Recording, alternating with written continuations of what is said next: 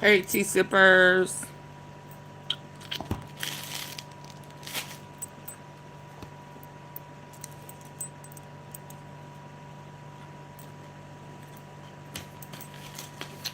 Hey, tea sippers. What is this remote? So, listen. One. Come on in, come on in, come on in. Okay, I cannot find this remote. So, listen. Before I get to Candace, and she's talking about some things, I think that Cobot Phillips guy that used to date Erika, I think he finally did respond. And then she gave her opinion about who she thinks uh, on the live Charlie is a part of the cover up of it. And but before we start that, hey Denise, Happy New Year Eve.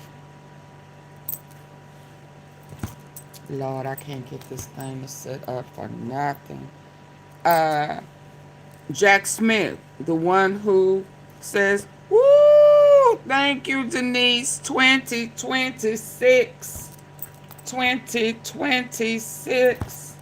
We're about to be in the mix. And 2026. Oh, I'm going to stop. Thank you. Thank you. So we're going to listen to Mike, that deposition from Jack Smith on Trump, who say he got everything he need to put Trump away for a lifetime. Lord, Lord, Lord. Hey, Cynthia. Lord, Lord, Lord. I said, okay, well, let's hear this. Let's go. Let's go. Didn't want you to see about Jack Smith's testimony until we and the public put tremendous pressure, which has been done. Well, now we're going to find out what MAGA didn't want you to see about Jack Smith's testimony until we and the public put tremendous pressure on the Judiciary Committee. We've now got the video, which has been dumped along with a 200-page transcript, which we now have our hands on in the last hour or two on New Year's Eve. And wait till you see the clips from the video I'm going to play for you here on Legal AF about Jack Smith. It's exactly what we thought.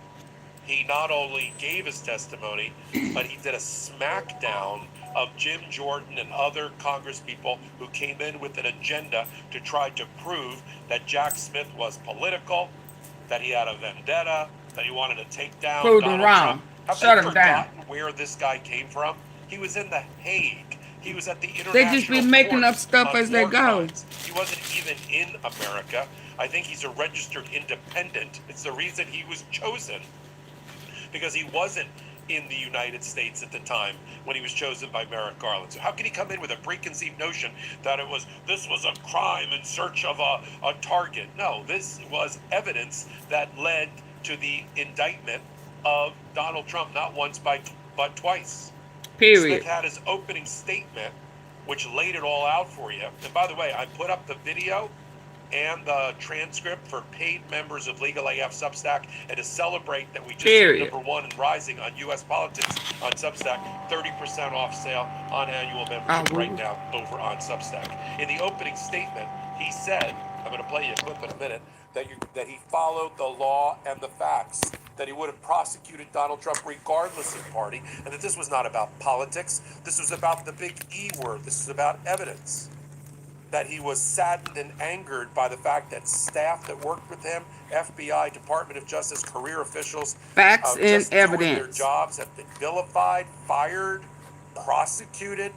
He mentioned that he himself, from the pulpit of the most powerful person in the universe, the presidency of America, that he has been declared someone that should be jailed as a traitor, and yet he's there standing and delivering. Let me show you a clip from the opening statement of Jack Smith with his lawyer next to him in room 2237 of the Rayburn building on December 17th, 2025, just released today. Play the clip.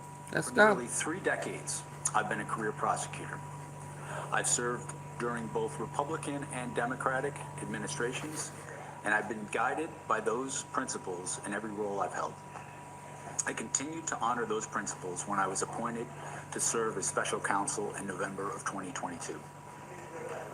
The decision to bring charges against President Trump was mine, but the basis for those charges rests entirely with President Trump and his actions, as alleged in the indictments returned by grand juries in 2 different districts. Let's go. Our investigation developed proof beyond a reasonable doubt that President Trump engaged in a criminal scheme to overturn the results of the 2020 election and to prevent the lawful transfer of power. Our investigation also developed powerful evidence that showed that President Trump willfully retained highly classified documents after he left office in January of 2021, storing them at his social club, including in a ballroom and a bathroom. He then repeatedly tried to obstruct justice to conceal his continued retention of those documents. This robotic puppy is so lifelike, it actually He has evidence. I've been a grandmother for 15 years. Now, Jordan obviously comes in with his own. Ooh, we got a birthday. Ooh, we got a birthday. Happy birthday to you. Happy birthday to you. Happy birthday, happy birthday, happy birthday to... It's somebody's birthday. It's somebody's birthday. It's Samantha's birthday. It's somebody's birthday. Go, Samantha. Go, Samantha. Shake the booty. Twerk, twerk, twerk, twerk. Pop, pop, pop, pop. Whew, Lord, I'm tired. Happy birthday, girl. She said, come in, hit the like button. Thank you. Thank you for that. And happy birthday, sweet precious. Enjoy your day.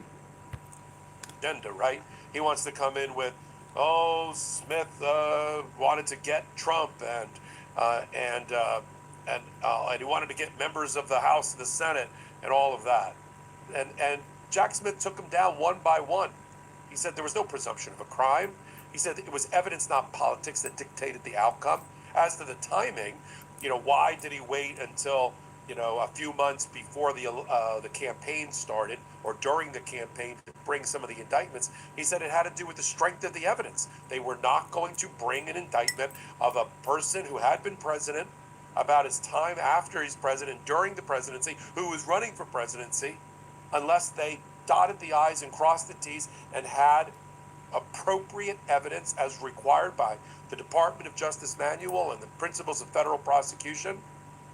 To bring a case, you have to believe, you have probable cause to believe that there has been a crime committed, you have the elements of a crime, and you can sustain that conviction through appeal. And that happens along a time continuum, not all at once. And Jack Smith also said he consulted with the Department of Justice leadership and the Solicitor General, the number 4, in the Department of Justice throughout the process. Let's play another clip of the video deposition. You just made some pretty definitive statements about, your belief that President Trump was guilty of these charges. Is that correct? Yes, I believe we had proof beyond a reasonable doubt in both cases. And doesn't the Justice Manual prohibit prosecutors from asserting that the defendant is guilty of something before a jury makes a determination? When a case is pending, yes.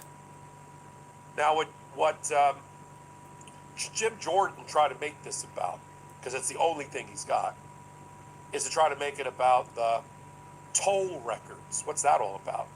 Well, at some point, they figured out in the course of their investigation, and of course they couldn't ignore it, that Donald Trump seemed to be coordinating with members of Congress, not doing their speech and debate legislative duties, but trying to figure out a way how to interfere with the peaceful transfer of power.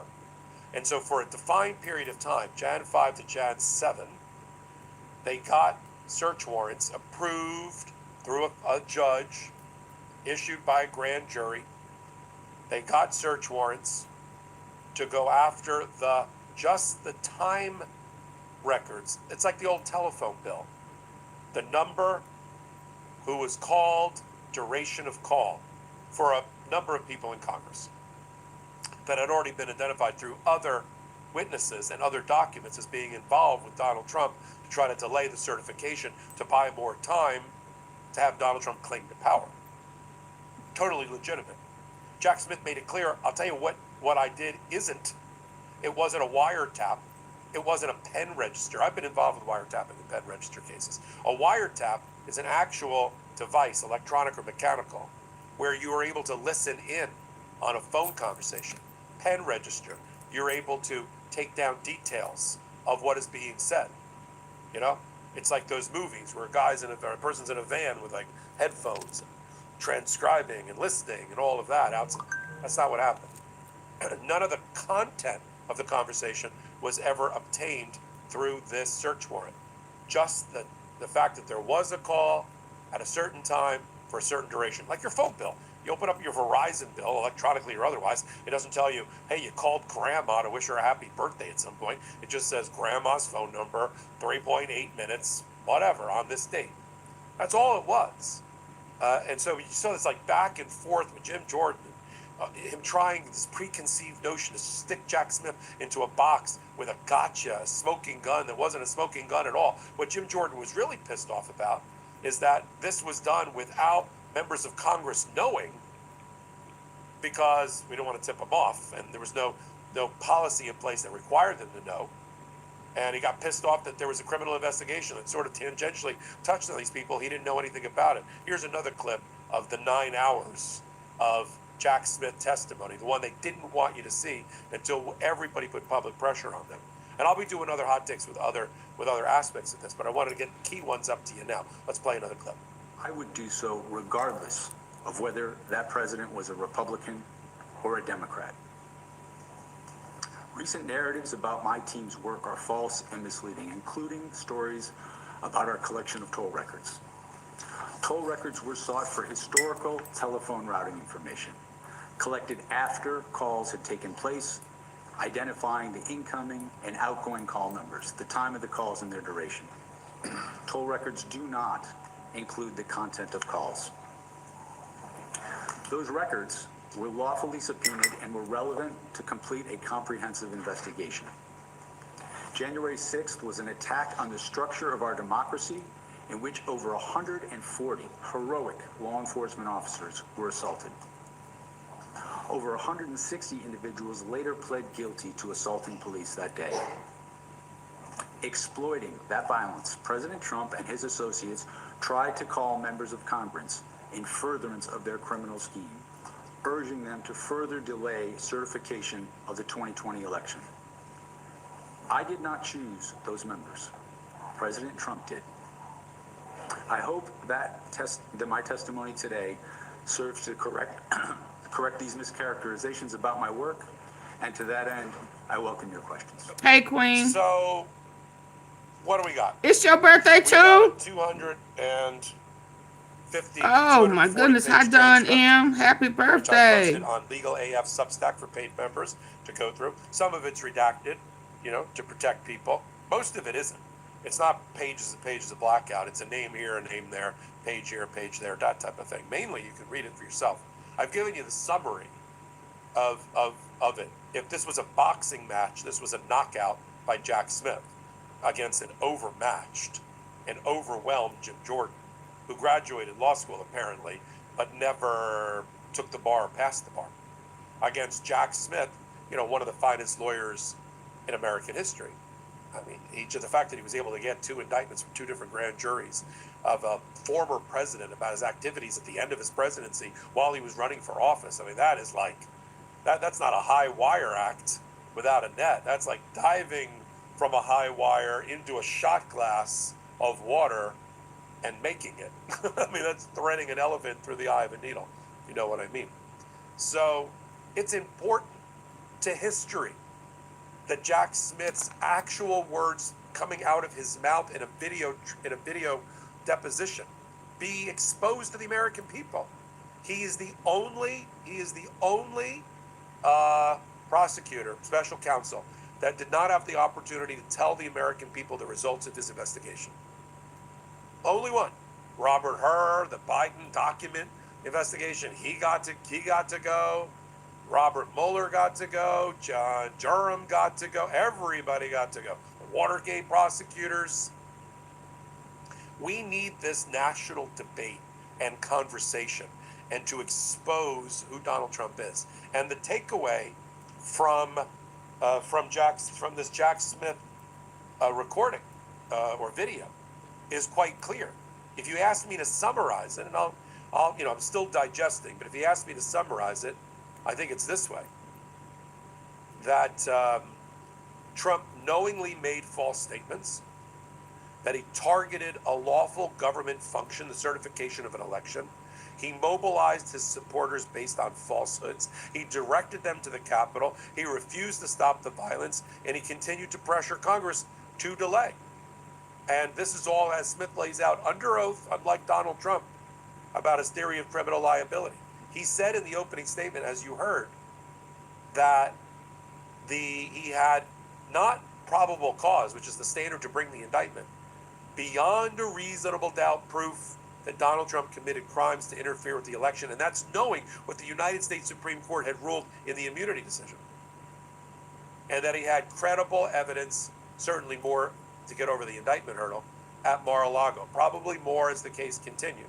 But certainly they were ready to try and win that DC election interference case in front of Judge Chutkan. We'll continue to follow it. Thanks for being here on your New Year's Eve. Okay. On Legal AF. Let's get to Big 49. Woo. I don't know. Give me a minute. I just belted out a whole happy birthday song for Samantha. I need for who else? My ex birthday would have been today. May he rest in peace. Shout out to Andre. Today would have been his birthday. Oh, yeah. Let's get to Candace. Let's get to old Candace. Thank God she is enjoying her holiday a couple of weeks. I hope you are as well.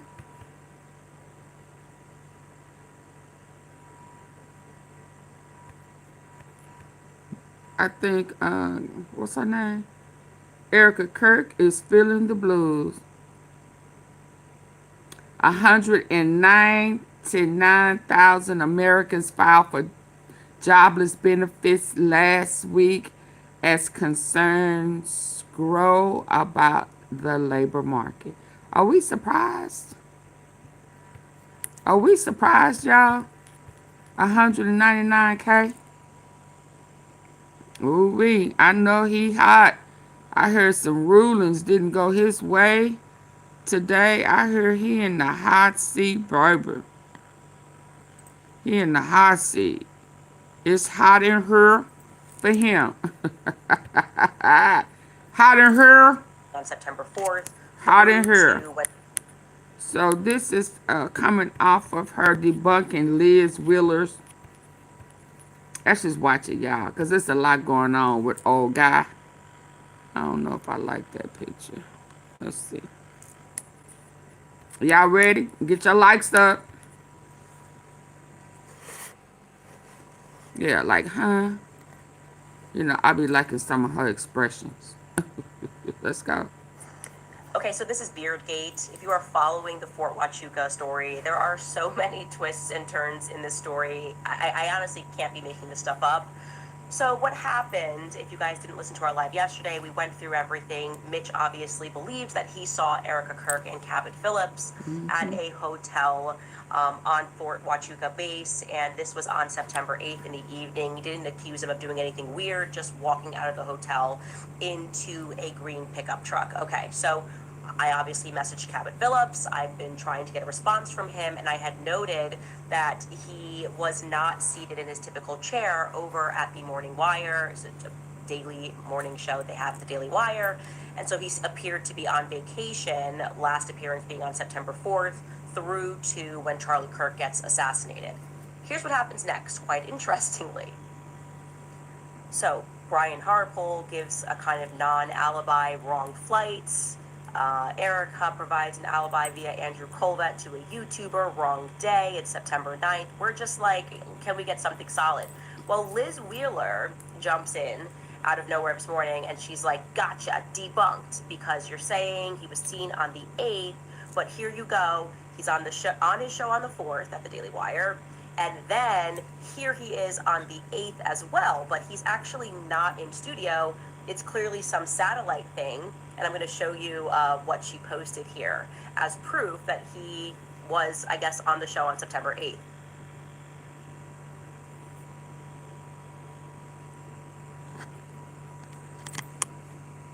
Girl,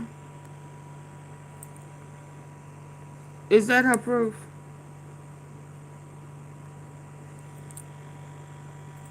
Eat her up. Except the real glaring inaccuracy was the fact that she missed that Cabot Phillips had posted on X that following the 4th, in the evening on the 4th, he had completely shaved his beard off and was like, I'm only going to have a mustache for the next 3 weeks. I guess that's how long it takes him to grow his beard. Men say it takes like usually a month to grow your beard back, but she missed this. So take a look at what Cabot posted on the 4th before he went on vacation.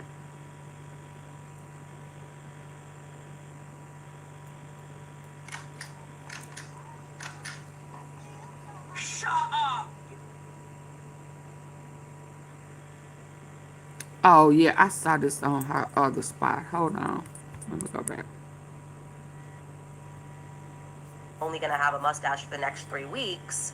I guess that's how long it takes him to grow his beard. Men say it takes like usually a month to grow your beard back, but she missed this. So take a look at what Cabot posted on the 4th before he went on vacation.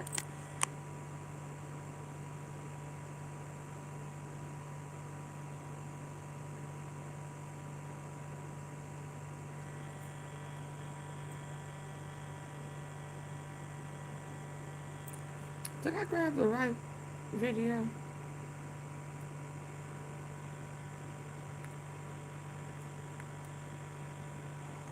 Less than 4 days later, Cabot, for whatever reason, is on the Daily Wire joining Satellite, which is what Liz was referring to, on the morning of the 8th, and his full beard is back, which means that this segment was pre-recorded. The earliest it could have been recorded was on the 4th.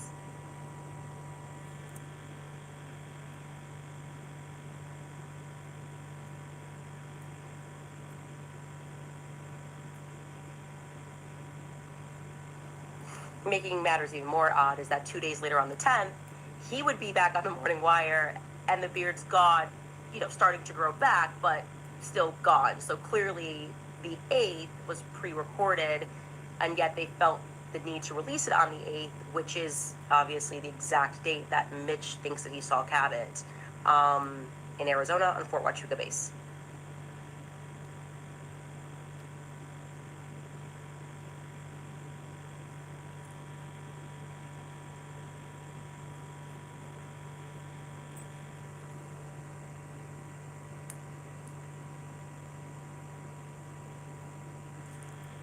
Oh, yeah, Look, I know that was we real have busted. magic bullets in this story, but I draw the line at magic beards, okay? This is just not how beards grow. Again, this isn't necessarily, we can't extrapolate that and be like, oh, well, this means he was definitely at Fort Huachuca. Obviously not. I reached out again to Cabot today, just trying to get some clarity on why they would record something on the 4th and then try to make it look like it was live on the 8th. There are 1,000 different reasons, like I've said from the beginning. First off, Daily Wire does normally pre-record everything, but it's usually pre-recorded and then released on the same day. And maybe he wanted to pre-record it because he was going on vacation. 1,000 different options here than to try to be like, oh, well, this means he was definitely at Fort Huachuca. But it is interesting that every time somebody moves to try to debunk something and is so over the top about it, it actually ends up showing us something else that maybe requires a little further examination. So I will say it's becoming increasingly compelling, and maybe also a part of me is interested in this because I have found Ben Shapiro's behavior to be very over the top and strange. He's like personally invested in the story somehow.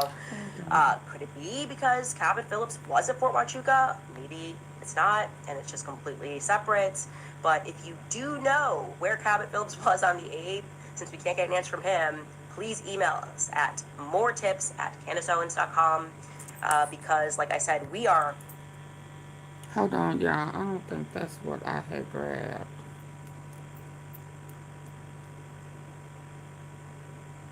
And maybe it was.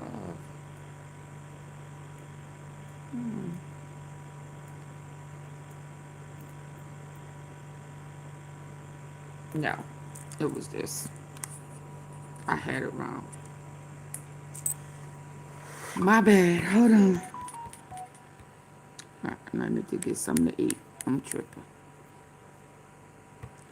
Y'all, can y'all hit the like button for me, please?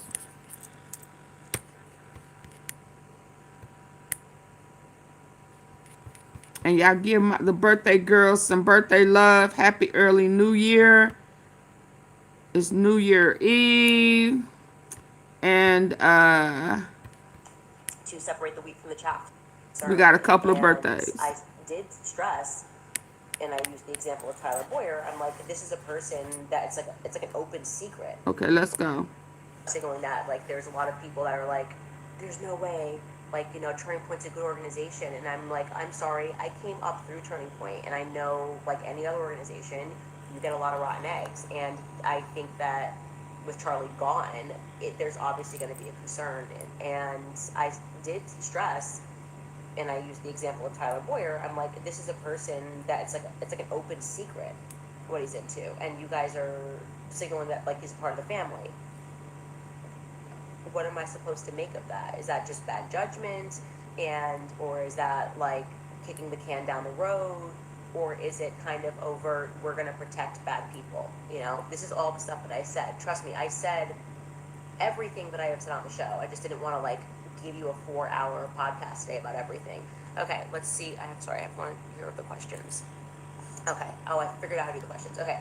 Is there information that you absolutely cannot discuss? No, there is not information that I absolutely cannot discuss. That's why I'm saying ask me anything that you want right now. Does Erika still want you to stop? Did she explain herself? Yeah. So Erika said that the reason that she told me to stop was because of the way Barry set up the question. And so she was basically saying, like, you know, stop, that's it. And then there apparently was a lull, which could have been edited, and Barry kind of wanted her to say more, but she didn't say more. That's what she told me. This person said, do you believe that the world can trust Erika and trust Turning Point USA? You know, I don't think that we can trust anything until we figure out what happened on that day. You know, that's why I said I'm not voting until we figure this out. And this weird peer pressure that we all need to vote and just, like, keep focusing on politics and support conservative organizations. And, like, it's like, no, because to me, if this is covered up and we don't get a clear answer, and when I say a clear and convincing answer, I don't mean $1 billion campaign spent on influencers telling you that the answer is clear. I mean, like, we all look at each other and go, yeah, like 100%, we saw him pull the trigger, and that's it, it's over. And even in that regard, even if I actually saw Tyler Robinson pull the trigger, and I don't think he did, and I haven't moved 1 inch on that opinion, but even if I did actually see him do that, I still would not think he acted alone. So I don't think that we should just be moving on and trusting everybody. That doesn't make any sense to me. There's no way that Erika could know that organization this quickly. Like, there's 650 employees, and someone was just assassinated in broad daylight, and people are telling lies. People are telling lies. We're going over the lies, like, on the show live. So I don't get how anybody could trust the situation right now. This person says,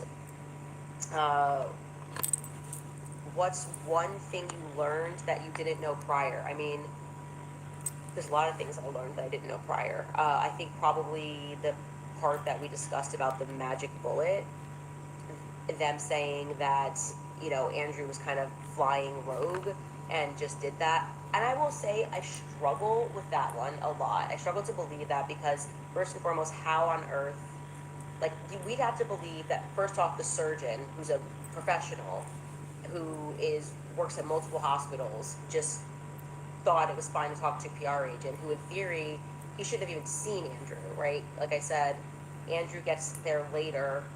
I'm assuming the surgeon didn't just wait around to hold hands. That's not what surgeons are supposed to do. They should be working on the next patient. Sure not. It is. okay, he had to have had permission, because otherwise Dr. would be like, who are you? Like, how, especially when there were so many people looking for information, I would imagine the doctor would have been on high alert. So I feel like that like, we're not getting the truth of that conversation. Like, more happened. There was some sort of facilitation between that conversation. That's weird. And then you have to believe that not only did Andrew fly rogue and call the surgeon, and then the surgeon violated HIPAA to talk to Andrew, but then on top of that, that Andrew then was like, I'm going to tweet Hey, this, Miss and I'm Tom. going to put quotation marks because I remembered from memory what the doctor Oh, said. I'm sorry. I hope you feel better. So that's a lot of stuff that had to have happened. And I don't know. I just don't. I feel like there's a little bit more to that story. This person said, did EK comment on the Egyptian planes following her? I talked about this on the show. We're going to get more into Egyptian planes tomorrow. She definitely seemed receptive to it. I'll say that. She was definitely receptive to it, and there's no way not to be receptive to it because it's true. It's happening. This person is, are you now paid by Israel? No, it's Qatar. It's always Qatar.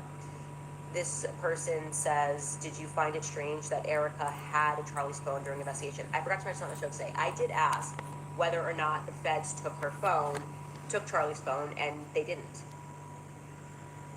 I think the feds are involved. I've been pretty clear about There we this. go. Like, I hope you guys, like, the feds are involved. Like, I just believe this in my soul that the feds are involved in this. There are some things that I have not said publicly because there was only one person who would know this and they would lose their job. Let me put it this way. I am like 99% sure the feds were involved with what happened on that day. That's where I'm at personally, okay? I don't even question that. Like, that's not even something that I'm willing to play the game with. The Cash Patel, what did he know, where did he know? So now, for me, it's like how many people at Turning Point knew that. And I have bad feelings about a lot of people that are there. I should say a lot of people, that's not fair. A lot is me being dramatic. But I have some bad feelings about people that are there. And especially when their stories start to run into each other like we've shown, it's not good. Because it's like, what's the point of telling small lies, right? Like, I thought it was weird that, like, Elizabeth got cut out of the story of Mikey's first phone call when they were all so insistent that was like a military maneuver, you know? This person says, are you not being paid by Israel? Did you ask about Pierre DuPont? I had already asked Justin Strife about Pierre DuPont, and he said that he did not know Pierre DuPont. I had asked that before we had ever even sat down. I did not ask Erika about Pierre, which I should have done, and I had a list of questions, and I did not think to ask her about Pierre. I should have done that. I can still do that, though, because the lines of communication are open, so there you go. She left the lines of communications open. I thought that was interesting as well. Erika Kirk left the lines of communication open. That could be because she wants to know where Candace is in the head as she moves forward, or because she wants to know more details that she did not know. Can I get y'all to double tap the face of the screen on your phone? Get the likes up, y'all. Let's go. I think I kind of just answered that question. I struggle with the Andrew Colvett tweeting that by himself. Like, it's pretty standard. Non-doctors know that you have to speak to next of kin.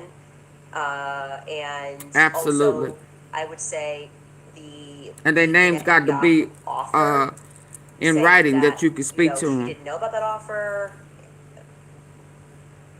I don't know. Are we, like I said, I'm trying to assume that there are still these Israeli donors who are facilitating this, like, sit down with Barry Weiss, and that's the reason why there still seems for me to be this, like, protection of Israel.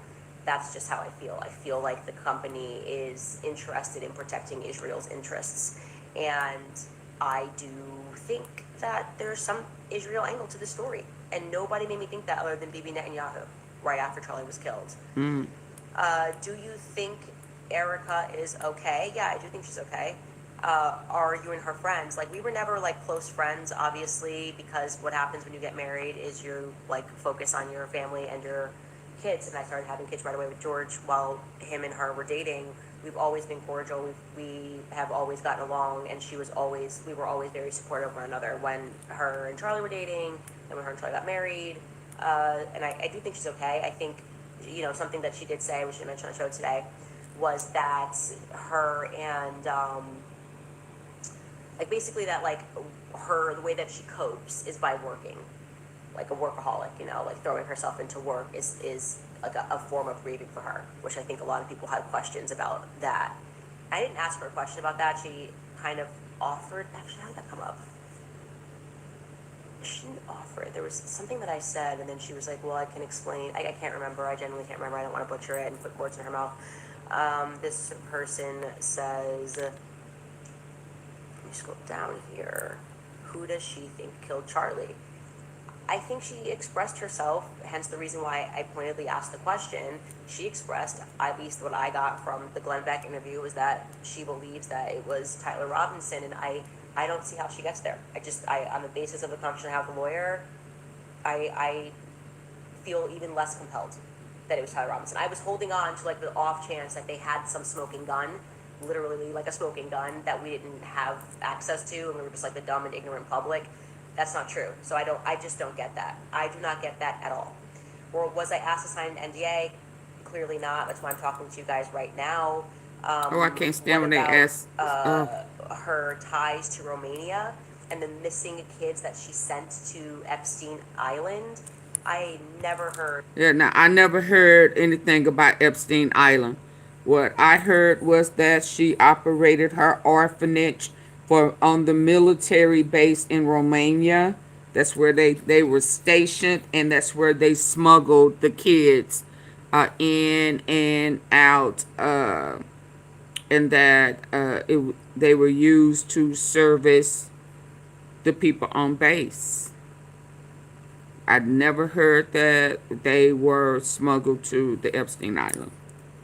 But let's hear what she say, because about kids being sent to Epstein Island. The entire thing about Romania, I have never even covered on my show. So I was not the person equipped to ask any of those questions. I kept telling you guys, I was fully locked in on what happened on September 10th. I obviously saw all the TikToks about her mom, about the CIA thing. Actually, her mother did come up. That was interesting. That is actually a very interesting point. I will tell you right now, the most raw emotion that I have ever seen from Erika was when she was talking about her mom. She could barely get through, because I knew from Charlie when they got together, her mom was sick, and he had sent her overseas. I think it was Iceland or somewhere, actually Austria, to try some treatment. And so I knew that her mother had been sick. When she even started talking about her mom, it was the one time that she broke and looked like she was about to cry, and turned really red, she was trying to keep it together. And I can tell you that she loves her mom. That I've never seen, I would stand that to the end, that Erika Kirk very much loves her mom, and she's very close to her mother. Most raw emotion I have seen from her, authentic raw emotion, was when we brought up the topic of her mom, and that was in relation to, I asked her straight up how she knew Tyler Boyer. That's another thing that's just coming to my mind right now, because I'm just riffing at you, but you can't remember everything. I mean, guys, it just happened. It was a 4.5-hour meeting. I took notes. You just got to give me time to process them. That's when her mother came up, and she was yeah, she loves her mom. Her mother being sick is something that genuinely impacts her. Why did the conversation have to be private? What do you want me to tell you? That's what I was offered. What do you want me to do?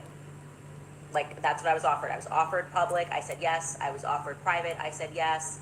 I'm going to take whatever I can get. And I hope that we can then have a conversation in the public, that it can be AMA style, and the public can ask all of their questions.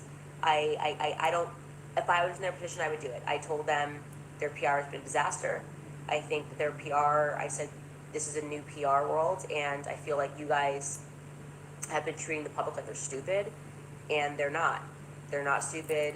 They have sussed this, they know this entire situation is suspicious, and I feel like we should just be kind of dealing more honestly with the public.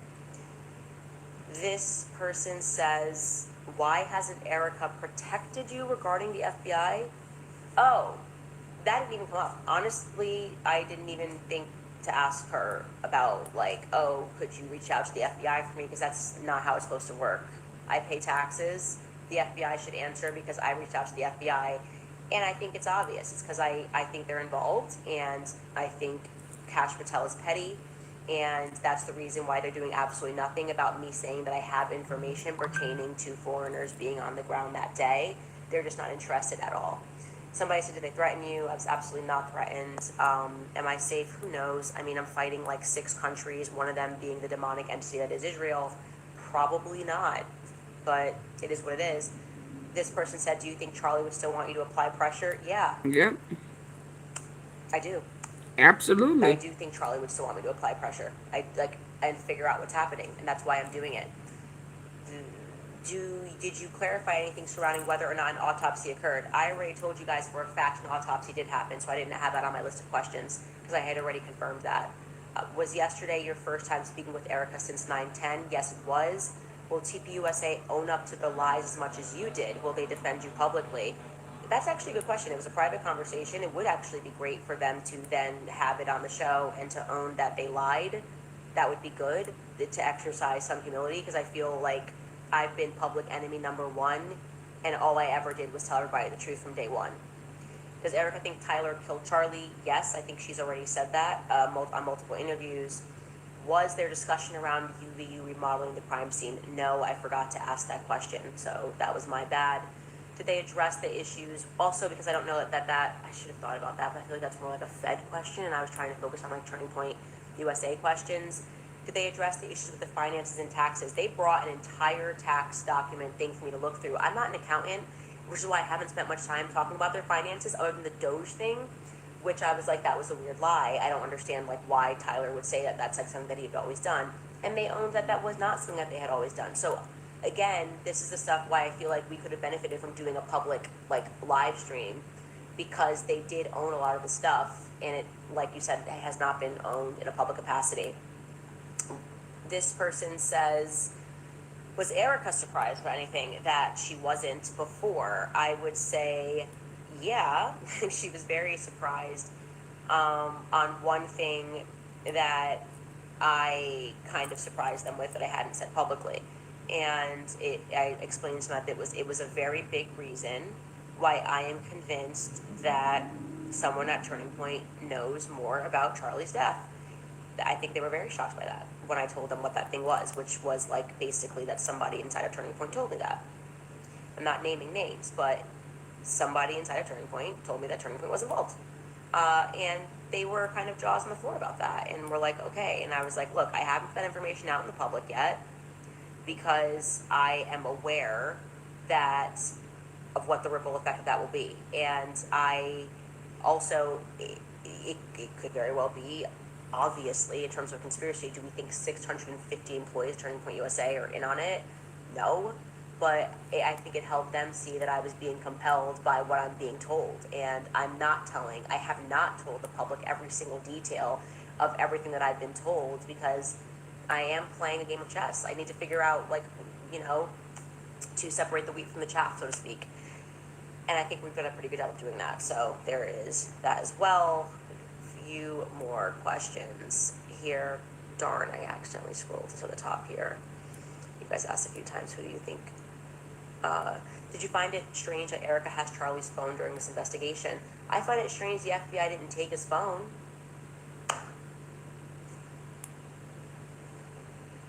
But then I think about it and I'm like, actually it's not strange, because I think the FBI is in on it. So it's like, wow. Yeah, I know they did some weird stuff, starting with in the hospital. I know the feds were there. I've never said that until just now. The feds were at the hospital way too early, in my opinion, and they did some weird stuff. I don't know what to say other than that, right? I could say more, but I'm just kind of trying to wait and process a few more things. This person says, okay, sorry, I'm scrolling just because I realized yes, we asked about the Doge audit. I thought I said something about that on the show today. Why do you trust the call logs? They could have been fabricated. You're absolutely right. They could have been fabricated. But if they fabricated them, to whose benefit? it like actually made it seem like everybody lied. So of course they were in fact like edited. It wasn't the full call log uninterrupted printed from the website because they wanted to just show me the relevant portions. But that's all we had. I would prefer to sit down with Mikey and for Mikey to show me his call logs in person. She knows more than she has proof if I ever get an of. opportunity to go on the show, I would She just be like, show me the hasn't phone so I have shown the yet. confidence. I can only tell you guys Yeah, I what can I see was that. told, you know? She knows more than she can prove. Yes, she may have been I advised, told you but about she the needs Egyptian more plane job, so I'm gonna proof. skip that. That's why Who she's styles your hair? asking. Mia. That's why she's asking, like, Phillips guy, Cobat. Where was he? She even needs to know where was Erika.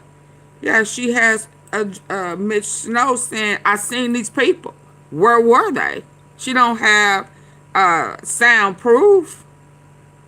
So that's why she's asking these people to confirm or validate. And she's knocked down some lies and pulling their coattail. Yeah. Hey, Gigi. It's just her way of going about it.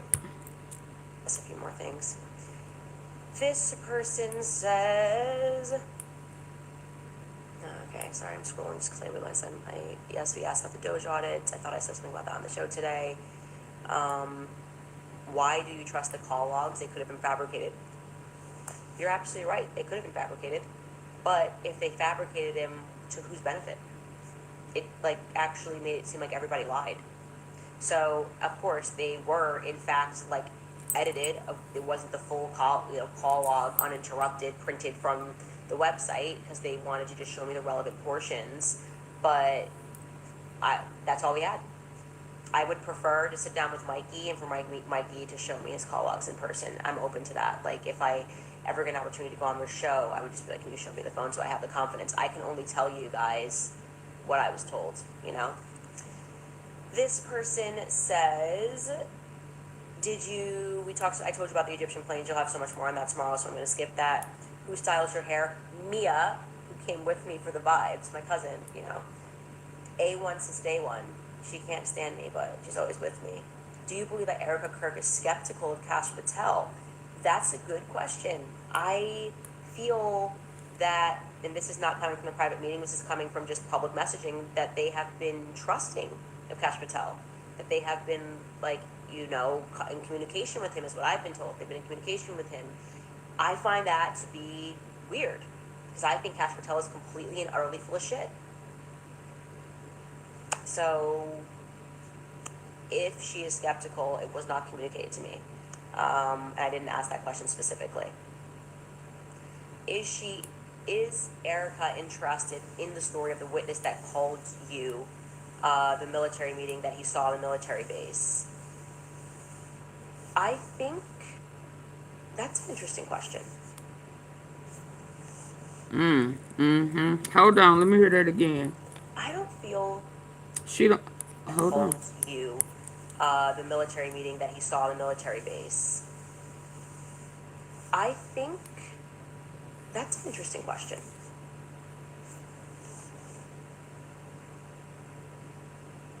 I don't feel that I got they were not, this was the word, they're like agnostic. Like there wasn't a oh, whoa, that's really weird. And there wasn't a well, actually, I shouldn't say there wasn't a chance to shut it down. What they did was they brought Brian Harpole's, his travel logs from Tokyo. Because remember initially when I did the episode, I was like, oh, they couldn't have made it back in time for this meeting. I was actually wrong about that because I was forgetting how much time you gain back when you fly back from Tokyo. I think we figured out through the series, I'm not the best at time zones. Anyway, so they had his, travel stuff. And when I have his travel stuff, which is why I said we'll get back into the Camp Huachuca thing later, and by no means is it shut down. This is a very strong lead, and I do sense that there was major panic because I was forgetting how much time you gain back when you fly back from Tokyo. I think we figured out through the series, I'm not the best at time zones. Anyway, so they had his, travel stuff. And when I have his travel stuff, which is why I said we'll get back into the Camp Huachuca thing later. And by no means is it shut down. Like, this is a very strong lead, and I do sense that there was major panic about this meeting. Like, the attacks leveled up, and that's saying a lot because they've been attacking me nonstop. So when they gave me Brian Harple's thing, I looked at it, I was like, oh, this doesn't debunk anything. He could have definitively made it, because I explained to them that Brian Harple, that person who is certain that he saw Brian Harple, he says, and we're going to have him on the show hopefully tomorrow, he says that he saw Brian Harple, and that was like around like 7:47 a.m. So he's unaccounted for during those times. What I can tell you is, and I'll show you this tomorrow, like Brian Harple got back from Tokyo into Dallas early in the morning on September 8th. So that's a full day. He could have been at Camp Huachuca on the 8th. But Brian Harple, by the way, is calling around, like telling people he's going to like sue me or something, which is weird because he hasn't even sent a cease and desist. He's like talking to Tim Pool apparently and saying weird stuff, and got a message out to somebody else and was like trying to seed. Like, basically, I feel like Brian Harple is scared of us investigating Huachuca, and so he's intentionally signaling to people in the public that he's going to sue me. And when people, as a strategy, don't just like hit you up and say, hey, you got something wrong, here's so you can correct it, but then go the route of like legal threats, they have something to hide. It's very simple to just like shut something down with the truth and say, hey, I saw this, you got mixed up. He's trying to like scare me with lawsuits. So I feel like Camp Huachuca is the It's a undoing of thorn. everything, okay? Tomorrow's episode is going to be very interesting. And that's all I can say, like, for right now, because we had to put the pieces together and try to figure out who was there at that meeting. But Baron Coleman's episode really helped build upon the fact that someone very important from DC was at that meeting. And he verified, in case you didn't see it, that this was a high-level meeting. I have people on the base who verified that the windows were blacked out. It was turned into an intelligence operation. Also, that in general, Camp Huachuca is an intelligence base. He stumbled upon this meeting, and it could literally solve the entire Charlie Kirk case. That's why I said I need to focus my energy on that, because I feel like part of this, creating this like war with Erika and people saying this, that, you know, I was beating employees at Daily Wire, and them even releasing like the firing tape. I didn't even discuss this today. The firing tape of Jeremy Boring on stage, firing me and calling me a semi. It feels like they're trying to distract me because it's the last week of the podcast. And I feel like I have to focus on this. Like, I feel like we could solve it. So if we get any detail about the Camp Huachuca base. So I don't know. That's where I'm at right now. I won't answer any questions. Like I said, I'm not convinced by anything. So I'm sorry if you are upset that I took the only opportunity that I was given to sit down and try to get answers. And God, these people crazy. Do we really care that they mad? Tell them to go in there and get their own interview. See how they work out for them. Some of these people, hold on. Because I saw earlier where he did confirm. Or maybe that was what she just showed.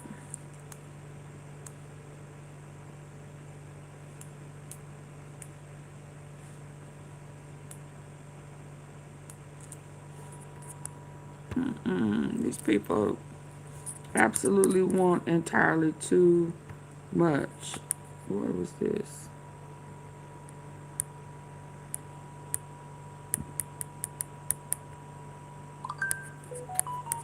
Okay, that ain't it. Hold on.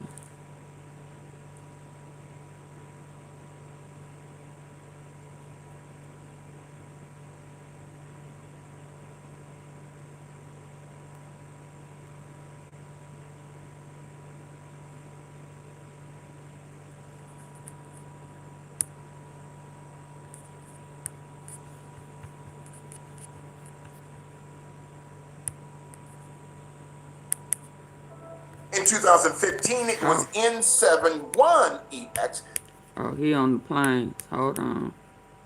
I have to listen before I play it.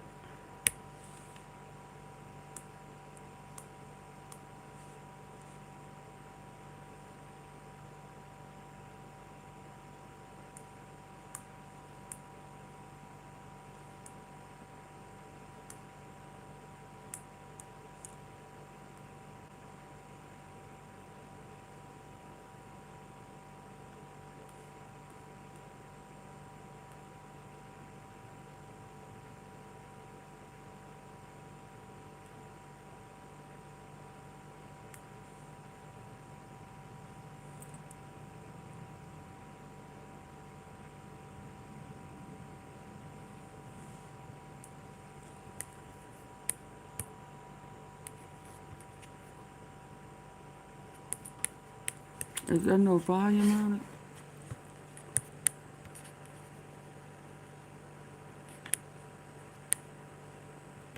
Yeah, there's no volume on it, but it says a Kabat has replied publicly, of course.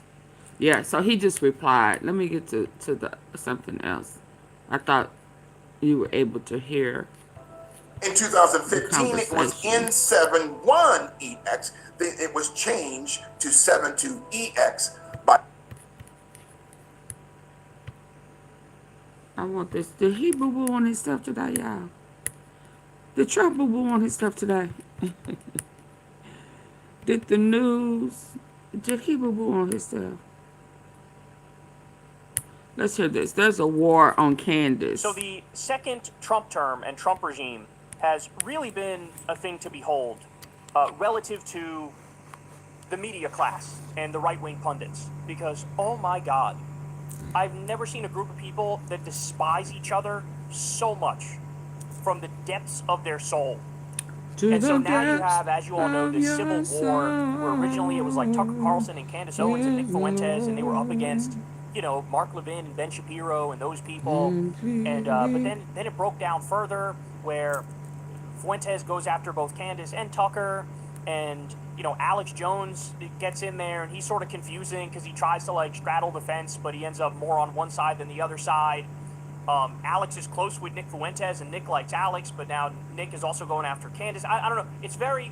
It's just like everybody hates everybody, and everybody is, you know, going for the jugular against everybody. They're trying to be the last right-wing pundit standing. But look, this is what happens when your movement falls apart. This is what happens when Trump's at a 35% approval rating, and everybody hates him, and the economy's destroyed, and he's warmongering all over the place, and he's so openly corrupt, it's like an insult to our intelligence. Absolutely. What happens is, it's the blame game. People, oh, you're the problem. No, you're the problem. No, my flavor of MAGA is correct. No, my flavor of MAGA is correct. So Alex Jones has decided now, I'm all in. I'm going to declare war on Candace Owens. Why? Because Candace Owens, if we're being honest, has stolen Alex's thunder. Alex was always, I'm the right-wing conspiracy guy. That's who I am. Right? He was always that. And then now, Candace comes in and goes, oh, I can easily out-conspiracy you, and I can build a colossal audience doing that. Right? And so Alex, I actually think he's jealous. And so now he's, oh, well, Candace, that's not actually factually correct, and I have to do some fact-checking for you, and I'm going to be the guy who dots the I's and crosses the T's and make sure all the details are correct. So now Alex Jones, the guy who said Sandy Hook was a hoax and no kids died and it was crisis actors, and was sued to the tune of $1 billion over that shit, which he lost, by the way. That guy is now like, I'm not sure there's not enough evidence for this conspiracy theory that you're putting out there. Like now all of a sudden evidence matters? All right, so here we go. He's been going after Candace for a few days now, and the other day we got this one. I remember saying to them, like I said, I got to investigate her now. I got a bad feeling. I didn't have a bad feeling. God gave me a good brain. I already knew. I dropped the ball. I apologize. She's a globalist agent. I dropped the ball. He I angry? failed you, and I'm sorry. I got to follow my gut every time. So he's saying Candace is a globalist agent. Oh my God, this is amazing. This is like back when Alex was doing the Sandy Hook conspiracy stuff. There were a lot of people who said, well, actually, I think Alex is the conspiracy, because Alex undermines other conspiracies that might be true by spreading such a dumbass conspiracy with the Sandy Hook stuff. And now Alex is doing that with Candace. Oh my God, it's so glorious. It's never wrong. And I saw so much more she did. And I love her people threatening me and all their doxing of people and all that. You think that's going to make me go away? All you did was wake me up like a nuclear test site waking up Godzilla. So just get your asses ready. Because you want a war? I want your war. I want it all. I want the doxing. I want the lies. I want the attacks. I'm going to take you on. Because you work for the deep state and the Democratic Party and the CIA and MI6, and I see your ass. Oh my God. Now, by the way, note the irony. Alex Jones is saying Candace Owens works for the CIA. Alex Jones just did a bunch of shows about how he supports Trump's regime change in Venezuela. Alex, who's orchestrating that? Who's behind that? The CIA. In fact, hold on, because I'm going to do a separate segment in a little bit about some updates, and the CIA has reportedly already done attacks within Venezuela. Not just the fishing boats in the Caribbean, which they're blowing up willy-nilly, but attacks allegedly inside Venezuela now by the CIA. Trump tried to coup Venezuela in the first term. Remember the whole Juan Guaido bullshit where they pretended like he was the president even though he wasn't? So that was the CIA. So Alex is saying Candace is CIA. Meanwhile, it's Alex who's cheerleading the CIA's war in Venezuela. Oh my God, bro. Oh my God. Because you work for the deep state and the Democratic Party and the CIA and MI6, and I see your ass. So you just get ready. I found something way fresher than takeout. Cook Unity is a lifesaver for my insane work schedule. The meals are approved by a nutritionist and made by top-notch chefs I've watched on TV. Plus, there are literally dozens of diet filters and cuisines, and all my cravings are delivered right to my door. Today, you can get 50% off your first week. Sign up and thank me later. I cannot find my remote. And y'all not getting my likes up. So I'm finna hold on. Can y'all hit the like button? It's so performative. Alex, what you need to understand now is you're just a party hack. That's it. The same way, remember Tim Pool the other day was like, but what about the midterms? What about the midterms? We're going to lose the midterms. Yeah. Alex is basically doing the same shit. What about the midterms? What about the midterms? We need to win the midterms.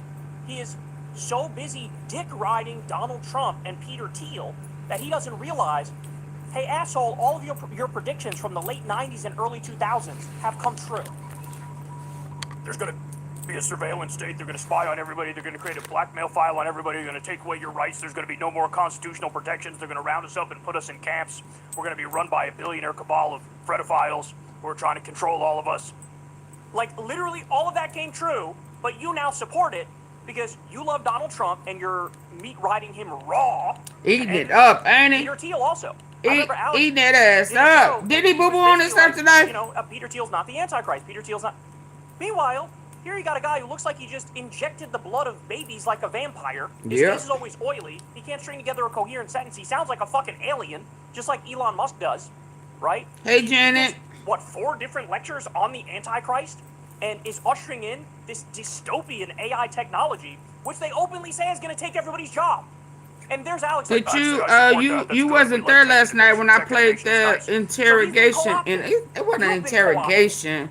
It was those girls interviewed with the feds. And so that's why you defend Peter Thiel. That's why you defend Donald Trump. It literally doesn't matter 1 through 3. how much Trump warmongers. He's been nothing but the worst fucking imperialist warmonger I've ever seen. Worse than Dick Cheney. And here's Alex Jones. He would call Dick Cheney a warmonger. He would not say the same thing about Donald Trump. He supports Donald Trump and his warmongering.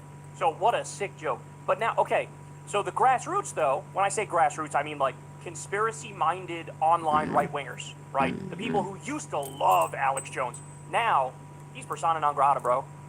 They are all with Candace. So here we go. They are with Candace. This is from convict to conservative. That's pissing you off. This video. And this is just good. It gives you, you know, a good look at what basically all of them feel and believe in the moment. Only Candace is investigating. Only Candace talks about the Charlie Kirk thing. Only Candace. And you're you hating on Candace? Oh my God. Believe every word the FBI says in the deep state.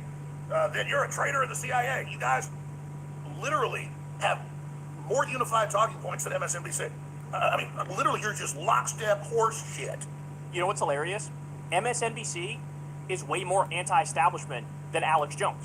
Is he a hater? Has done segments against the illegal war of regime change in Venezuela. They've done segments on Peter Thiel explaining how fucking weird that is and how dystopian this AI technology is. Right? They've opposed Trump's warmongering. Oh, so okay, Janet. Okay. Like, bro, you are a way bigger establishment ball cobbler than MSNBC. Like, I'm sorry, I'm no longer accepting this bullshit where these conservatives, these Republicans, these MAGA people, they pretend like they're somehow still the anti-establishment people. Bro, you are the establishment. Republicans have the House, they have the Senate, they have the judicial branch, they have the White House, they run everything.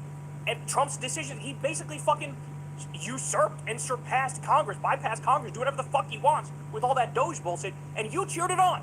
You cheered on the authoritarianism. Absolutely. You cheered on all the shit that you used to pretend to be against. Well, people try to bully me, and I know I'm right.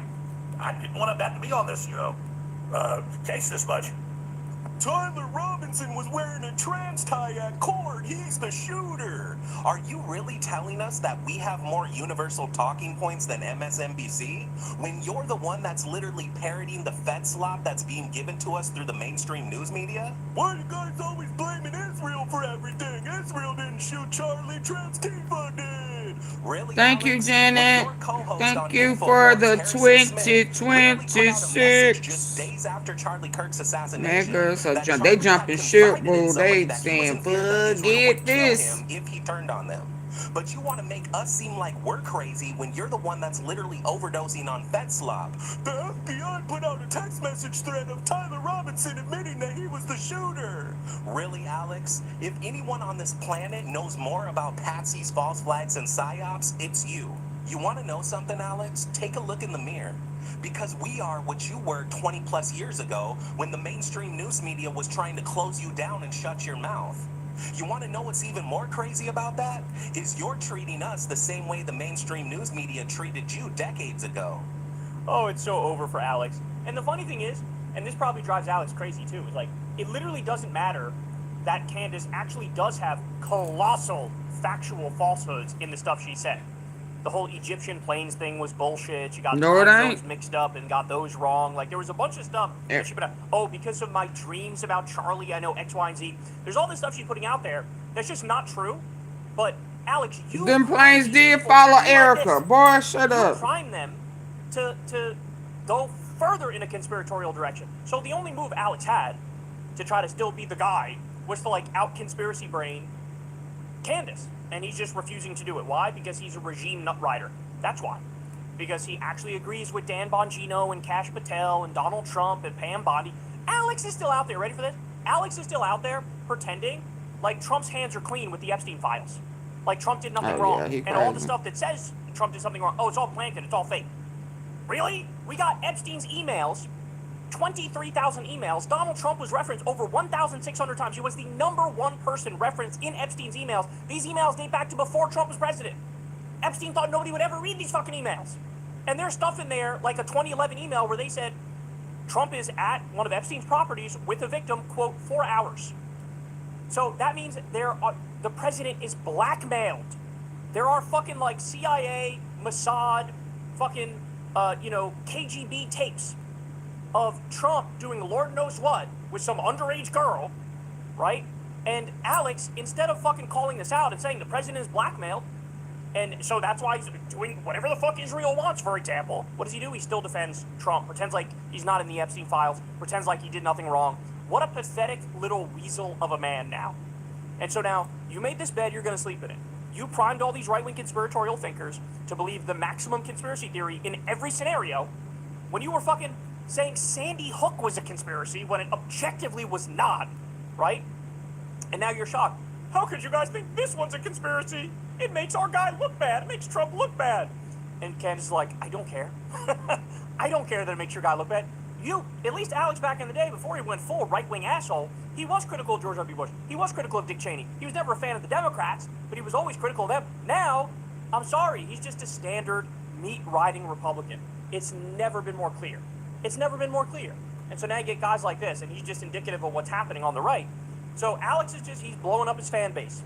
So in the same way, you have, Ben Shapiro is super fucking washed. And by the way, the great video that's out there, I wish I could remember the title, but it shows how it looks like he's got botted views because his comments don't line up with the views. Like there's if you're on YouTube a long time, like it generally tracks together. The comments totally are separate from the views. So he's got views that are down, and even with that, it looks like those views are still bought.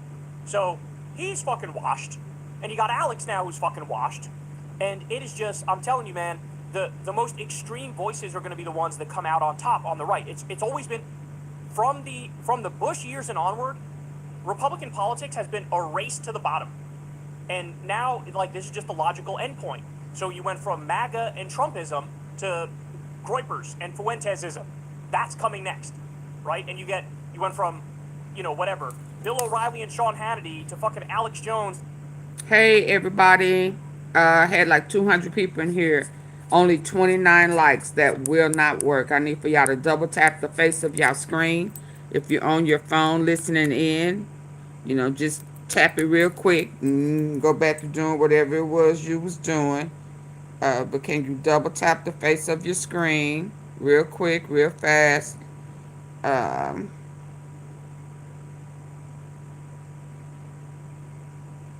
If you're listening using on your computer, it's 3 dots at the very top right. If you could hit those 3 dots at the top right, I would greatly, greatly appreciate it. But need to get the numbers up. It's 235 people listening in. Double tap, double tap, double tap.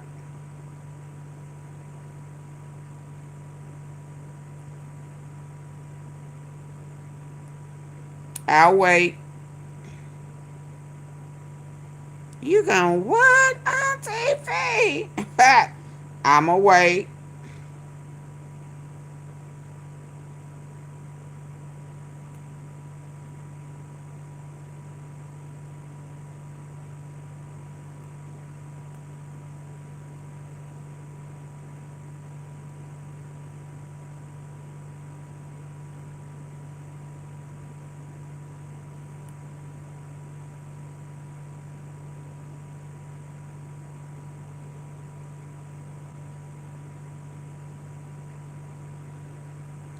$200, come on. I need about 30 more people to double tap. It's real quick. It don't cost a thing. Just go bam, bam. Real quick. Oh, just like that. Those 3 dots at the top right. Up there. And it'll take you to the like button. Hit the like. Share. Join the membership. Like. Share. Join the membership.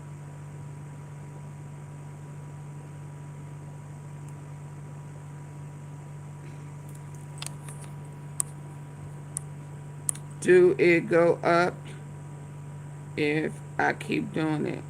Do it go up? I don't know what that means.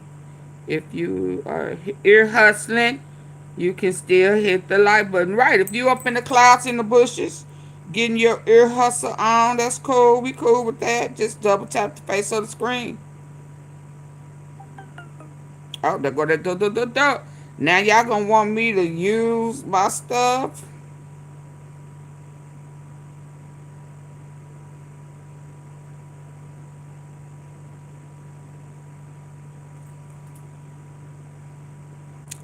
Queen only.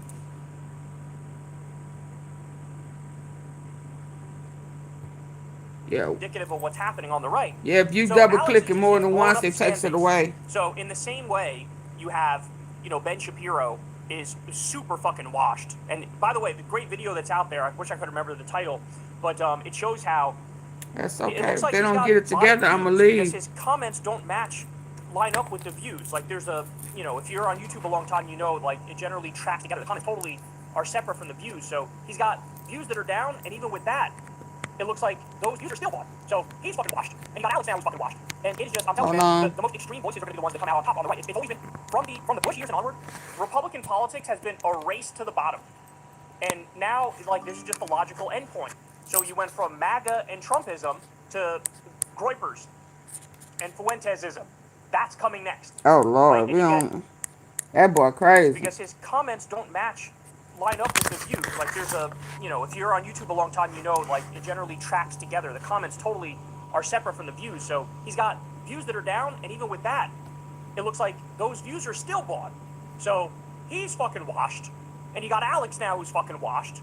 And it is just, I'm telling you, man, the most extreme voices are going to be the ones that come out on top on the right. It's always been from the Bush years and onward, Republican politics has been a race to the bottom.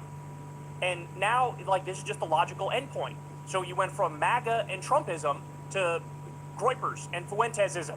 That's coming next, right? And you went from, you know, whatever, Bill O'Reilly and Sean Hannity to fucking Alex Jones to now Candace Owens, right? So that's the trajectory. It's just going to continue to be a race to the bottom until they fucking make themselves go extinct. Because the public is going to reject outright fucking Groyperism and Nazism. The public is going to reject fucking conspiracy theory thinking on literally everything, right? Using your dreams to interpret what's happening. That the broader public is going to reject him. So, but now you have people like Alex Jones who's trying to be the moderate voice. It's just not going to work. Because again, you set the table. So you built this. And now you're going to have to deal with the fallout and the consequences. And again, it is a glorious thing to see. As I always say in these right-wing Civil War segments, let them fight. Don't interrupt your enemy when they're making a mistake. They are more pissed off at each other. They're more going after each other. And what Candace is doing in many ways is very useful to us. Because absolutely. They were ready to go full bloodthirsty psychopath, blame the entire left for the murder of Charlie Kirk, blame all trans people for the murder of Charlie Kirk. Absolutely. And then that's just a logical endpoint. So you went from MAGA and Trumpism to Groypers and Fuentesism. That's coming next, right? And you went from, whatever, Bill O'Reilly and Sean Hannity to fucking Alex Jones to now Candace Owens, right? So that's the trajectory. It's just going to continue to be a race to the bottom until they fucking make themselves go extinct. Because the public is going to reject outright fucking Groyperism and Nazism. The public is going to reject fucking conspiracy theory thinking on literally everything, right? Using your dreams to interpret what's happening. That the broader public is going to reject him. So, but now you have people like Alex Jones who's trying to be the moderate voice. It's just not going to work. Because again, you set the table. So you built this. And now you're going to have to deal with the fallout and the consequences. And again, it is a glorious thing to see. As I always say in these right-wing Civil War segments, let them fight. Don't interrupt your enemy when they're making a mistake. They are more pissed off at each other. They're more going after each other. And what Candace is doing in many ways is very useful to us. Because the right was they were ready to go full bloodthirsty psychopath, blame the entire left for the murder of Charlie Kirk, blame all trans people for the murder of Charlie Kirk. And then now you got Candace and others going, wait, the official story is bullshit. I don't believe that it's trans Tifa that did the killing.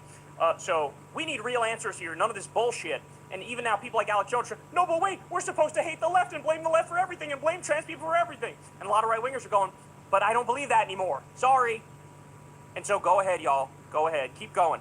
Because this is what we call irreconcilable differences that we're seeing here. And that's super important. Hey, y'all, do me a favor and like and subscribe. It helps out big time in the algorithm. Click the bell as well for notification.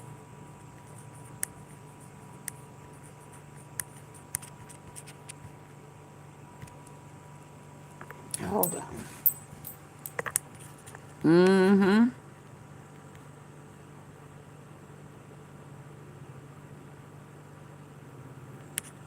Oh yeah, they real mad at. He real. What kind of test? What do you recommend the first He thing? real mad. Is there somebody listening saying, "Yeah, that's me. I woke up one morning and I feel like I have a."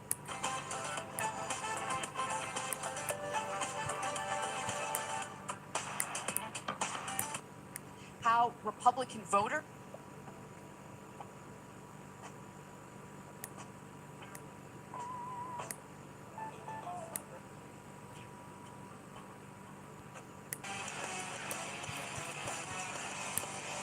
I need for y'all to get the lights up.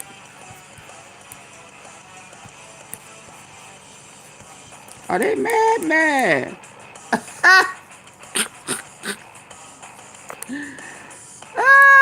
Fat boy.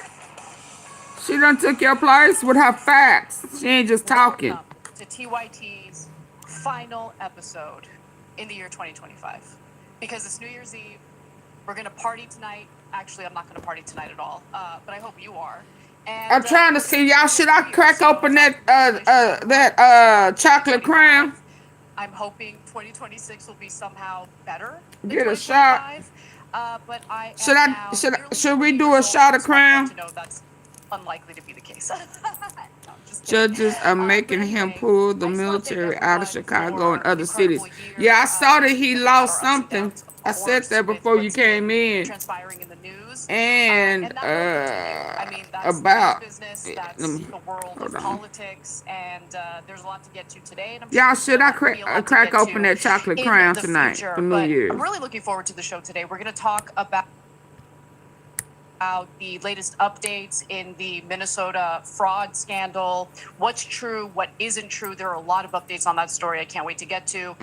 We're also going to check in with Benjamin Netanyahu's thoughts on the Israeli settlers who have been raining terror on Palestinians in the West Bank. Did he minimize it with his conversation with Bret Baier? Well, you're going to find out later in this hour of the show. And then in the second hour, Cenk Uygur will be joining us to talk about how Republican voters are feeling about the economy, who they're blaming for poor economic conditions, and one of my favorite stories, the infighting. Go for it, within Queen. the conservative influencer space. Oh yeah, What are they saying? he lost that It looks too. like Alex CBS Jones is very upset I that saw someone that. might be one I up saw all in of the that, Janet. conspiracy game. So we're going to I get to just that didn't in the want to second bring hour it as well. But as tonight. always, just want to encourage you to like and share the stream if you're watching us live. You can also support TYT by becoming a paying member, tyt.com/join to become one. Help keep us independent and open-minded and able to say exactly what we think about what's happening in the news every single day. With that in mind, let's get to our first story. The Department of Health and Human Services has decided to effectively punish all child care centers in the state of Minnesota That's by 'cause he halting mad. federal child care payments toward the state. And of course, this is over I don't want to talk allegations about that right now. some of these child care centers that have been proven to be fraud.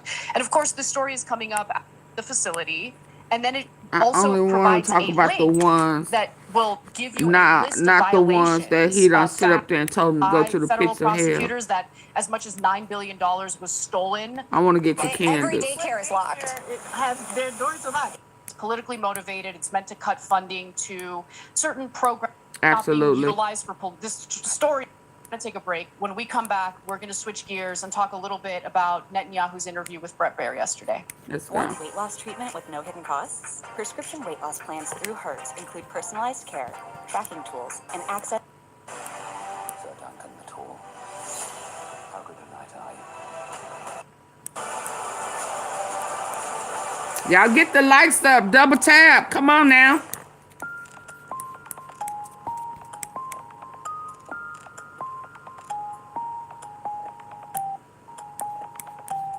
Double tap the face of your phone. Hit the 3 dots at the top right.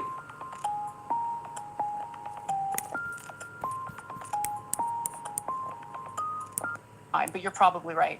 Fox says, this is the young Turk who says, got my TYT merch for Christmas this year. Finally, so happy. That's awesome. Send us a picture wearing your merch. I really want to see it. I got Fox my says, this is the year I turned 42. I feel for you, Anna. We live in our sweatsuit prime. yeah. I really, really hope that this is not my prime, but you're probably right. Why Trump isn't a tyrant? He hasn't done anything to prevent his enemies from having guns, made it easier for Anna to get a carry permit. That's what you think. It's still really difficult to get a carry permit in California if she wants. For his other many faults, he hasn't done that. I mean, we'll see. I don't think. Look, I am more of a believer in the Second Amendment than I'm sure Cenk prefers. In fact, I've opened up a lot when it comes to supporting the Second Amendment, and I'm not against having guns. I do think we need federal background checks without all the various loopholes. I don't think that the American population having access to guns is really a way of us fighting back against a tyrannical government that literally has the most advanced military weaponry imaginable. I hear what you're saying. I still think the Second Amendment is important. But I don't think that's the end-all be-all of determining whether or not our president is acting in an authoritarian fashion. Box says, Happy New Year, everyone. Happy New Year, Box. And Exploring the Holos says, I'm going out to drink for the last time before quitting. Then I'm coming home to watch the rest. I love it. Have a good time, but be safe. All right, let's get back to the show.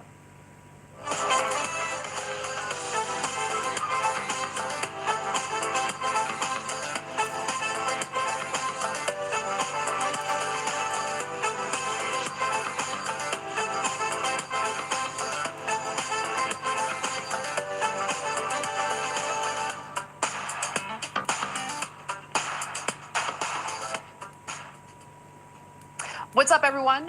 Chances are you are spending way too much on your phone bill, and that sucks. Oh, and wouldn't it be Lord. awesome if you actually got paid back for the data today? Well, first of all, I think it's Look into this. And that does threaten some regional stability. How are you addressing that? Well, first of all, I think it's much bloated. You know, when they're talking about it, they're talking about a handful of kids. We actually located, it's about 70 kids. They're not from the West Bank. They're actually come from teenagers who come from broken homes, and they do things like chopping the olive trees, and sometimes they try to burn a home. I can't accept that. That's vigilantism. I'm taking that out.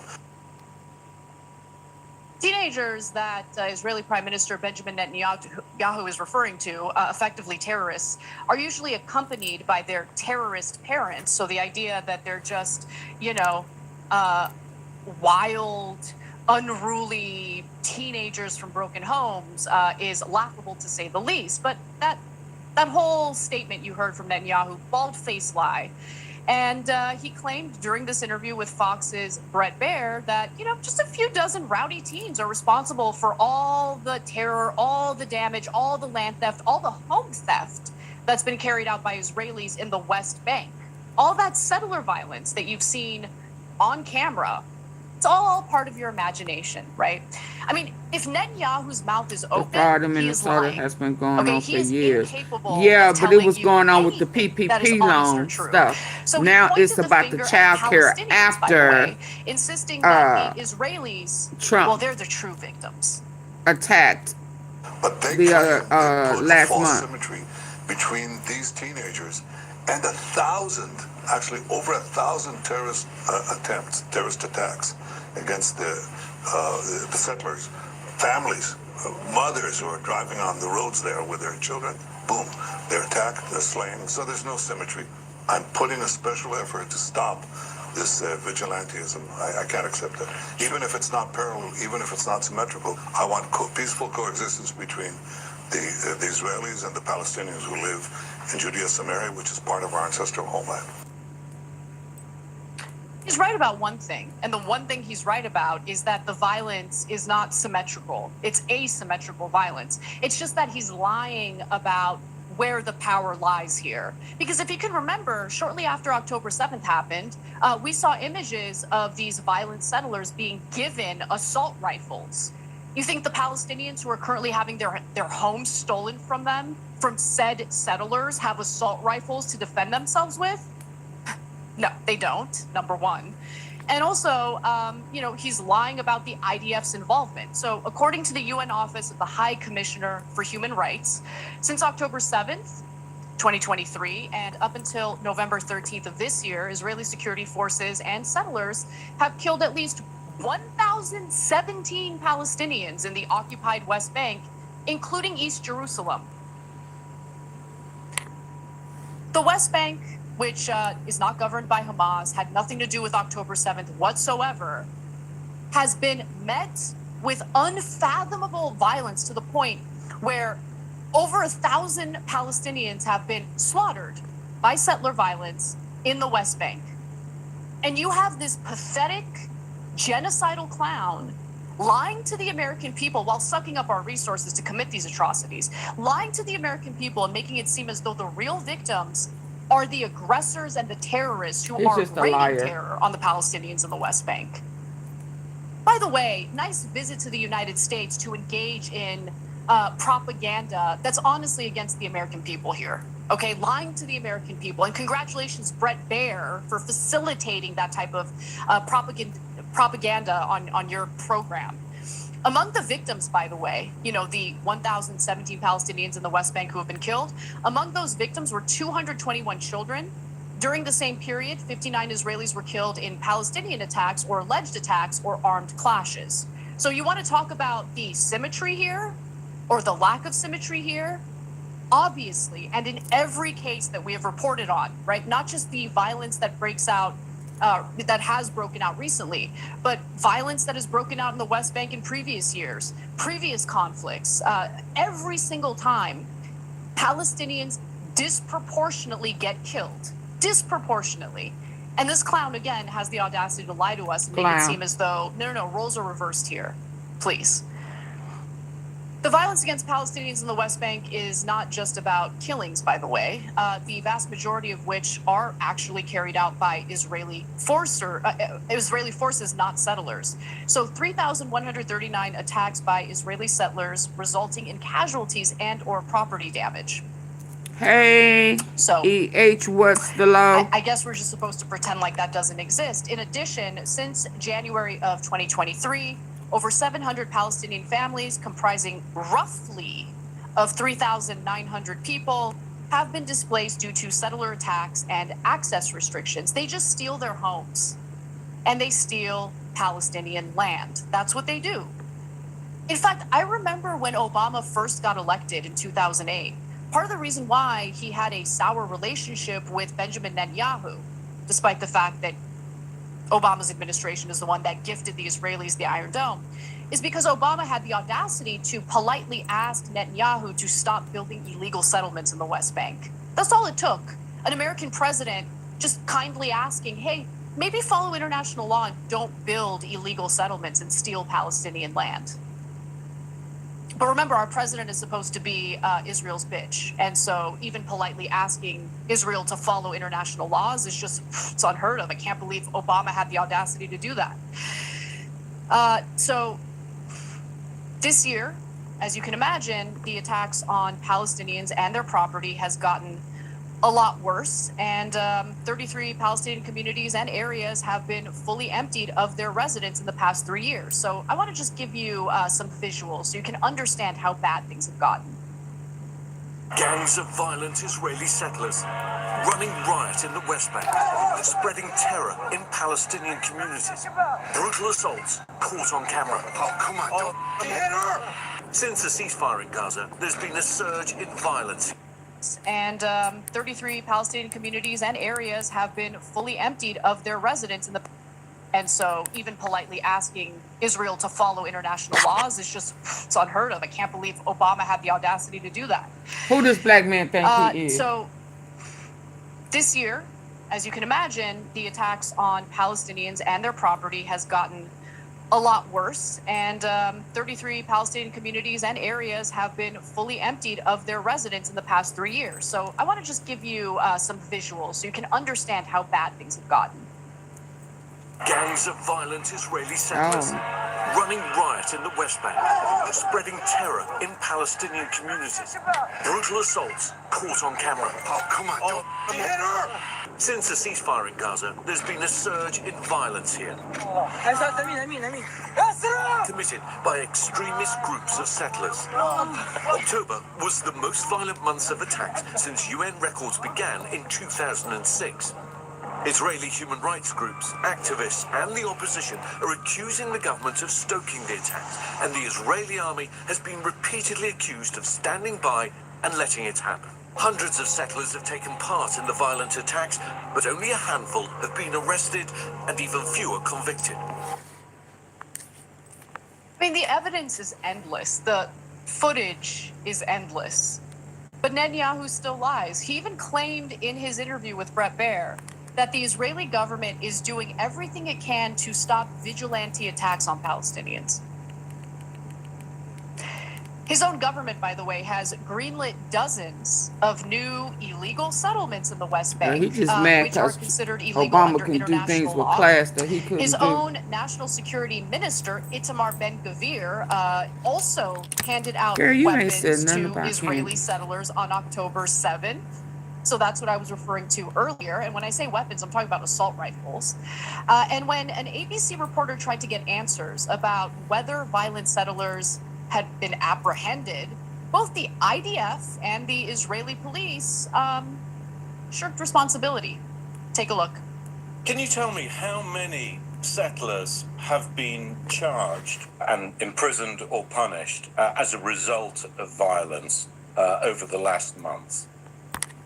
Well, Ian, I think that's a question to be asked to Israeli police, and I say it's not so much something that the IDF is involved in that side of the process, and I don't have the current answer for you. We put that exact same question to the Israeli police, But they pushed responsibility back to the army, telling us the IDF were responsible for the real-time prevention and handling of violent incidents throughout the region, including situations involving Palestinian and Israeli individuals. Israeli police and the IDF stand by and allow it to happen if they're not also engaging in it or providing cover for it. That's the reality of the situation.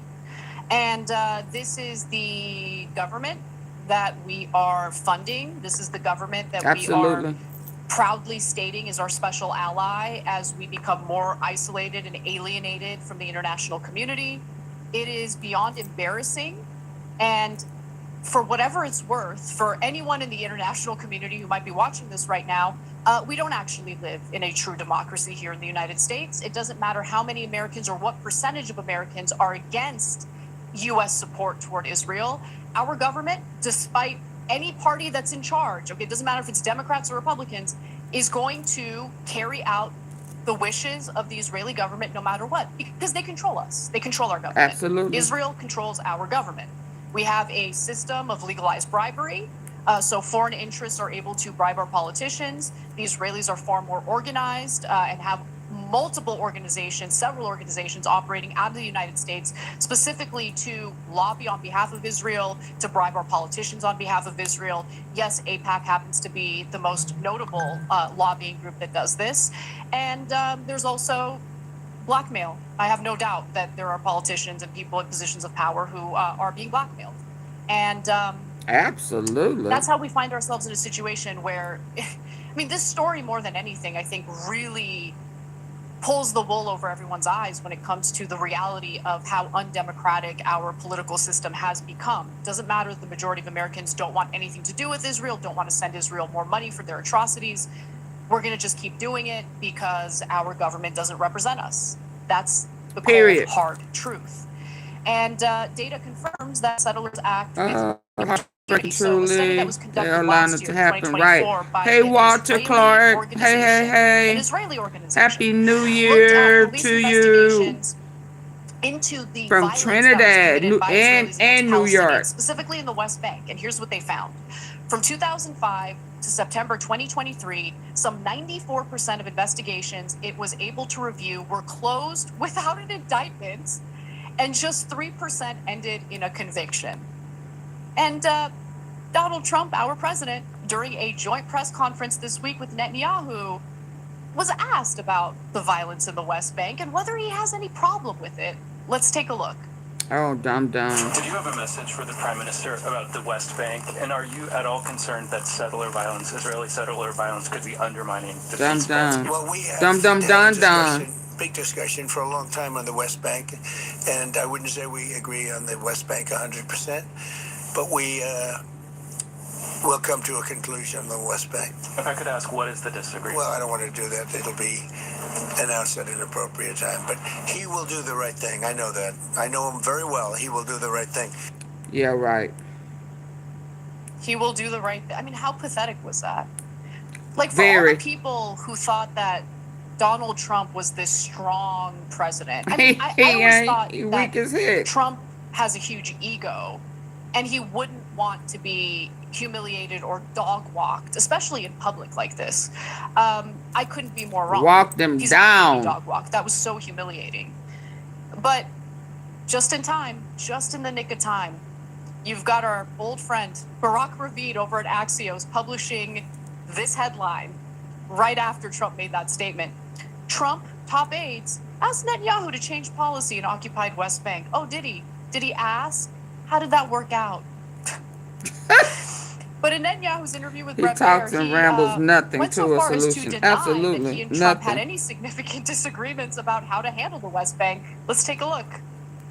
Because I think we both want to see a future in which that territory is not used for terrorist attacks. We've done a lot of things in that regard. We also want to build a lot of infrastructure there, both for us and for our Palestinian neighbors. Oh, so you want to build.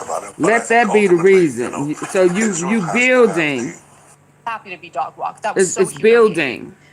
But just in time, just in the nick of time, you've got our old friend Barack Ravid over at Axios publishing this headline right after Trump made that statement. Trump, top aides, asked Netanyahu to change policy in occupied West Bank. Oh, did he? That work out. But in Netanyahu's interview with Bret Baier, he went so far as to deny that he and Trump had any significant disagreements about how to handle the West Bank. Let's take a look.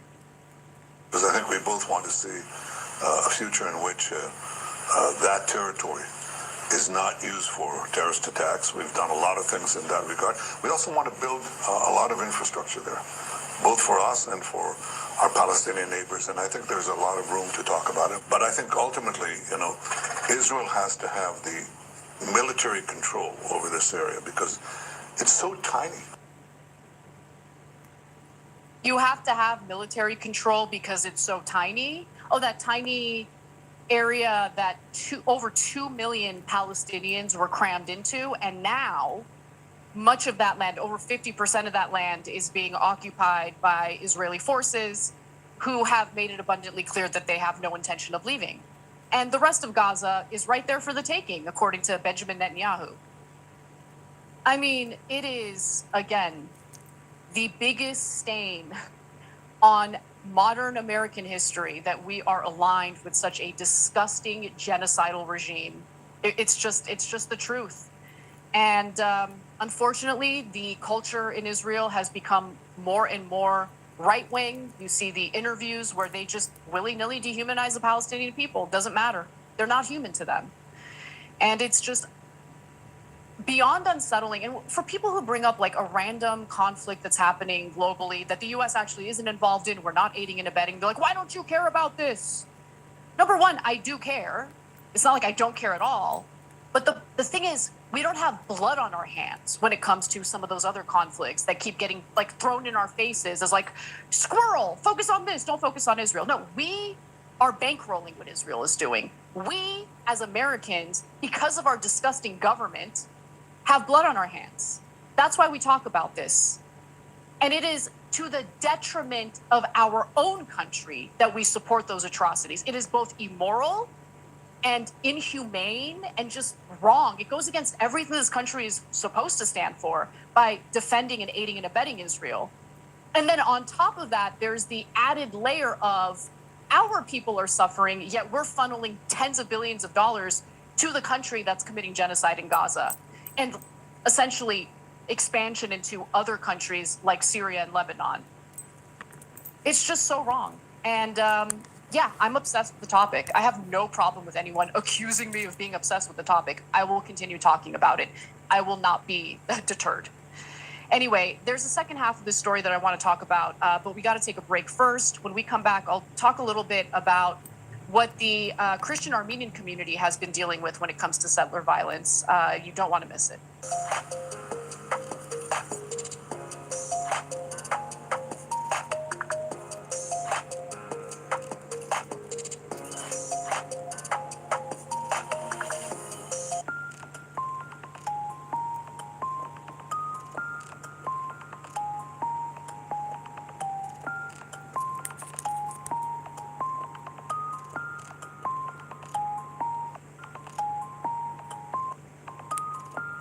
Reasons, yes, absolutely, government to carry out these programs without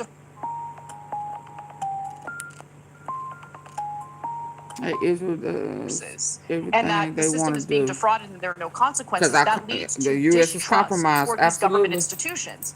And so if you're on the left and you want to drum up support for something like Medicare for All, for instance, you need to know that the public generally trusts the government to carry out these programs without defrauding the system or allowing others to defraud the system. So I think it is a serious issue and it shouldn't go unchecked. But at the same time, yeah, are Republicans like Trump, for instance, using it for political reasons? Yes, absolutely, 100%. Anyway, all right, I got to move on. Stiff Upper Lip says, it is okay, Anna. I will turn 60 in March.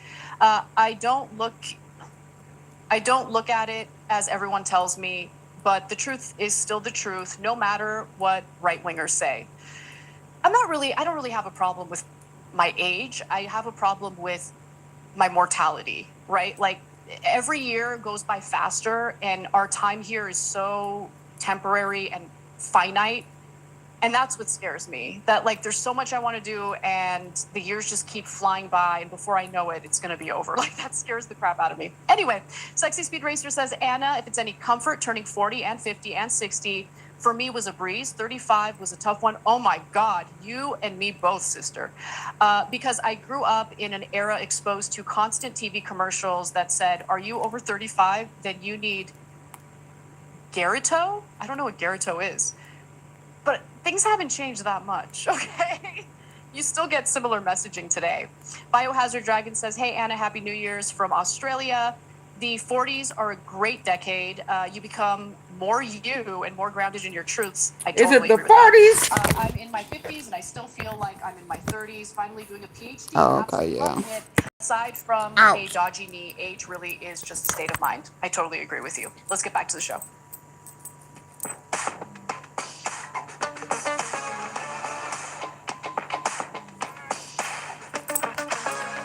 Hold on. She's supposed to talk about Candace. Or Palestinian Muslims, you'd be mistaken. This project is about essentially cleansing the area of everyone that isn't, part of the Israeli in-group, right? Yep. So Armenians have lived in the old city neighborhood of Jerusalem for more than 1,500 years, but now they are facing possible displacement. So the issue centers around a culturally significant area known as Cow's Garden, which covers about 25% of the Armenian quarter in Jerusalem. And for centuries, this land has been under the ownership of the Armenian Patriarchate of Jerusalem. Okay, so then a secretive land deal was signed that would turn Cow's Garden into something even more sacred, a luxury hotel. So in July of 2021, 3 members of the Armenian Patriarchate secretly leased the plot to the Israeli real estate company Zana Gardens Limited for 98 years in exchange of $2 million with annual remunerations of around $300,000. The company had plans to build a 7-star hotel on the plot. Now, as you can imagine, there was quite a bit of backlash that resulted from this secretive deal. And so because they are doing that them kid stuff. Hold on. Duped and tried to cancel the deal, and Armenians in the community began a legal challenge in Israeli courts. But if the deal is successfully pushed through, the Armenian quarter would be at risk of just fully disappearing. So here's more from a 2024 BBC report. Members of the 2,000-strong Armenian community have been... Yeah, I'm not going to where y'all, I'm supposed to go because y'all haven't hit the like button. Double tap the face of the screen, get the likes up. I'm not going to keep asking y'all that. Did he boo-boo on his stuff today, I'm joined by candidate for the U.S. Senate in Michigan, Mallory McMorrow. Mallory, thanks so much for joining me. Hey, thanks for having me again. Why is the U.S. government so afraid? Your Senate race in Michigan, but first, a little bit of the news of what we're seeing they have 1, debt, and 2, blackmail. The blackmail is real, and it's been going back for years. But I think they borrowed money, or the U.S. got bailed out of something a long time ago, and then they all have made deals with the devil. Somebody made a deal with the devil. And they came a part of that Zionist mess. And they are trying to convert Christians into the Zionism. And they are playing with the Bible to make Christians who don't study thyself to show thyself approved. They thinking that it's about laying in 2 brothers. And that ain't it. That's what they have dissected the Bible, or whatever, to lead people to believe and to get these mega churches, because that's who he say his target is, the mega churches. That's how he's going to push his mission to convert Christians into Zionists, which is devil worshiping, sacrificing of and sexual abuse of kids and babies. That's their rite of passage. Yeah, you got to do those things. That's how you prove yourself. That's how you show yourself approved. It's by doing those vicious things, God awful things. It's, as we researched it, it's everything opposite of the Bible. Remember that. So their goal is to convert Christians to become devil worshipers. And a lot of them have. And now they stuck like Chuck. Come on. National stage, and that is this spinning out by the Trump administration and his DOJ to kind of distance themselves from a lot of what we're now starting to see is very much him being implicated in the Epstein files. So can I have your reaction, I guess, to the most recent news was Trump just coming out in the aftermath of Christmas when, you know, Republicans should be celebrating their hard-fought victory in the war on Christmas, came out and basically said that the DOJ should no longer release any damning information on Republicans, just release information on Democrats, embarrass them, and then wrap it all up. Look, that's not how any of this works. When I talk to Michiganders across the state, people already feel like there are two systems of justice. One for the rich and powerful and well-connected, and one for everybody else. And this is only exacerbating that situation. Mm-hmm. And I don't want it to get lost on what we're actually talking about here. Jeffrey Epstein was a monster who systematically abused thousands of girls, of children. And we have a president of the United States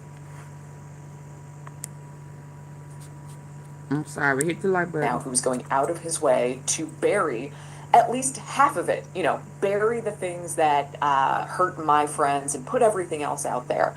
That's not how any of this works. And in this race, you know, I've got an opponent in Mike Rogers who lost to Alyssa Slotkin last year, who's running again, who hasn't said a word about this because he's afraid of losing Trump's support. And that is just, heartbreaking is not a strong enough word. I met one of the Epstein survivors recently who has come out publicly and shared some of her own experience to shine a light on the real people who are behind this abuse, and all of the files need to come out, period. Get you on tape and blackmail. You right, Queen. If you were a part of this scheme, you need to be held accountable for all of these girls who are now women who are trying to live their lives and who want justice. And I think that's such a great point, the last bit, because there's this effort that you can see clearly happening at the hands of Trump, where he tries to say, okay, well, Bill Clinton was implicated, and I think in his mind, the way that it works is, okay, you put a political figure out there and everybody kind of slots themselves into their the partisan allegiances that they have, and so anybody who's a Democrat is going to immediately come to the aid of Bill Clinton, because the way my worldview works is if I'm out here, I expect everyone to just, who has an R next to their name, to blindly defer to me. And it didn't work that way, because when photos of Bill Clinton emerged, everyone's like, fuck that guy. If he did something wrong, he should be held accountable. It doesn't matter if he's left, right, it don't matter or center. Everybody who's implicated or involved in Epstein's schemes should be held accountable. Should be held accountable to the fullest extent of the law. And I don't think he anticipated that the reaction to that would be, okay, nobody cares about Bill Clinton. Nobody's going to there's not going to be some rally around the flag effect for Bill Clinton.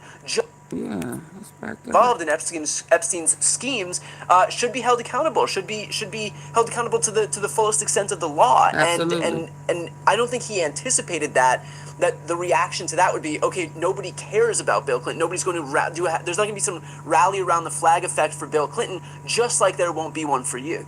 Absolutely. That's exactly right. And look, we will never get out of the division in this country if we continue to operate this way. This is not a political game.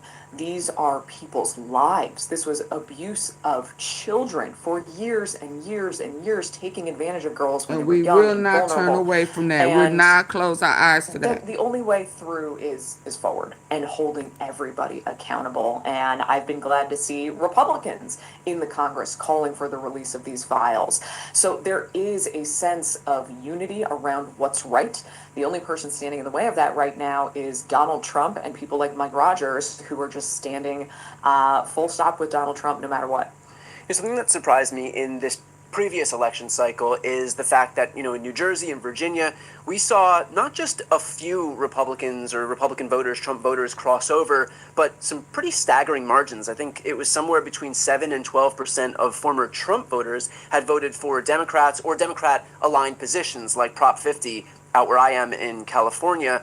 And so has that same pattern kind of presented itself in Michigan? Are you talking to any voters out there who may have aligned themselves with Trump, with Republicans in the past, and who are seeing the extent to which they're not delivering on what they promised, and that calcified partisan allegiance is no longer as firm as it once was?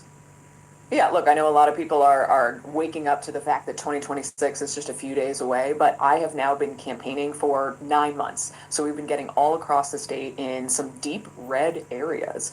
And I think what's unique about Michigan is a fiercely independent state.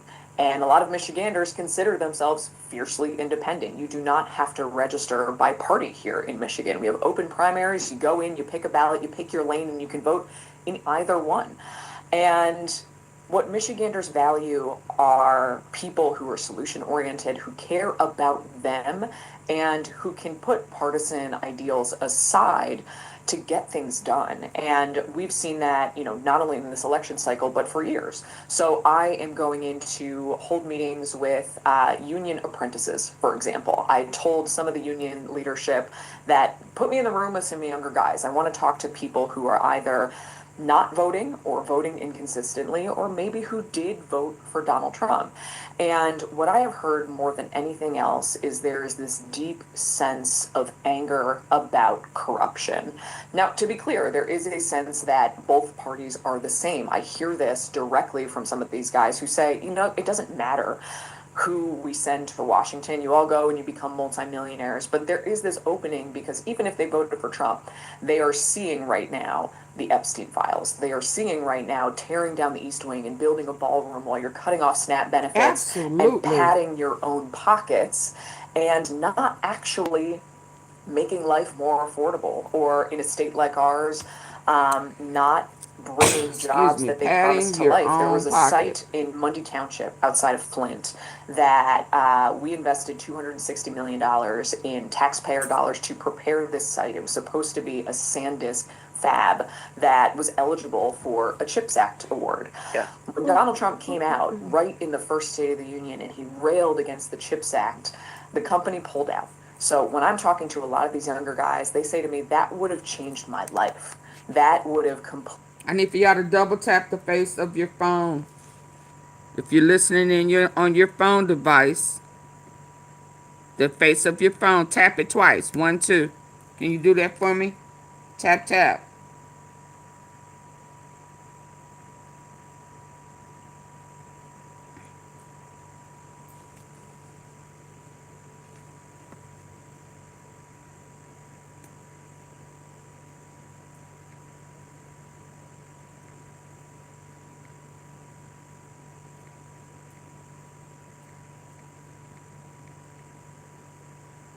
Come on, tap away so we can get the numbers up. I've been here almost 2 hours.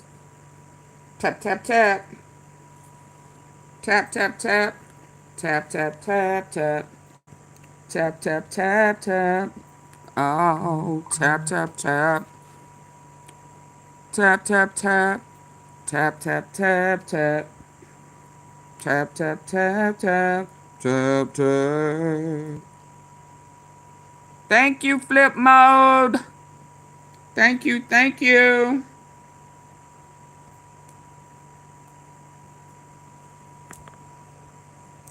I greatly appreciate it.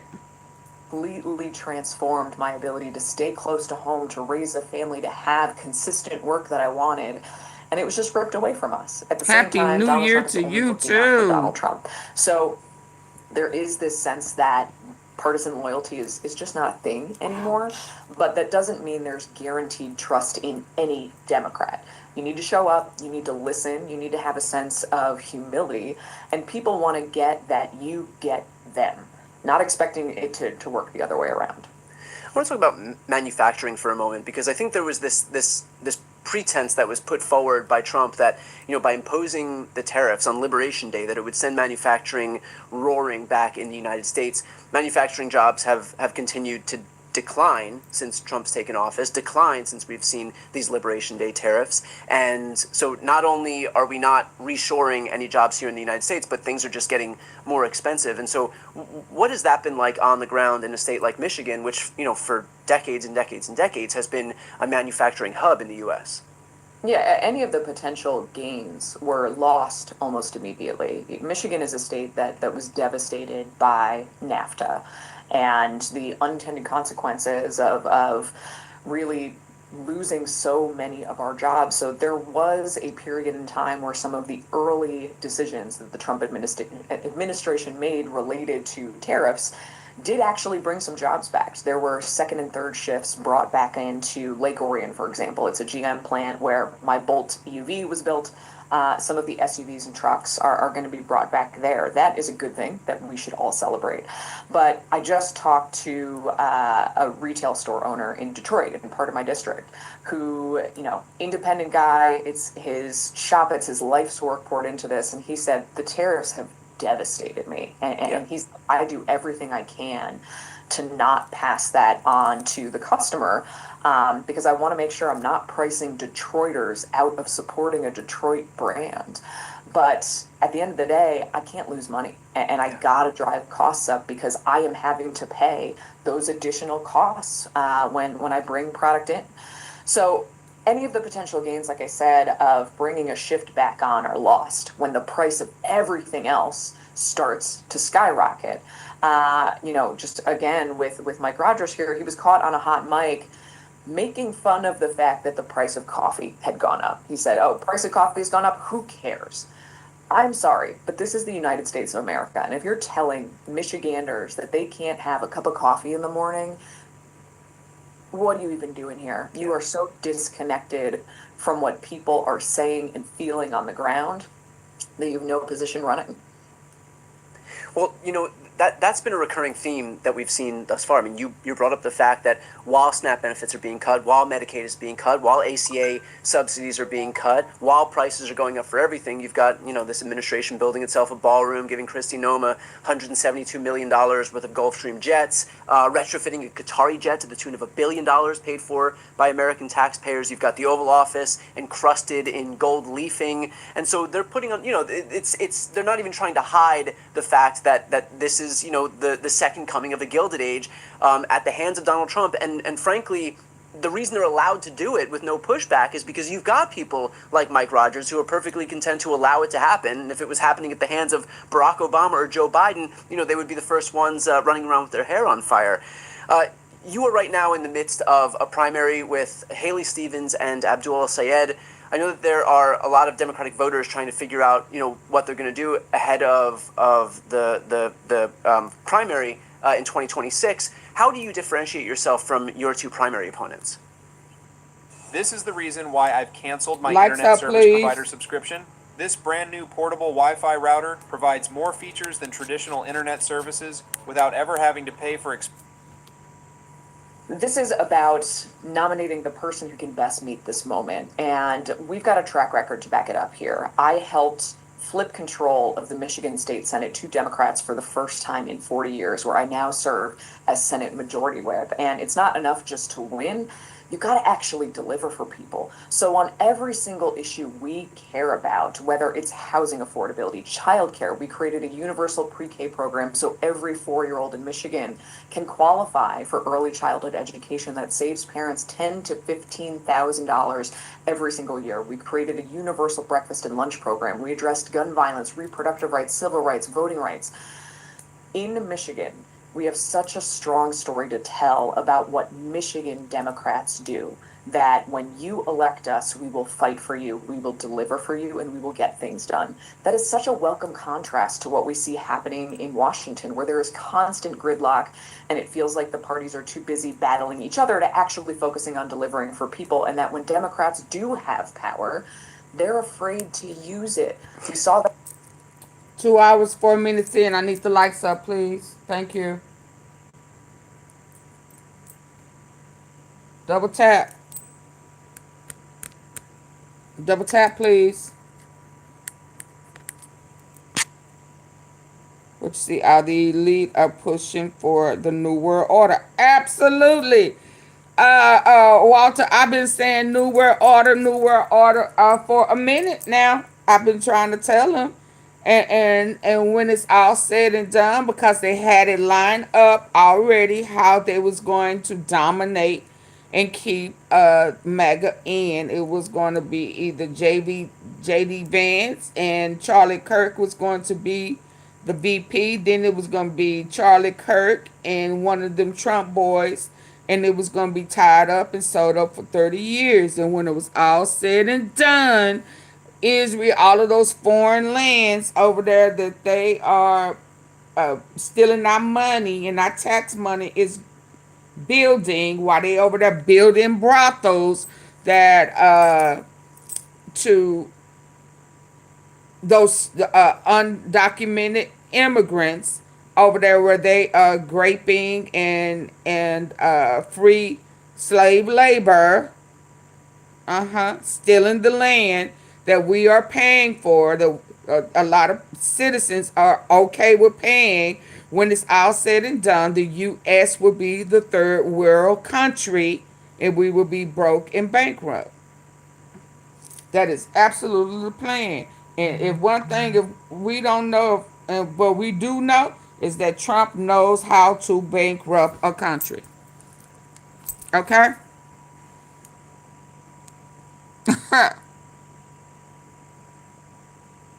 Oh, Muhammad. Okay. I hope I remember that.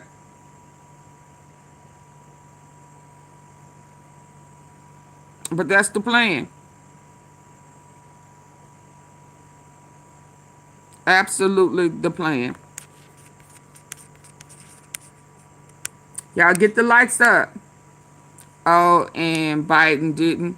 Biden right now, Gloria, we're talking about who's in office right now and who got exposed for doing it. We wasn't being affected like we are affected now, dumbass Castillo. And hell, it won't be long for he put your ass out the country.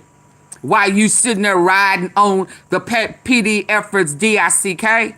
He don't need you riding his dangalang. Hell, he was just sucking on Bill Clinton's. Now get your dumb ass up out of here. Right. And come next time talking like you got some sense. Get your ass up out of here.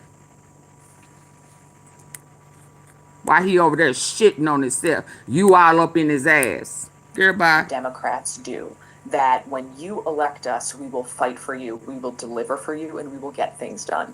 That is such a welcome contrast to what we see happening in Washington, where there is constant gridlock, and it feels like the parties are too busy battling each other to actually focusing on delivering for people, and that when Democrats do have power, they're afraid to use it. We saw that play out with the healthcare subsidy vote to reopen the government. You told people there was one red line that you didn't want to cross, and then you crossed it. And one thing is for absolutely sure. Joe Biden's name was not on the pedophile, not in the Epstein files. Okay. That's one thing is for sure. His name was not in the Epstein files. And I have constituents terrified that their ACA subsidies are going away, that they are seeing their healthcare costs not only double and triple, but in some cases increase tenfold, and they're just not going to have insurance for the coming year. So that is the case that we are making to voters, that we have an opportunity here to, yes, be an establishment outsider, but with a track record. We can make Washington function more like Michigan. We can make the National Democratic Party function more like Michigan Democrats. And that is a message that's really resonating. I have jumped more than 10 points in the polls since I got into this race in April, and I'm the only candidate who's gaining. That's because we do up to a dozen events every single week. We are getting all across the state. We're active on all of the media channels, earned media, social media. We're getting out there, we're listening, and we're building a campaign together. And that's exactly what we need to beat somebody like Mike Rogers, who just this week went on a podcast and said that his strategy is not to reach out to all Michiganders. It's not to listen to them or Yes, find out read what their them, problems check are or how we them. can fix it. He literally said, all I need is 80% of the people who voted for me last year to come out and vote for me again. That's it. That's their strategy. And there's going to be tens of millions of dollars funneled into the state to support that effort that we have the best chance to stop. Mallory, I'm going to put the link to your website right here on the screen and also in the post description of this video. Recommend for anybody who's watching right now. Style hack for women over 50. Try this 10-piece Amazon capsule. I'm the same age as my... I'm joined now by the host of The Story Is on CNN, my friend Alex Michelson. Alex, thank you for coming back for the 4th annual end of the year wrap up here with me. Yes, we started this show when almost... Hold on. Can't do that one. My likes ain't up for that.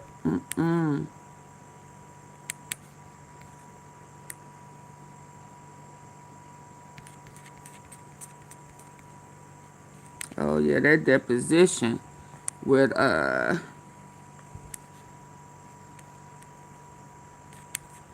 8-hour deposition. Trump's ex just dropped out. Ex what? About. Hold on. I like this Of all the crimes Trump wishes, we forgot Jeffrey Epstein comes to mind. Happy New Year, beautiful viewers. Get the lights and guess up. what? You talking about Trump's Marla Mabel? ex-wife, the one who is still alive and didn't conveniently for the criminal president fall down the stairs. Marla. A new expose reveals that Trump's ex-wife not only warned mothers to keep their daughters away Absolutely. from Jeffrey Epstein, she also warned Donald Trump multiple times that she had suspicions about Epstein. And guess how Trump reacted? Get comfy now, folks. This story will make you uncomfortable or worse. Yes, it did. She Welcome to absolutely Occupied Democrats. warned I'm David mothers. Reddish. The Jeffrey Epstein scandal, his crimes, and the powerful men, including Donald Trump, who executed them, covered for him, or even participated in his sex trafficking, the scandal's not going away. And one key reason? Donald Trump has given multiple and at times conflicting reasons about when and why he cut ties with his former best friend, and just how much he knew about Epstein's crimes. Here's a little overview. Trump talks publicly about one of Epstein's most prominent accusers, giving new details tonight as to why his relationship with Jeffrey Epstein ended. He took people, and because he took people, I said, don't do it anymore. You know, they work for me. And he took, beyond that, took some others. And once he did that, that was the end of him. I didn't like, when they steal people, I don't like it. Trump is continuing to muddy the waters, and of course he could change all of this. He could release the Epstein files. He could fight tooth and nail against redactions of the men's names in there for full transparency. But that is not how he's handling it so far. He had first tried to say that the reason for his falling out with Epstein, with whom he spent a lot of time, didn't matter. I did have a falling out a long time ago. The reason doesn't make any difference. You a lie. Well, that was then. Now he says that there is a reason, and it was because Epstein took Trump's employees. Okay, but on that very basic point, there is something that just doesn't add up that is worth mentioning right now. So, see, Epstein took, as Trump says, the 16 or 17-year-old Jeffrey from Trump's spa in the year 2000. So if that is why Trump... Get the lights up, please.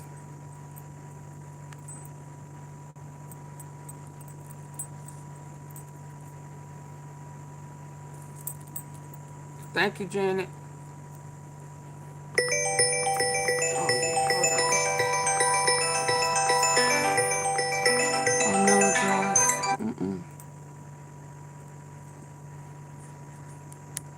ended his relationship with Epstein, then that relationship would have ended in the year 2000, except it didn't. In 2002, Trump told New York Magazine, and you remember this, he said, "I've known Jeff for 15 years. Terrific guy. He's a lot of fun to be with." It's even said that he likes beautiful women as much as I do, and many of them are on the younger side. No doubt about it, Jeffrey enjoys his social life. So for the record, the clip you just saw is almost Hold 6 on. months. We reported that Trump's ex-wife, Marla Maples, had, according to women who... I'll be back. Get comfy now, folks. This story will make you uncomfortable or worse. Welcome to Occupy Democrats. I'm David Reddish. The Jeffrey Epstein scandal, his crimes, and the powerful men, including Donald Trump, who executed them, covered for him, or even participated in his sex trafficking, the scandal's not going away. And one key reason? Donald Trump has given multiple and at times conflicting reasons about when and why he cut ties with his former best friend and just how much he knew about Epstein's crimes. Here's a little overview. Trump talks publicly about one of Epstein's most prominent accusers, giving new details tonight as to why his relationship with Jeffrey Epstein ended. He took people, and because he took people, I said, don't do it anymore. You know, they work for me. And he took, beyond that, he took some others. And once he did that, that was the end of him. I didn't like, when they steal people, I don't like it. Trump is continuing to muddy the waters, and of course he could change all of this. He could release the Epstein files. He could fight tooth and nail against redactions of the men's names in there for full transparency. But that is not how he's handling it so far. He had first tried to say that the reason for his falling out with Epstein, with whom he spent a lot of time, didn't matter. I did have a falling out a long time ago. The reason doesn't make any difference. Well, that was then. Now he says that there is a reason, and it was because Epstein took Trump's employees. Okay, but on that very basic point, there is something that just doesn't add up that is worth mentioning right now. So, see, Epstein took, as Trump says, the 16 or 17-year-old Jeffrey from Trump's spa in the year 2000. So if that is why Trump ended his relationship with Epstein, then that relationship would have ended in the year 2000, except it didn't. In 2002, Trump told New York Magazine, and you remember this, he said, "I've known Jeff for 15 years. Terrific guy. He's a lot of fun to be with." It's even said that he likes beautiful women as much as I do, and many of them are on the younger side. No doubt about it, Jeffrey enjoys his social life. So for the record, the clip you just saw is almost 6 months old, and yet, those same questions continue to linger, as do doubts about Trump's denials that he knew anything at all about Epstein's crimes. And if you find that incriminating, stay tuned. More receipts just surfaced. 2 weeks ago, we reported that Trump's ex-wife, Marla Maples, had, according to women who attended parties with Epstein at Mar-a-Lago, warned mothers to keep their daughters away from Jeffrey Epstein and Donald Trump. Not incriminating at all, right? Marla Maples, when questioned about her interactions with Epstein previously, has played coy, often claiming not to have a clear memory of past events. Well, we have a little reminder for her. Last night, the Wall Street Journal reporters Joe Palazzolo, Rebecca Ballhaus, and Khadijah Safdar published an expose revealing that Maples knew more than she now wants us to believe. The Wall Street Journal now reports that Trump banned Epstein from Mar-a-Lago in 2003 following multiple incidents of women, both of age and underage, reporting that Epstein had pressured them for sex. The reason for the ban was not, as Trump contends, because Epstein was stealing women. At least not exactly. Which still doesn't sound creepy at all, does it? Buried in the Journal story is a new revelation that Marla Maples, Trump's wife from 1993 to 1999, repeatedly warned Trump and others that Epstein was, quote, off. She also shared her concerns about Epstein with multiple staff members at Mar-a-Lago, which employees characterized as very unusual. Maples seldom spoke ill of any friends or clients. She even told a bodyguard as much.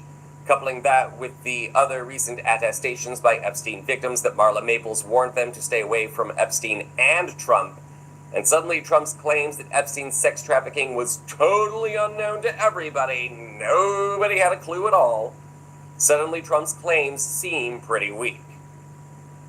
The same article reveals that while Trump did ban Epstein from Mar-a-Lago in 2003, the pair remained friends until 2006 when they fell out over a real estate deal. It's important to note that Marla Maples, Timothy McDaniel, the former bodyguard, and the Trump Organization have all declined or have yet to comment on these new allegations. Predictable. And this news story just reinforces the idea that Donald Trump knew about Epstein's crimes as they were happening and continues to withhold the truth from us all. But what should we expect from Donald Trump at this point? Honesty? So once again, my beautiful viewers, here's the question I want to leave you all with as you ring in the new year tonight. What did the president know and when did he know it? And what did the president do and when did he do it? Make sure to subscribe to both channels listed below to stay up to date. Here's hoping 2026 is the year Trump's lies finally catch up with him. This is Occupy Democrats. This robotic puppy is so lifelike, it actually fooled my neighbour who's a veterinarian. I've been a grandmother for 15 years, and this is the smartest purchase I've ever made.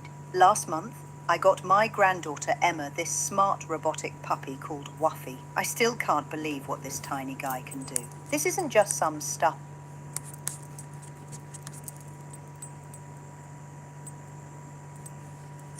Mm-hmm. They say she pregnant, ain't she? That Levitt lady. Hold on. Major trouble.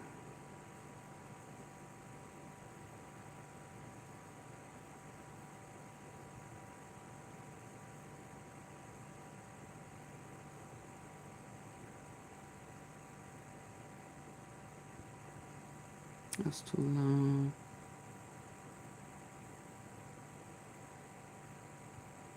I don't know you, John Brown. Who are you? Good afternoon. We're coming on the air with major developments involving Donald Trump. This involves New York State's civil fraud trial against Donald Trump and a massive blow to Trump and his sons, Don Jr. and Eric Trump. Judge Arthur Engoron has just released his ruling on damages against both the former president and his sons for the exaggeration of the values of their real estate holdings in order to receive benefits for loans and insurance purposes, according to New York's Attorney General. Here's something absolutely wild happening right now. While Trump is sitting in the White House running the country, the state of New York is literally getting ready to take his golf courses. Like, actually seize them. We're not talking about some far off, maybe. We're talking about the legal machinery is already in motion, paperwork has been filed, and judges keep telling Trump's lawyers to sit down and shut up every time they try to claim this is unfair. This isn't theoretical anymore. This isn't Trump might face consequences someday. This is New York Attorney General Letitia James filing judgments in Westchester County, putting legal claims on Trump National Golf Club, on his Seven Springs estate, on crown jewel properties in his real estate empire. And the legal mechanism to seize these assets is now in place. The gears are turning, and every court that Trump appeals to keeps saying the same thing. No, you committed fraud. You owe the money. Post the bond or we're taking your stuff. But before we go any further, real quick, let's be honest. You can't really trust mainstream media anymore. That's why we built John Brown Show, to bring you real stories, real context, and no corporate spin. If you want to stay ahead of the headlines, please subscribe, because you might think you are but aren't. Your subscription actually matters here. All right, let's get into what actually happened. Back in February 2024, New York Judge Arthur Engoron hit Trump with a massive civil fraud judgment. We're talking about $454 million, not criminal, civil fraud, which means no jail time, but you have to pay the money. And Judge Engoron didn't hold back. He said Trump was liable for numerous acts of fraud and misrepresentation. Not just one mistake, not just a gray area accounting thing. Numerous acts, plural, over years. Now let me bring the receipts on how the fraud scheme actually worked. Because this wasn't subtle, Trump would take a property he owned, let's say Mar-a-Lago, and when he needed to get a loan or impress potential business partners, he'd value it at something insane like $739 million. Whatever number made him look richest, but then when it came time to pay property taxes, suddenly that same property is worth way less. Because obviously you want to pay less in taxes, so Trump's inflating values when it benefits him and deflating them when he needs to save money. Classic fraud. And Judge Engoron didn't just say, hey, that's not cool, pay a fine. He went further. He imposed what legal experts are calling a near corporate death penalty for parts of Trump's New York business empire. There are monitors now, independent people watching over his company, restrictions on what business deals he can make. The whole thing is designed to basically say you can't be trusted to run your business honestly. So we're going to have adult supervision now. And that $454 million penalty, that's not a random number. It's supposed to represent all the money Trump made from these fraudulent deals, all the better loan terms he got, all the business opportunities he scored, because banks thought he was richer than he actually was. The legal term is disgorgement. You got to give back what you gained from the fraud. And apparently that adds up to almost $500 million. Notice what's happening here. This isn't a criminal Hit the like button. case where Trump could claim executive privilege or immunity. This is civil fraud, and the penalties are already decided. The judgment is final. Now it's just about enforcement. Make sure you're subscribed to John Brown. It started moving too fast. Hold on.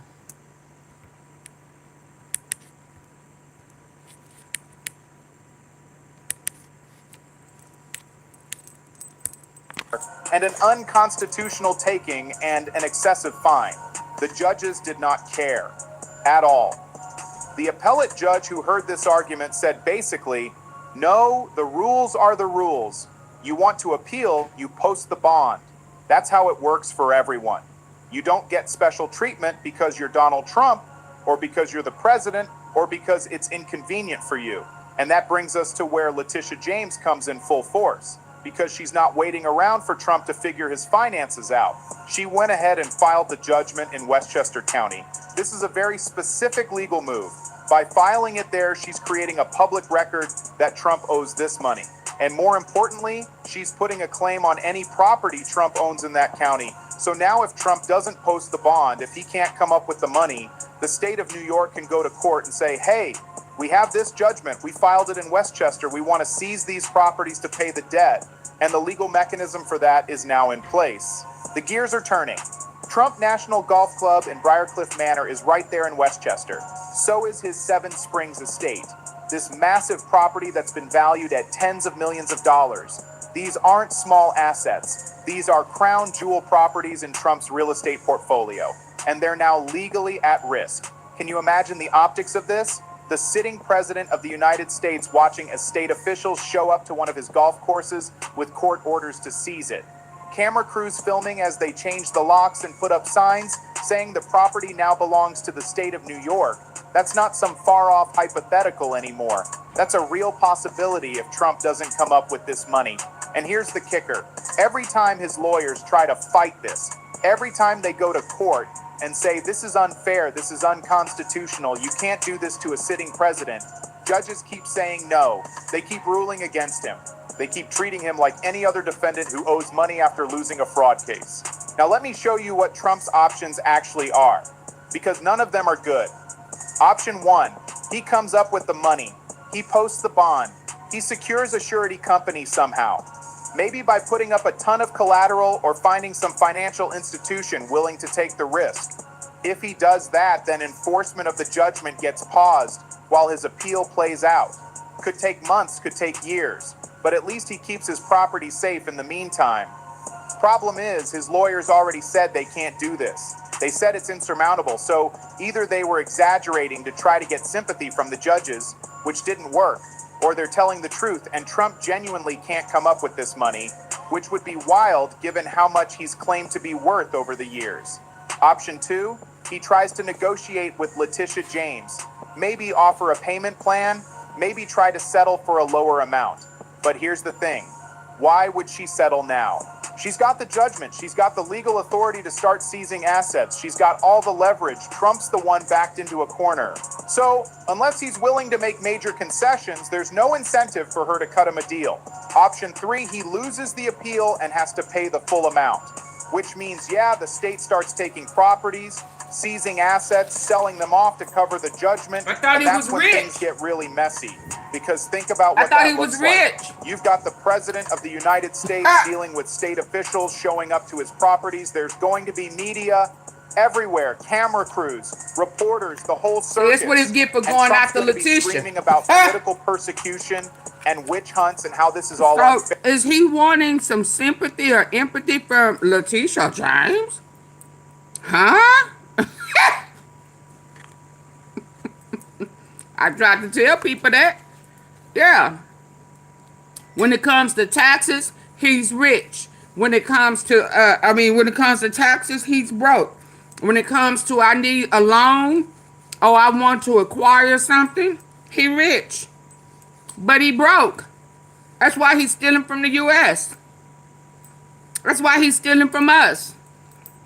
To build, that's why he's pro-Israel. Rebuilding, stealing that land, brothels and all of that. Baby, it's talking about getting his golf course and stuff. If there's a hotel attached to it, it's some miners up in there.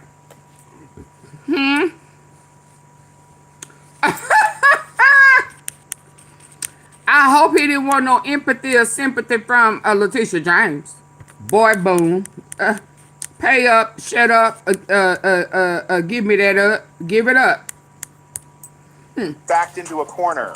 So, unless he's willing to make major concessions, there's no incentive for her to cut him a deal. Option 3, he loses the appeal and has to pay the full amount. Which means, yeah, the state starts taking properties, seizing that lady assets, he played with her coochie, the judgment, I guess it wasn't free at all. Really messy, because think about what that looks like. You've got the President of the United States dealing with state officials showing up to his properties. There's going to be media everywhere, camera crews, reporters, the whole circus. And Trump's going to be screaming about political persecution and witch hunts and how this is all unfair. His supporters are going to be furious. His opponents are going to be cheering. It's going to be an absolute political firestorm. It's going to be a freak show. Because here's what makes this so much bigger than just Trump losing some properties. This is about the entire image he's built his whole political career on, getting torn apart in a courtroom. For years, Trump sold this story about being an untouchable billionaire who plays by his own rules. But the legal system is now forcing him to play by the same rules as everyone else. And those rules say, if you commit fraud, you pay the penalty. If you can't post a bond, your assets can be seized. It doesn't matter if you're president, the machinery is already in motion, the judgment is filed, the legal claims are in place, and every time Trump's lawyers try to stop it or slow it down, judges keep shutting them down. Now, here's what this reveals about Trump's actual finances, because we're seeing the difference between Trump's public image and the financial reality. Trump spent decades claiming to be worth billions, but when surety companies actually looked at his assets, looked at his liquidity, looked at the risk, they all said no. Every single one rejected him. That tells you these financial professionals don't believe Trump can back up his claims. They don't think he's as liquid as he says. They don't think he can come up with $454 million without a fire sale. And that's devastating for someone whose entire brand is built on being incredibly wealthy. Yeah. Notice what judges keep in the bankrupt every court time Trump appeals. They keep treating him like any other defendant. No special rules, no exceptions, no sympathy. You committed fraud, you owe money, post the bond, or face the consequences. That's it. And that's actually huge for how our legal system works. Because the whole point of the rule of law is that it applies to everyone. Rich or poor, powerful or not, president or not. If we start making exceptions for people just because they're politically important or wealthy, then it's not really the rule of law anymore. It's just the rule of whoever has enough power to avoid consequences. So when we see judges consistently refusing to give Trump special treatment, what we're really seeing is the legal system saying, no, the rules apply to you too. You don't get a pass. Make sure you're subscribed, because here's what happens next. Unless something changes fast, unless Trump suddenly comes up with a pile of money or wins an appeal that nobody expects him to win, we're going to see state officials start the process of taking his properties. And that's going to be one hell of a show. A sitting president watching his empire get dismantled piece by piece by a state attorney general who's been waiting years for this moment. All because he couldn't stop lying about how much his properties were worth. And there's the conflict of interest issue. Right now, Trump's the president. He's making decisions that affect the whole country. But he's also personally facing this massive financial judgment. So does that affect his decision making? Is he going to be more willing to make deals with people who might help him financially? Yep. Is he going to use his political power to try to pressure New York somehow? Yep. These are real questions people are going to be asking. And we can't forget this is just one case. Trump's got other legal problems too. Criminal cases, other civil cases, more investigations. 85 million. This fraud judgment is massive and it's immediate. But it's not the only thing he's dealing with, so he's juggling all of this at once while trying to be president. Here's the bottom line. He in What trouble. we're watching is the collision between Trump's image and reality. For years, he sold this story about being an untouchable billionaire. But the legal system is forcing him to face the truth. Judge Engoron destroyed I don't Trump's know if fraud they can. claims, found him liable for numerous acts of fraud over I don't know years, if they can. imposed a $454 million penalty, plus monitors and business restrictions. Well, we Trump gonna tried see. to appeal, Hey, but Helen. needs to post a bond. Contacted more than 30 surety companies. Every single one This is said no. AunTeaFee. Couldn't find anyone willing to guarantee the bond. His lawyers claimed Thank it's you. insurmountable to come up with the money. Judges said tough. That's how the law works. Yeah, I don't Post care the nothing bond about or that. face seizure. Letitia James filed the judgment in Westchester County. Put Get legal it. claims on Trump National Golf Club and Seven Springs Estate. The legal mechanism to seize these properties is now in place. Paperwork is She ain't filed. waste no time. Looked at the risk. They all said no. Every No. single one rejected him. That tells you these financial professionals don't believe Trump can back up his claims. No. They don't think he's as liquid as he says. They don't think he can come up with $454 million without a fire sale. And that's devastating for someone whose entire brand is built on being incredibly wealthy. Notice what judges keep saying every time Trump appeals. They keep treating him like any other defendant. No special rules, But I'm no Donald exceptions, Trump. no sympathy. And? You committed fraud, you owe money, post the bond, or face the consequences. That's it. And that's actually huge for how our legal system works. Because the whole point of the rule of law is that it applies to everyone. Rich or poor, powerful or not, president or not. If we start making exceptions She's for supposed to people have just blinders because on they're her politically eyes. important or wealthy, then it's not really the rule of law anymore. It's just the rule of whoever has enough power to avoid consequences. So when we see judges consistently refusing to give Trump special treatment, what we're really seeing is the legal system saying, no, the rules apply to you too. You don't get a pass. Make sure you're subscribed, because here's what happens next.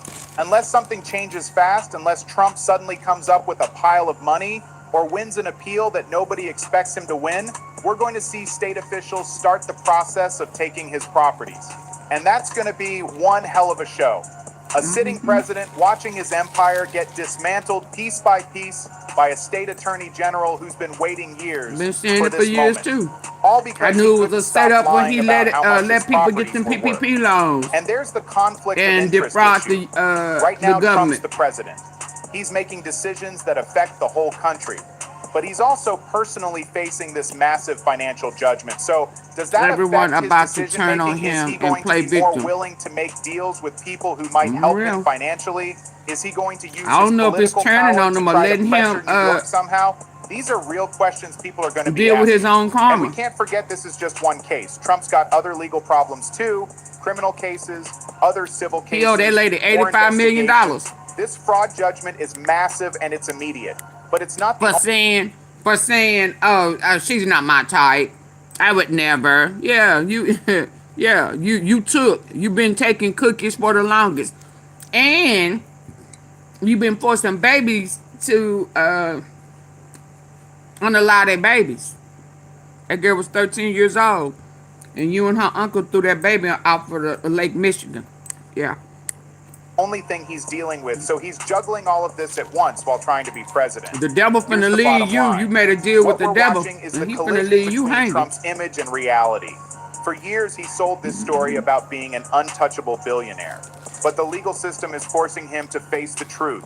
Judge Engoron destroyed Trump's fraud claims, found him liable for numerous acts of fraud over years, imposed a $454 million penalty, plus monitors and business restrictions.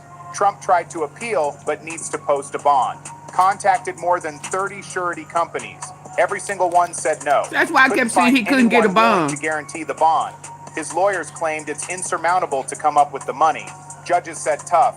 That's how the law works. Post the bond or face seizure. Letitia James filed the judgment in Westchester County. Put legal claims on Trump National Did he Golf ever pay Club that and bond when Seven Springs where he Estate. got arrested The legal before? mechanism to seize these properties is now in place. Paperwork is filed. He probably didn't Gears even are pay that turning. bond. Every time Trump appeals, judges shut him down. No special treatment, no exceptions. Rules apply to everyone. Trump's options are all bad. Come up with money he claims he doesn't have. Negotiate from position of weakness. Or now let's be clear. This is some of the reason why he turned on Epstein and snitched on him and went to the feds. Only told him about Epstein part though. Didn't tell him about his own part. Because Epstein knew that he did not have money to purchase that real estate property from up under him. And he was going to expose him. Oh. Let's go. watch as state seizes his crown jewel properties. The sitting president facing asset seizure while in office. Unprecedented. The image of the untouchable billionaire is crumbling. Surety companies don't believe he's as liquid as he claims. Financial reality doesn't match public persona. And judges keep saying the same thing. You committed fraud. You owe the money. Hey, Pay Dorothy. up or we're taking your stuff. That's where we are. That's the story. And it's just getting started. The legal machinery is in motion. The seizure process has begun. And Trump can't stop it. Can't delay it. Can't charm his way out of it. The courts have spoken. The judgment stands. And New York is coming. This is why he went after Letitia James right now, because this is why he went after Letitia James. Because Letitia James exposed his fraud. So then he tried to go after her for the same type of fraud with them bogus ass people. And they got thrown out. And got in trouble for that.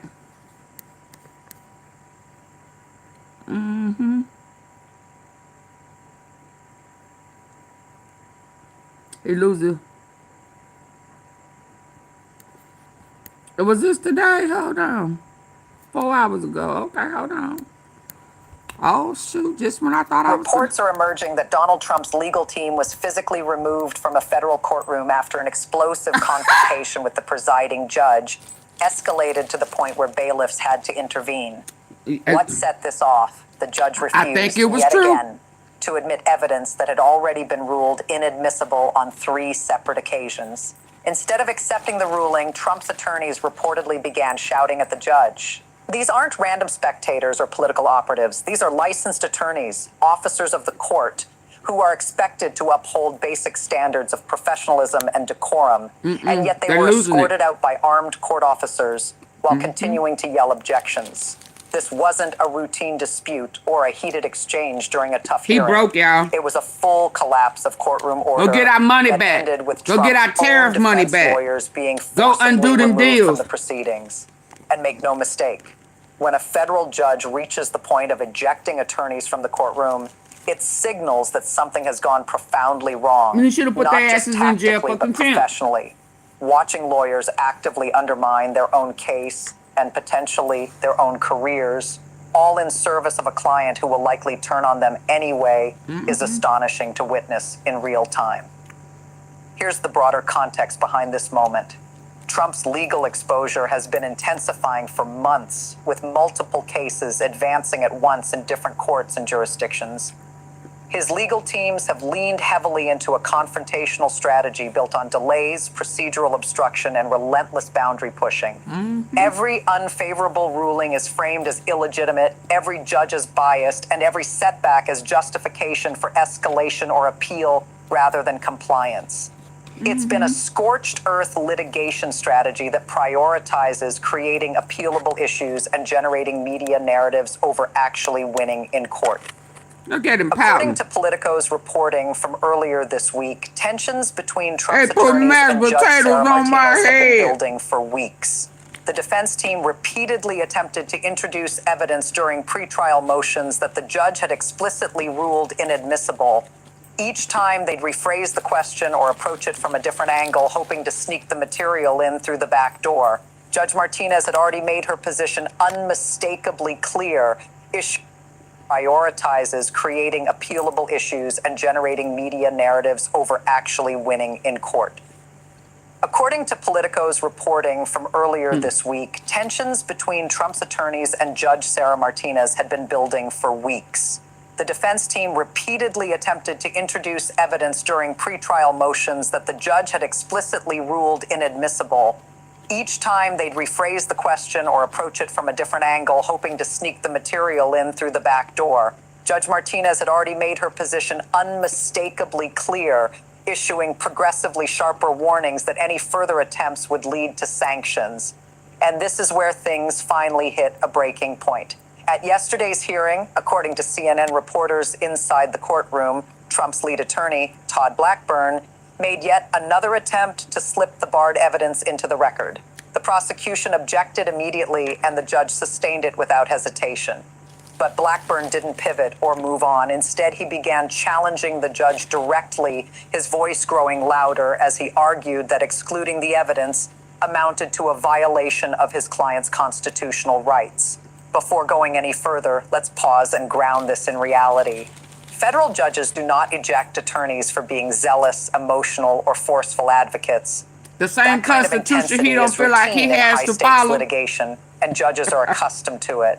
Lawyers get removed when they cross into open disrespect, defiance of court authority, or conduct that undermines the integrity of the proceedings themselves. And this is where the situation takes a serious turn. Multiple journalists present in the courtroom describe the same sequence of events. Judge Martinez calmly reiterated, likely for the 10th time, that the evidence in question had been deemed inadmissible during pretrial motions, that those rulings had been challenged and affirmed on appeal, So he and that tried the to issue was pull a Mark conclusively resolved.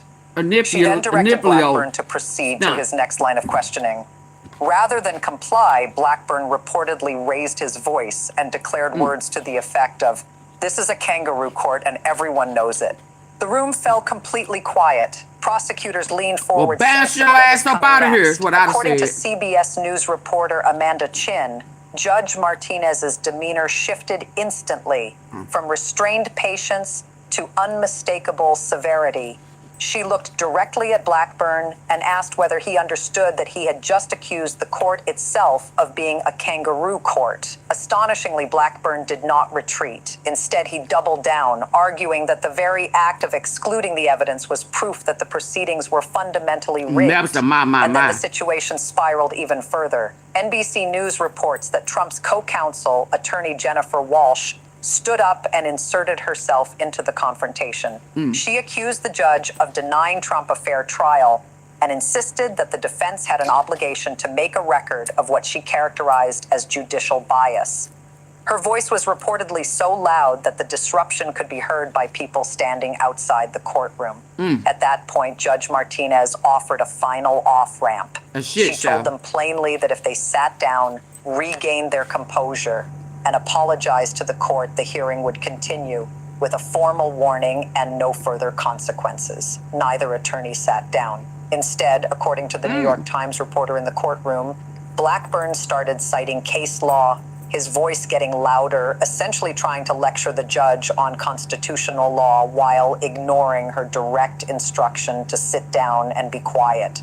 The breaking point came when Judge Martinez made it clear she was done. Turning to the bailiffs, she issued a blunt command. Put their ass Remove out. counsel from my courtroom. What followed was described by those present as chaotic and virtually unheard of in a federal court. Bailiffs moved toward the defense table. According to courtroom reporters, Blackburn and Walsh did not comply willingly. They continued arguing as officers took hold of their arms. Blackburn was still shouting about constitutional violations while being escorted out through a side entrance. Ooh, I wish Walsh, he could have meanwhile, tapped was me yelling in. that the incident would become grounds for appeal and that the judge's actions would ultimately be overturned. This was not a quiet departure marked Do by what you do, embarrassment or boo. restraint. It was a dramatic, forceful removal, with Trump's attorneys resisting at every step and ensuring their exit was as loud Dragging and their confrontational asses as up out of possible. court like they The some incident badass sent kids. shockwaves through the legal community because this simply does not happen. Attorneys understand that judges wield absolute authority inside their courtrooms. Oh, it must be You can real challenge bad over there in rulings. the You can homeland in preserve the White House. objections for the record. You can appeal unfavorable decisions. What you cannot do is accuse a judge of running a kangaroo court and then defy direct orders. That isn't aggressive advocacy, it's career-ending behavior. Any legal they know they strategy already that in trouble. prioritizes media spectacle over persuasive legal argument collapses the moment attorneys choose theatrics instead of... Get the likes up. 588 people in here. And I don't have at least 300 likes. Get the likes up. Double tap, baby. This tea is hot. This tea is hot. What are we doing? Double tap the face of your phone if you're listening in on your phone. Double tap if you are listening or watching on your computer. And hit the 3 dots at the top. Or just hit the like button, the thumb up, baby. This tea, we sipping. What are we doing? Oh, I wish she could have tagged me in and say, handle it. Yeah, y'all want the constitutional right, but you don't want to follow it. Oh no, silly rabbit. Ain't no fun when the rabbit got the gun. And if you don't shut up, I'm gonna put your ass in jail for a whole week. Let you think about it. Since you huffing and puffing and you want to blow the the judge house down. Yeah, get the lights up, y'all. I ain't playing. Since you huffing and puffing, you mad. You mad. You mad. Well, you want to go sit in jail with Big Bubba and Larry and Leroy now? Yeah, see how you feel then. Yeah, put you in there over the holidays. Come back and look at your Monday or Tuesday. Yeah, that's your only other option.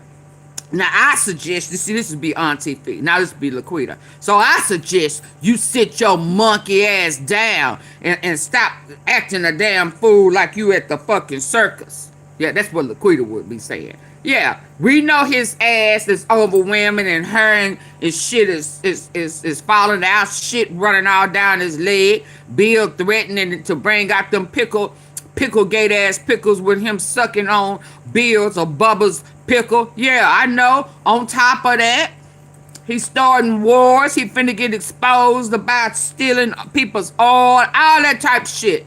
The girl is coming out about the baby they made her throw over in Lake Michigan. And now these people, police interrogations, this shit is coming out. Too much coming out at one time. And then on top of that, you got five. I told y'all some pictures and stuff that was what was in them emails. If they don't release those exact things that's in them emails between Epstein, his brother, Barron, and Putin, they trying to redact all of that type of shit. That shit got to come out because we already know about it. Y'all think them people don't have evidence? You don't think them people got copies of this shit?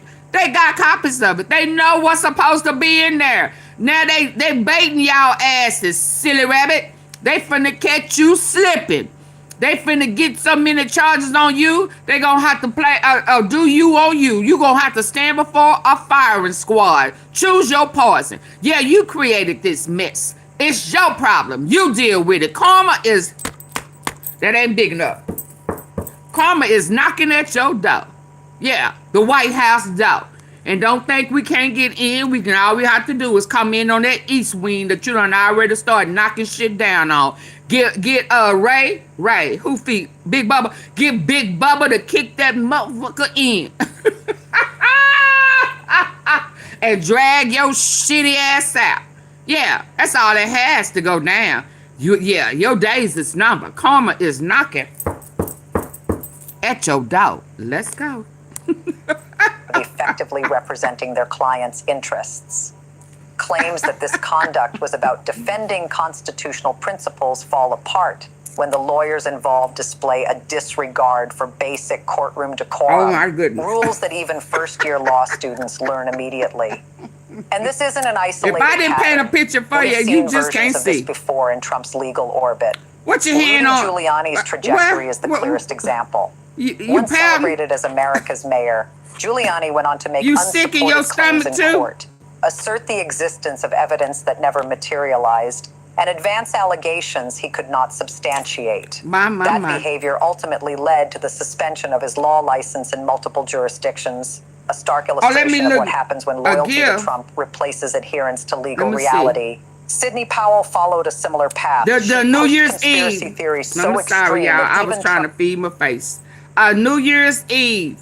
Gems and jewels. Thank you. If anybody else, let me see. I don't like that if.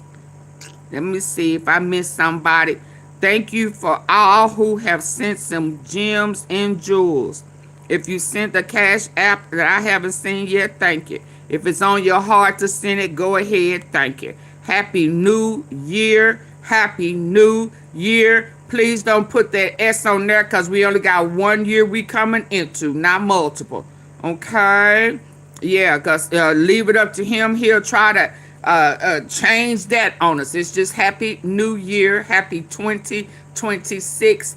I think I'm gonna open up that chocolate crown just to get.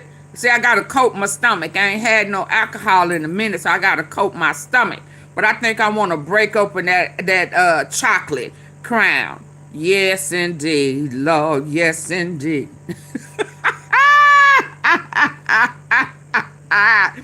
Yes, indeed. Y'all gonna crown it up with me at midnight. We gonna crown it up, huh? Crown. What about chocolate and apple? I got some apple in there. I got some Ciroc. I ain't open.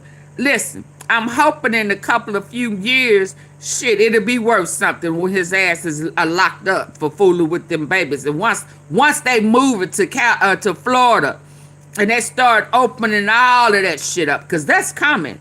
Oh, Lord, I hope y'all know Florida is on its way. Yes, indeed, baby. Because Florida gonna get them Epsteins, them Trumps, them Ghislaine, and Diddy. Absolutely. That's why he tried to get old Maureen Comey on out the way. And that's why he went in on her daddy. Yeah, and then went in all of them. Everybody that they know that's gonna come together. Hell, he gonna, if he could get Fannie, he tried to get her too. Don't she got some legal shit going on in Atlanta?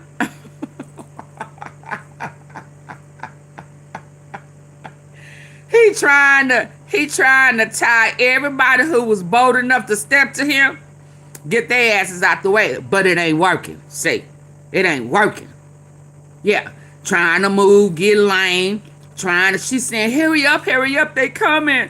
All my privileges, they not opening the doors for me. They tell me I'm gonna have to go back into that little cell. And they took bow wow, yippee yo, yippee yay, my puppy dog away. Yes, give me this little mutt. Yes.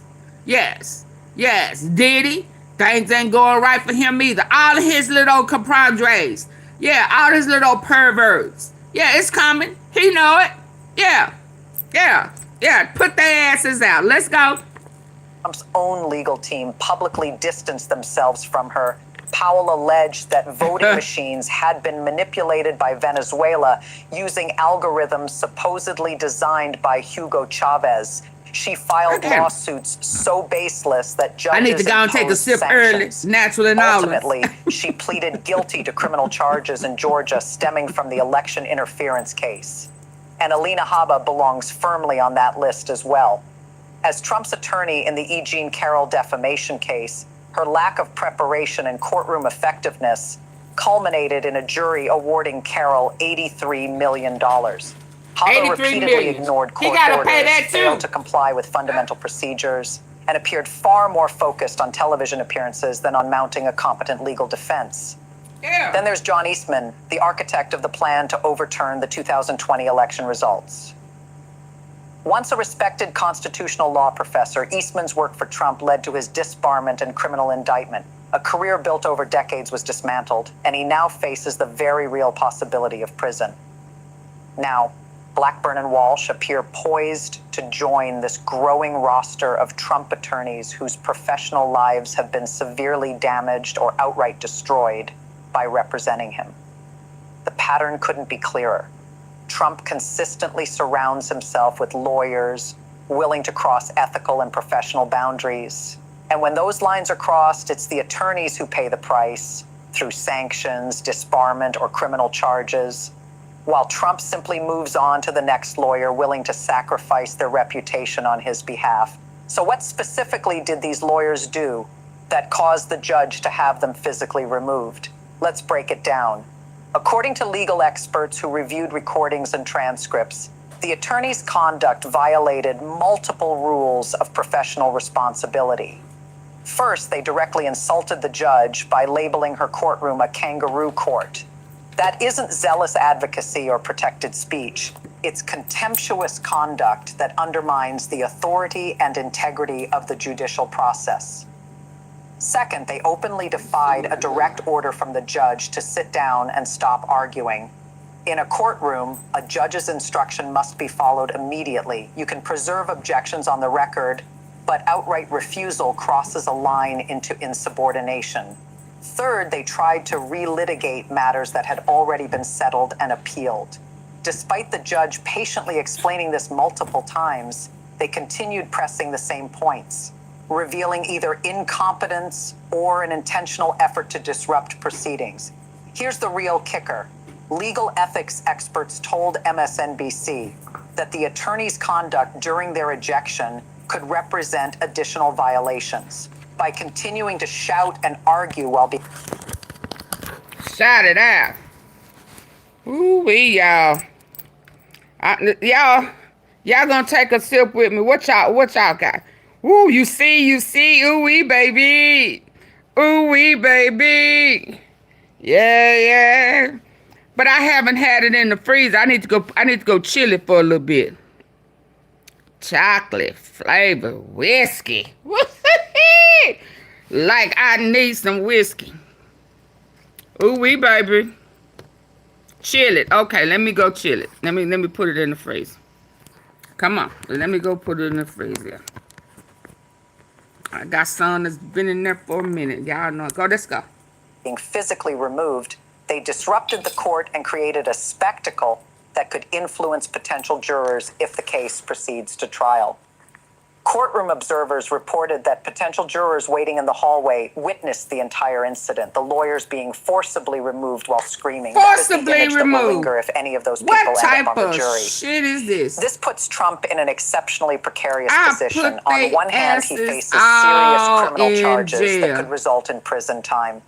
On the other, his legal team has just demonstrated they may be either unwilling or incapable of conducting themselves if the case proceeds to trial. Courtroom observers reported that potential jurors waiting in the hallway witnessed the entire incident, the lawyers being forcibly removed while screaming. That is the image that will linger if any of those people end up on the jury. This puts Trump in an exceptionally precarious position. On one hand, he faces serious criminal charges that could result in prison time. On the other, his legal team has just demonstrated they may be either unwilling or incapable of conducting themselves with the professionalism required in a courtroom. That is catastrophic for any defendant's chances. On the other hand, he faces a tough decision: stick with these attorneys and endorse their confrontational strategy, despite clear evidence it's failing, or replace them again, which would mark his fourth or fifth legal team change and create additional delays and costs. The complication is that Trump's public persona demands he appear strong and unyielding. Dismissing attorneys who were ejected for over-aggressiveness could be seen as weakness by his supporters. Yet keeping lawyers who can't maintain basic courtroom discipline almost guarantees even worse outcomes. Trump is essentially trapped. He could publicly back Blackburn and Walsh, spin their removal as proof of judicial bias, and continue with lawyers who have just shown catastrophic judgment. That appeals to his base, but also sets the stage for further courtroom fiascos. Or he could quietly bring in more competent counsel, acknowledging that his previous team failed and having to start fresh with attorneys who aren't yet familiar with the intricacies of his cases.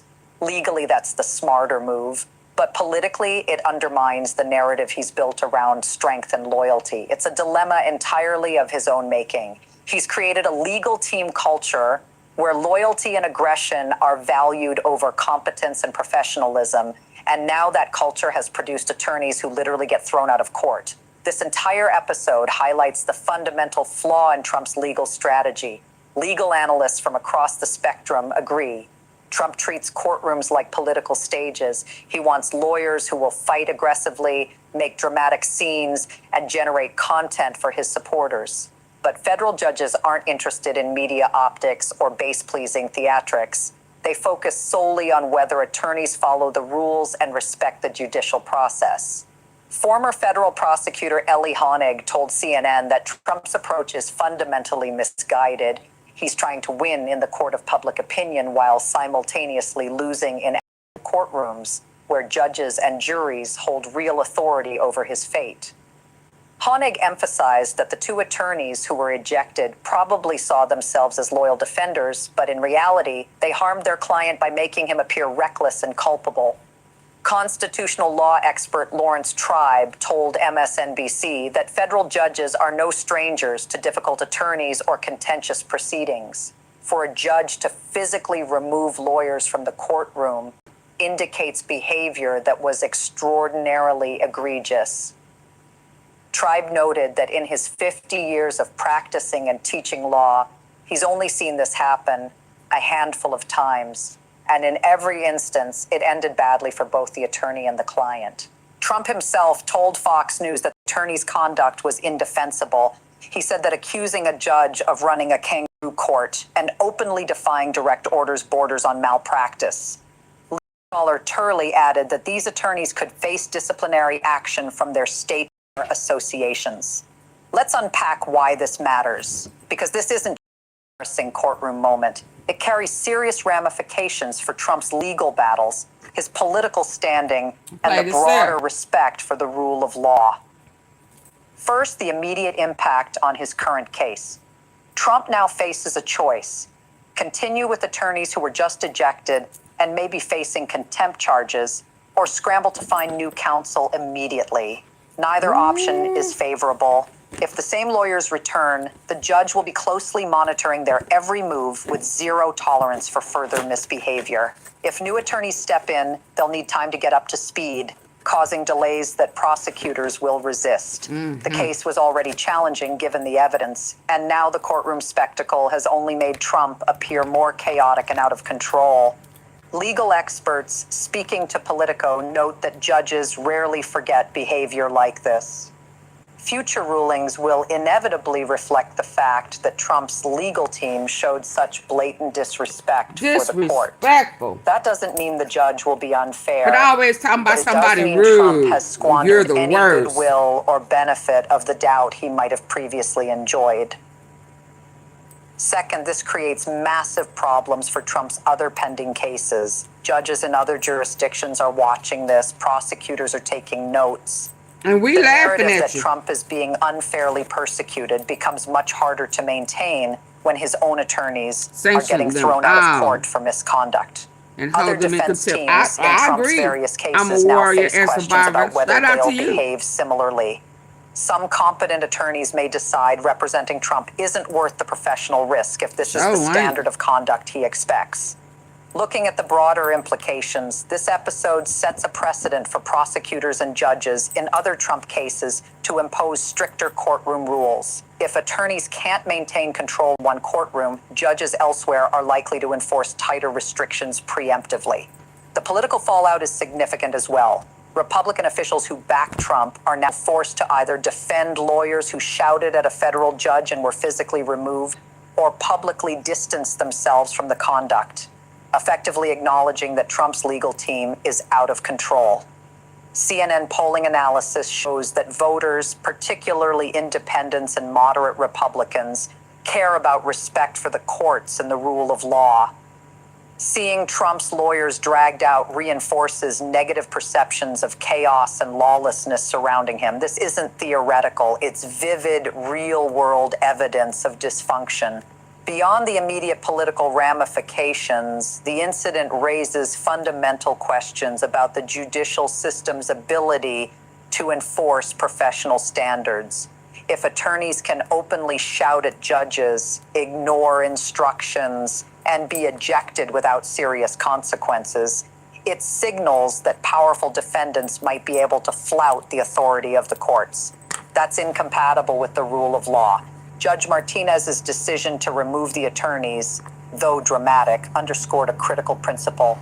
No attorney is above the court's rules, regardless of how famous their client may be. Courts must preserve order and dignity for the legal system to function, and when lawyers cross the line, judges are obliged to respond firmly. The episode has sparked reactions across both legal and political circles. MSNBC reports that ethics experts are calling on state bar associations to investigate Blackburn and Walsh for potential disciplinary violations. Creating a scene in federal court, accusing a judge of corruption without evidence, and refusing direct orders are all grounds for professional discipline, ranging from censure and suspension to potential disbarment. Meanwhile, Trump's political supporters are divided. Some hail the attorneys as fighters who stood up to a supposedly biased judge, treating their removal as a badge of honor and evidence of persecution. Others, however, quietly worry that the legal team's conduct is actually harming Trump's position. Politico reports that several Republican senators were asked about the incident and either gave non-answers or quickly changed the subject. They clearly don't want to defend lawyers yelling at a judge, but criticizing Trump's team could alienate his base.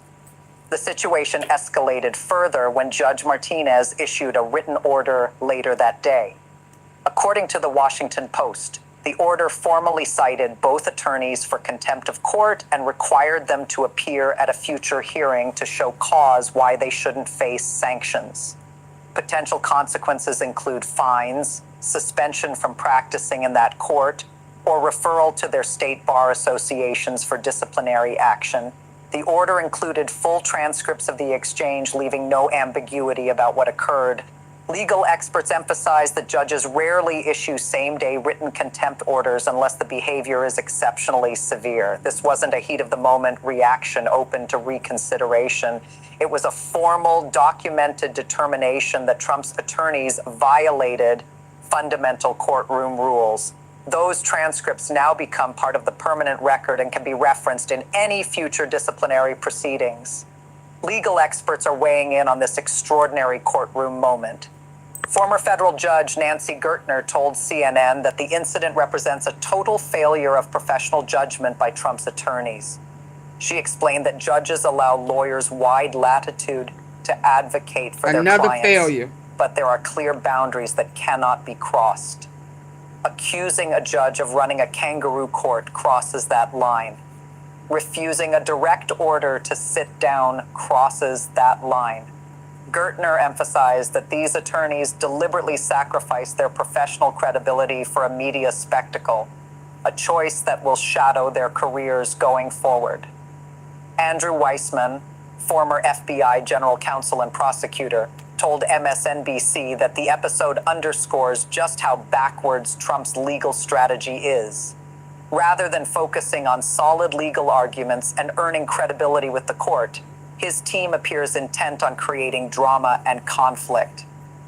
Weissman noted that serious criminal cases aren't won by having your lawyers ejected from the courtroom.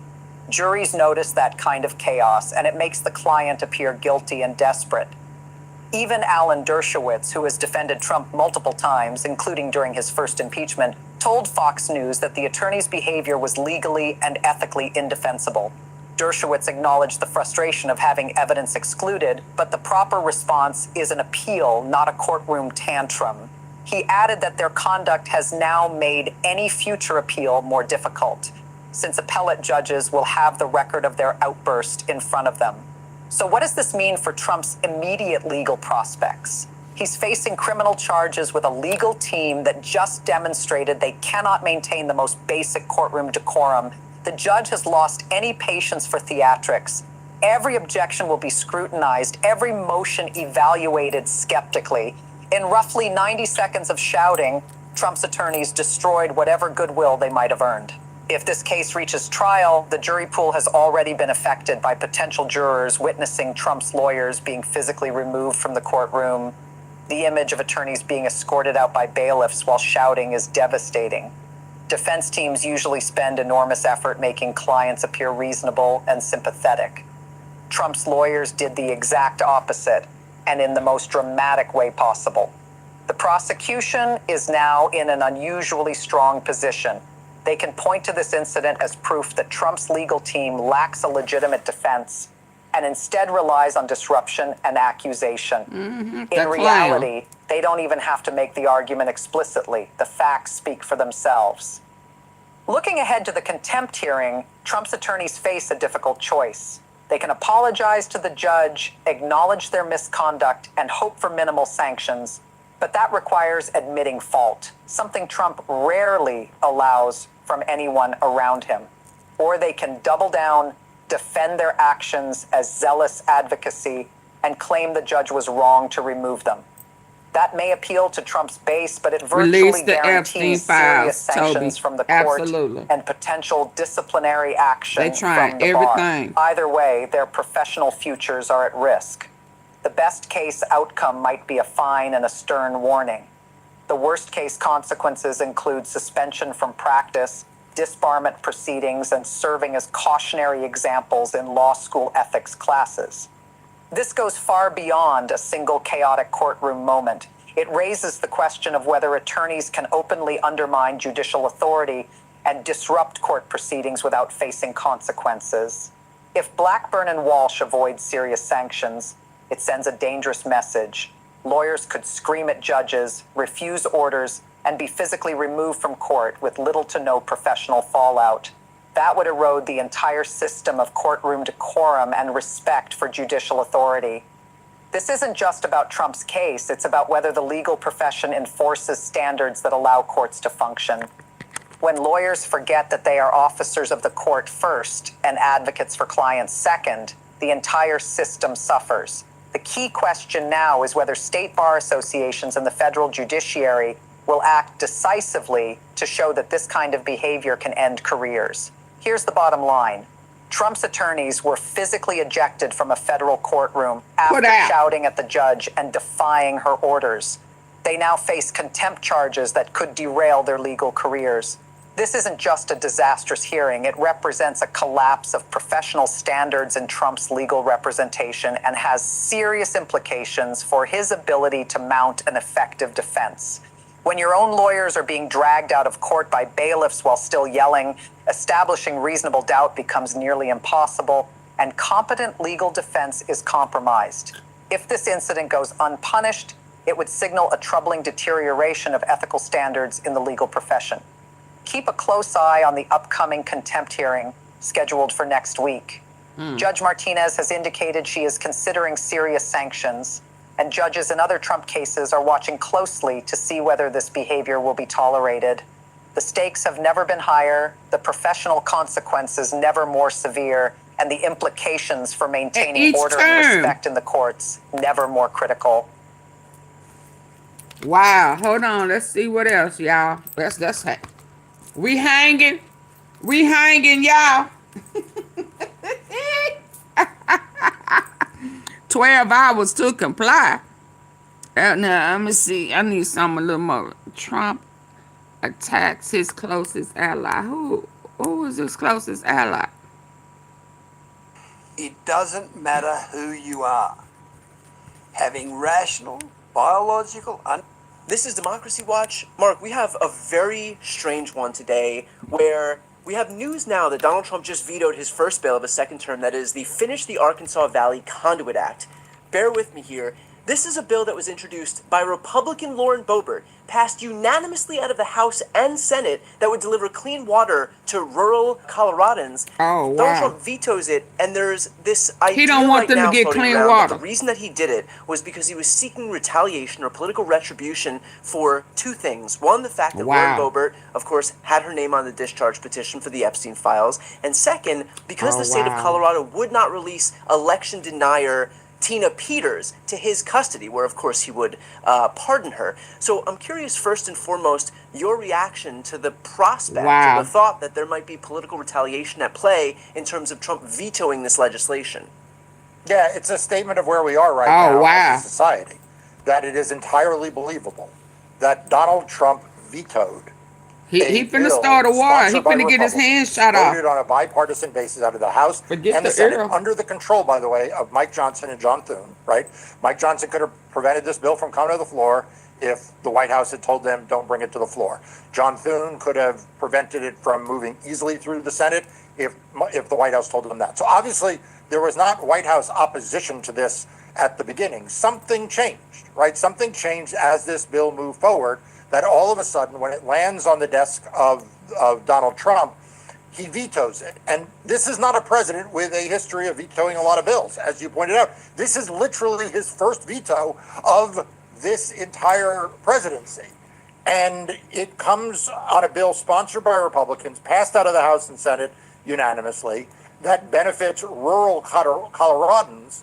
And what's sad, Brian, is that it is entirely believable that he did it either because he is punishing Colorado for the conviction of Tina Peters, who was convicted by a jury of her peers and is serving her lawful sentence, or because he's angry at Lauren Boebert for voting to release the Epstein files. I mean, it is just that's an right absolute commentary on everything broken about American politics today because of Donald Trump, that either of those is believable.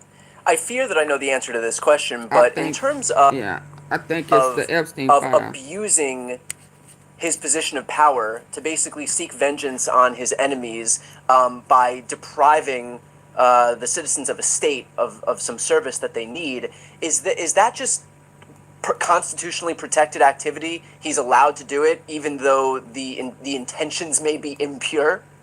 So, with respect to vetoing legislation, yes, he's entitled to do it. I mean, there's no requirement that the president even explain why he vetoes legislation. So he can do it for any reason, a good reason, a bad reason, whatever, right? So I don't think that is challengeable. Now, some of the other retaliation that we are seeing from him, which I think your home state of California has experienced, where he'll delay funds, or he won't declare an emergency, or provide FEMA relief, and you see that in disaster declarations. You've seen that threatened, at least with respect to the doling out of federal aid or federal assistance, or federal grants.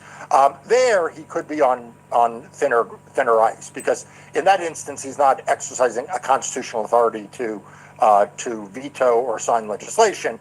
He is exercising his obligation to take care that the laws are faithfully executed. And so to the extent he is not faithfully executing the laws, then you get into the kind of lawsuits we see where people sue the administration for disobeying this act of Congress or that act of Congress. Those are not easy cases, but it's a different situation. And of course, even in those instances, Trump doesn't shoulder any personal liability. It's basically just the relief that they're seeking is to get his administration to do whatever it is they're supposed to do. Is that correct? That's entirely right. I mean, he has been held immune by the Supreme Court from criminal liability. He would not have civil liability here. So he is just a lawless president in the sense that he is leading an administration that doesn't care about the law and violates the law, but he himself is unaccountable for the lawlessness. And that's part of the dichotomy that here has been set up that is frankly so dangerous in our system today. I want to ask about Lauren Boebert in particular. What does it say that Lauren Boebert is basically, the latest iteration of a theme that we've seen for so long, which is the fact that loyalty only goes one way as far as Trump is concerned? I mean, how many times do we have to see Trump fuck over people who have been nothing but loyal foot soldiers to him and won't the give moment a thumbs that they just cross him won't. or don't give him 100% fealty? I mean, we've seen it from Michael Cohen, from George Papadopoulos, Sondland, Kayleigh McEnany, Ronna McDaniel, Marjorie Taylor Greene, and now Lauren Boebert.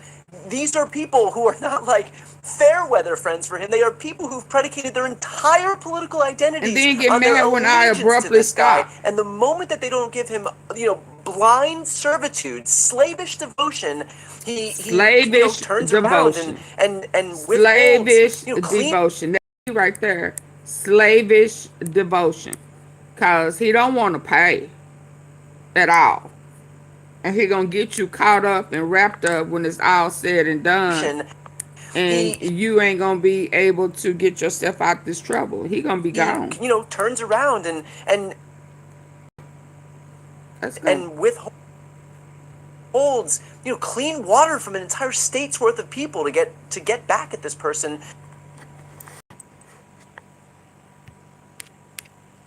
He trifling. For daring do something like vote in favor of the Epstein files, which, by the way, everyone in Trump's administration campaigned on doing. Yeah. So, look, you're right. We have seen this over and over again, in that loyalty is only a one-way street. Donald Trump does not have loyalty to anyone. He is only loyal to himself, and yet he demands complete loyalty from others. What is more mind-boggling than that, Brian, is why one after another, none of these people figure it out until it happens to them, right? You would think that right now there'd be a bunch of Republicans in Congress looking at what happened to Marjorie Taylor Greene and being like, that could be me. Right. And by the way, she could have looked to what happened to Liz Cheney and said, that could be me, right? And we could go back and go back and go back. Liz Cheney could look at Ronna McDaniel. Ronna McDaniel could look at Michael Cohen. Michael Cohen could look at Roy Cohn. I mean, it's a never-ending cycle of people. Donald Trump, it's just this trail of discarded people in his wake. It is. And it is that fact that they are so willing to compromise themselves and to surrender their dignity and surrender their self-worth in order to try to be in his good graces, knowing full well that their time may come, and that their time may come over something like this that they can't even have imagined possible. I mean, I can't believe that Lauren Boebert, when she introduced this bill, and Mike Johnson said, we'll put it on the floor. And Hakeem Jeffries, says, great, all the Democrats are going to support it, right? Like, this bill is now sailing through the House on the way to the Senate. And then the Senate, it sails its way out there. She couldn't possibly have thought that this was going to be the thing that would bite her, that this would be the place where he would draw the line. And yet, for the rest of us, it's completely predictable this was what was going to happen, because this is how he operates. It is always going to be the thing that. Yeah, double tap the face of your phone if you're listening in on your phone device. Double tap, hit it twice, the face of it. Go say thank you, and if you're not on your phone, hit the three dots at the top right corner. I'm 3 hours and 26 minutes in. Double tap, double tap, double tap, double tap. If you have not already double tapped or hit the three dots, if you have not already hit it, let's get this tea tonight. Let's get this tea tonight. The quicker we get the tea, the quicker we can move on. It's plenty of tea out there. It's always good over here. What we doing? The tea is always hot. Come on, y'all. Tap 3 times on your face phone if you want me to continue with the tea.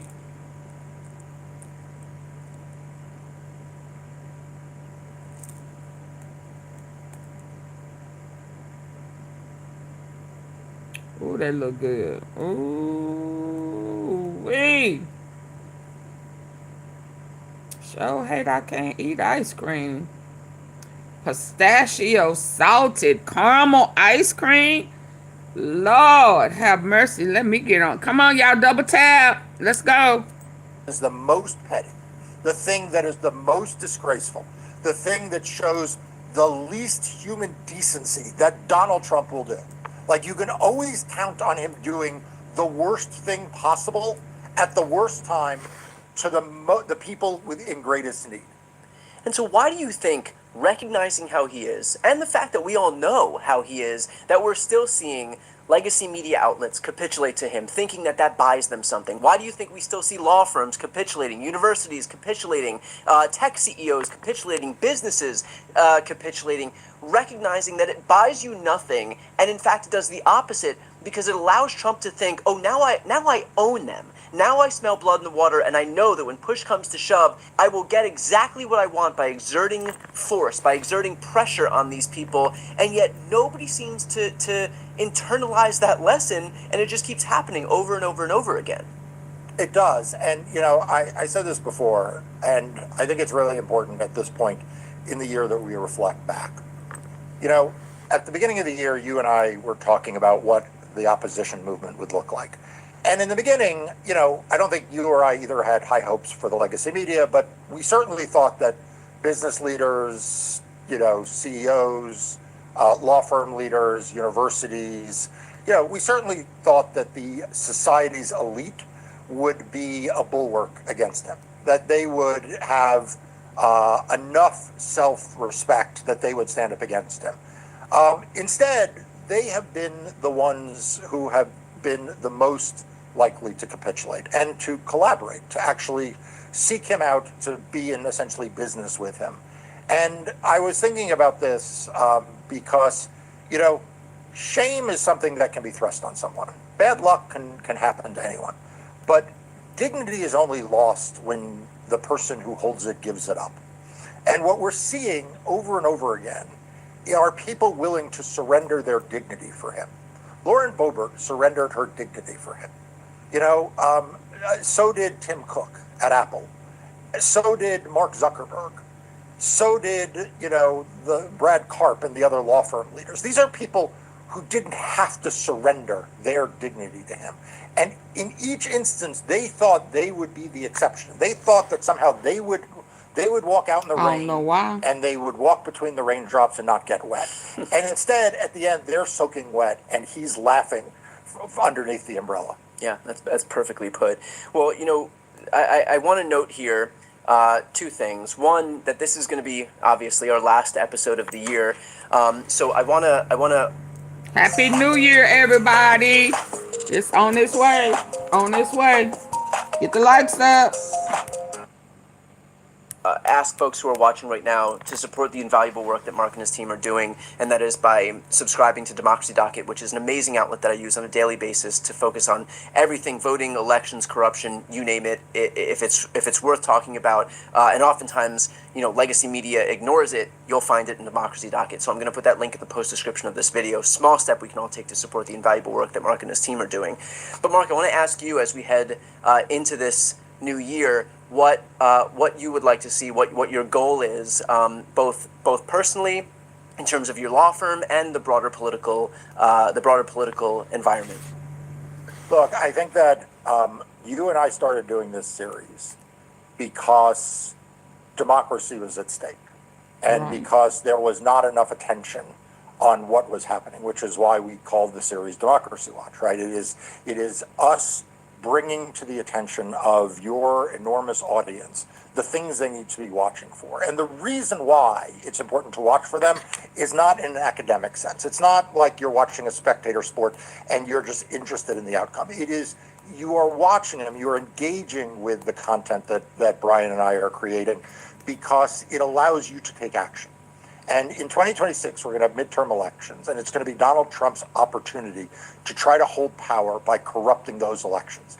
And we can predict now some of the ways that'll happen: voter suppression, election subversion, but there'll be some that we can't predict right now that'll just be, you know, outside of even our broadest imagination. God. But what people can count on is that Brian and I will cover these, and we will cover them when the legacy media ignores them.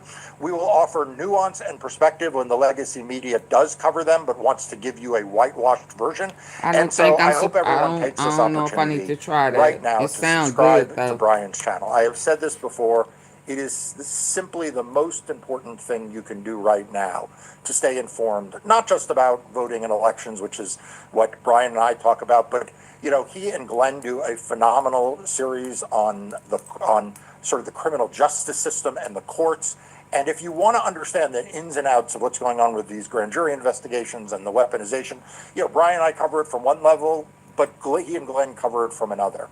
If you just want to know what's going on day to day, like in the push and shove of politics, Brian covers that several times a day. And then finally, you know, some of the most insightful newsmaker interviews, you know, interviewing elected officials, interviewing candidates, take place with Brian on his channel. I mean, during the California redistricting ballot initiative, if you weren't following Brian's coverage, then you were missing the absolute daily news blockbusters that he was delivering by interviewing Gavin Newsom over and over again, by talking to the legislators who'd walked out of Texas, by having really, really deep insights across, again, a spectrum. People like me, people like Glenn, people like Gavin Newsom.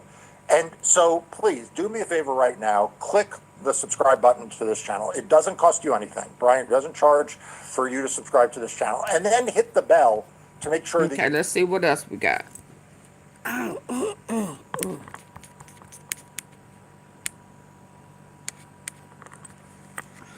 What else we got? Unhinged.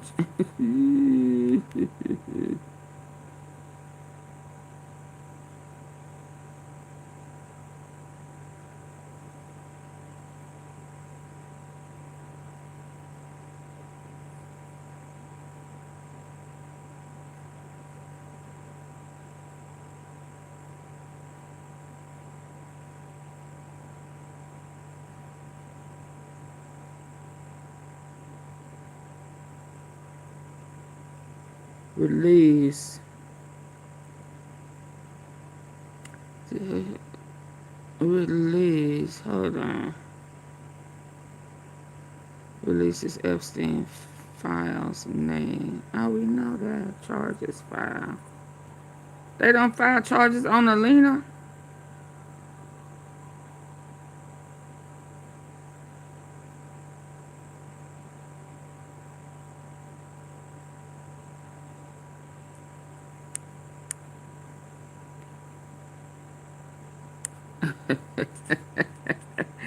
Hold on, y'all. Hi, Eddie. Impeach 47. It's funny you said I was just reading one. I'm trying to see if I want to touch it. Just yet. Trump signals Russia blocking.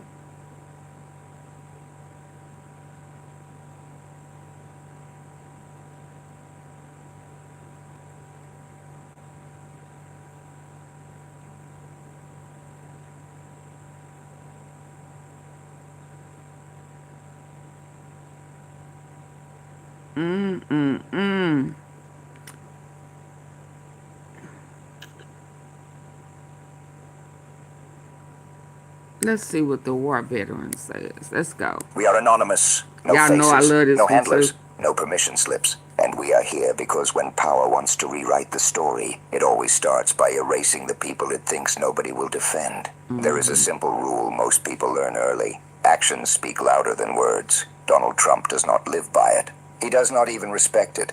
He treats words like props and truth like a costume. He will say whatever sounds soft, whatever sounds safe, whatever sounds like it might quiet the room, and then he will turn around and do what he wanted to do all along. Yeah, I covered that a day or two ago, Ted. You realize the words were never the point. The point was always control. Yeah, it's down this here. is why watching Trump is exhausting.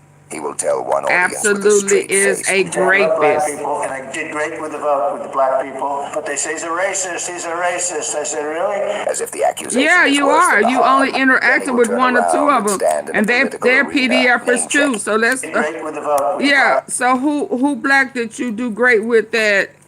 You know, ain't Kodak black? Hell, ain't no telling what type of you know. He helped pushing for you. Ain't he from Haiti? Ain't you try? Yeah, boy. Let me. So who else that's black that you done something for? That haven't done something for you? Is this something on my screen? What is this on you? You trying to turn black? What is that? Huh? Well, who? Did he? Yeah. And then he tried to blackmail you, and you left his ass in prison. So who you talking about, black, that you done something for? Huh? Who? You done took all, so because somebody said that you racist, so now you taking all the black holidays, DEI, so now black people on punishment too. Since ain't nobody running to help you. When Nicki Minaj tried to help Turning Point, you see where that got her, huh? Yeah, okay. And I did great with the vote with the black people. But they say he's a racist, he's a racist. I said, really?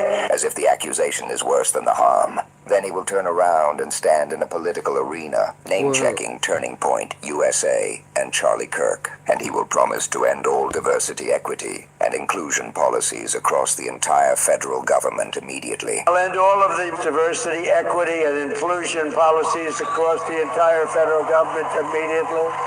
The left's campaign of racial discrimination and restore equality. What they've done Y'all to get this the lights country up. is just absolutely terrible. He drunk in as America, hell. we believe in the merit system. He frames it as stopping racial discrimination. He frames it as restoring equality. He says what has been done to the country is terrible. And then he lands the line that is supposed to sound noble. In America, we believe in the merit system. So which one is true? The I Love Black People claim, or the pledge to rip out policies that acknowledge the reality of race and inequality and call that equality? Trump wants both to be true at the same time, because it lets him perform warmth while doing damage. It lets him smile while he swings, and he tries to harden that myth with bigger statements. He shows up and says he came in good spirit. He says he loves the black population. He says he has done so much for the black population. I came here in good spirit. I love the black population of this country. I've done so much for the black population of this country. I have answered the question. He tries to control the moment, tries to control the question, tries to talk over the reality. Then he blurts out the brag that reveals the obsession underneath it all. I have been the best president for the black population since Abraham Lincoln. That's my answer. Better than President Johnson who signed the Voting Rights Act? That is his answer. He wants the applause to drown out the record. He wants the myth to outrun the facts. But the record does not vanish because Trump repeats himself. And if you want a clear window into what he really is, you do not even have to look far back. Look at how he spoke about the Central Park Five. Even after they were found innocent, people asked him plainly if he would apologize. Mr. President, will you apologize to Central Park 5? They've been exonerated. They had been exonerated. The actual perpetrator confessed. We are exonerated because the actual perpetrator confessed and DNA proved it. DNA proved it. And still the message that came through was brutal and simple. When confronted, Trump tried to hide behind the oldest trick in his playbook. You have people on both sides of that. He leaned on the claim that They admitted their guilt. even as the exonerated men explained why they were cleared. And when the question pressed him, you could hear the irritation, the deflection, the refusal to take responsibility. Why do you bring that question up now? It's an interesting time to bring it up. The point never the truth. The point was always the posture. The point was always domination. Now watch how that mindset travels. Watch how it jumps from slogans about merit and rage at DEI into the real world, into real institutions, into real memorial cemetery in the Netherlands, where the ground itself is a reminder of what war demanded and who paid. Here is the breaking story at the center of this. Visitors to an American military cemetery in the Netherlands revolted after plaques honoring black veterans of World War II were removed. The Did I reporting hear him describes it say, as why being you done bringing it as up part now? of Donald Trump's anti-diversity crusade. What? Visitors filled the guest book with objections. After Why the you plaques bringing came it down up earlier now? this year at Are the you visitor going to center for- apologize for being Because the wrong? actual perpetrator.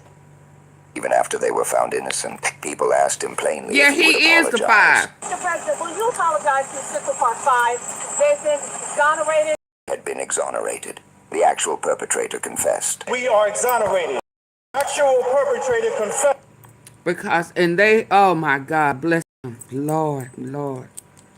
Sometimes when I just think about, what the people have been through. And then this motherfucker right here, and he is, like you said, he is the five. Him and his nasty ass elite partners are the Florida Five, as well as the... We are exonerated because the actual perpetrator confessed and DNA proved it. DNA proved it. And still the message that came through was brutal and simple. When confronted, Trump tried to hide behind the oldest trick in his playbook. Don't swallow now. People on both sides of that. He leaned on the claim that they admitted their guilt. Even as the exonerated men explained why they were cleared. And when the question pressed him, you could hear the irritation, the deflection, the refusal to take responsibility. Why do you bring that question up now? It's an interesting time to bring it up. The point was never... Well, why now? Why not now? Yeah, why not now? The deflection, the refusal to take responsibility. 140 in Congress, yep. It's an interesting time to bring it up. The point was never the truth. The point was always the Yeah, posture. Ted, I The point covered was that always the other domination. day. Now About watch how that the mindset 140 travels. people, what, 2 days ago? Deflection, the refusal to take responsibility. Why do you bring that question up now? It's an interesting time to bring it up. The point was Why never not the truth. now? The point was always the posture. The point was always domination. Now watch how that mindset travels. Watch how it jumps from slogans about merit and rage at DEI into the real world, into real institutions, into real Like he's memorials, supposed to be into in a his job. cemetery in the Netherlands, where As the ground if itself is a reminder Israel of what is not the war reason demanded he and does. paid. Here is the breaking story at the center push of their this. narrative. Visitors to an American military cemetery in the Netherlands revolted after plaques honoring black veterans of World War II were removed. The reporting describes it as being done as part of Donald Trump's anti-diversity crusade. Visitors filled the guest book with objections after the plaques came down earlier this year at the Visitor Center for the American Cemetery in Margraten, Netherlands. Those words matter. Earlier this year. Visitor Center. Removed. No date. No explanation. Just gone like history is something you can unplug. 2 displays were involved. 2. One honored black soldiers who took part in the war effort and helped liberate Europe from Nazi control. The other described the United States policy of racial segregation in place during World War II.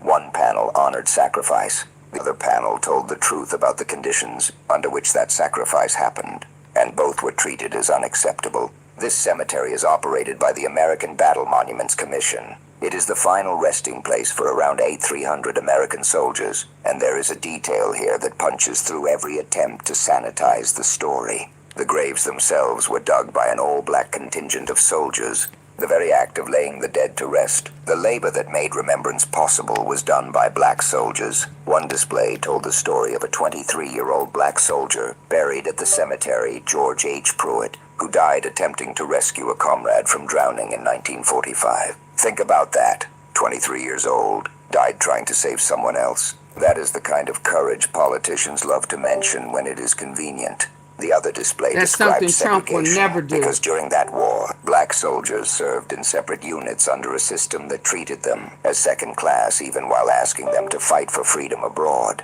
Some 1 million black soldiers enlisted in the U.S. military during World War II.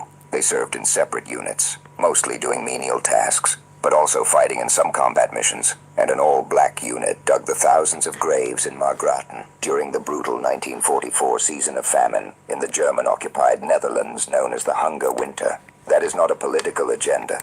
That is documented history, and it is exactly the kind of history Trump's movement wants to classify as a problem. Then the Papertrail made the motive explicit. Emails obtained by the Jewish Telegraphic Agency and Dutch News confirmed that the decision to remove the plaques was in direct response to Trump's executive order targeting diversity, equity, and inclusion programs, and the impact did not stop at one cemetery. That same order has affected a wide array of displays, memorials, and programs honoring African American history. This is what happens when an executive order is used like a broom. It does not clean, it sweeps people out of the room. And there is another layer that exposes the mindset. The U.S. ambassador to the Netherlands, Joe Popolo, described as one of the wealthy business people and GOP megadonors Trump named to European diplomatic roles, spoke out in support of the removal. His defense was not about accuracy. It was not about history. It was about comfort.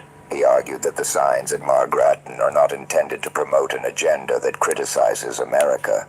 That sentence is the entire scam in one breath. If history includes segregation, it becomes criticism. If remembrance includes race, it becomes agenda. If a memorial admits America was imperfect, then the memorial is treated as disloyal. This is not patriotism. This is fragility dressed as policy. Real patriotism can handle the truth. Real patriotism does not need to erase. The displays were reportedly removed without any public notice, and that silence created the backlash. Visiting Americans were angry. Local officials and residents were angry. People who live with the memory of liberation. Joe Popolo, described as one of the wealthy business people and GOP megadonors Trump named to European diplomatic roles, spoke out in support of the removal. His defense was not about accuracy. It was not about history. It was about comfort. He argued that the signs at Margraten are not intended to promote an agenda that criticizes America. That sentence is the entire scam in one breath. If history includes segregation, it becomes criticism. If remembrance includes race, it becomes agenda. If a memorial admits America was imperfect, then the memorial is treated as disloyal. This is not patriotism.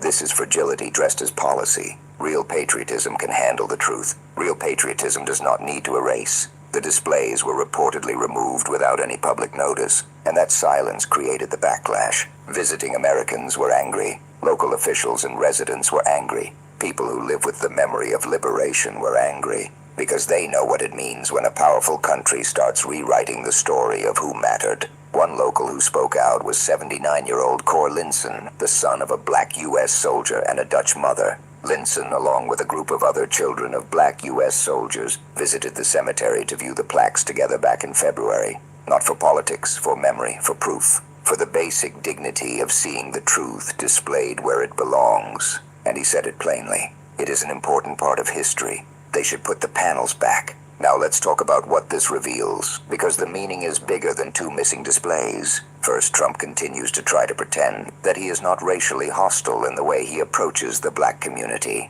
He says, I love black people. Then he attacks programs associated with racial equality. He says merit while he targets the people who had to earn their dignity in a country that denied it to them. He performs affection, then legislates erasure. Second, Trump does not honor what he claims to honor. He speaks about veterans like a stage prop. He wraps himself in symbols and expects gratitude. But when the honor is real, when it belongs to black soldiers who helped liberate Europe and who literally dug the graves where American soldiers rest, he lets that honor be pulled off the wall. No notice, no respect, no apology, just removal. Third, the merit system line collapses under its own weight. Because if merit means anything, it means deeds. It means sacrifice. It means George H. Pruitt dying at 23 trying to save a comrade in 1945. It means 1 million black soldiers enlisting and serving in segregated units. It means black troops doing brutal labor during the hunger winter, digging thousands of graves in a famine season under occupation.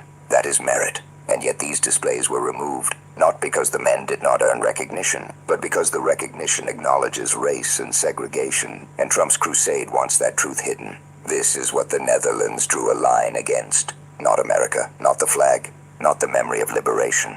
They drew a line against erasure, against the idea that honoring black veterans is somehow agenda, against the belief that a country can claim greatness while scrubbing away the people who proved it.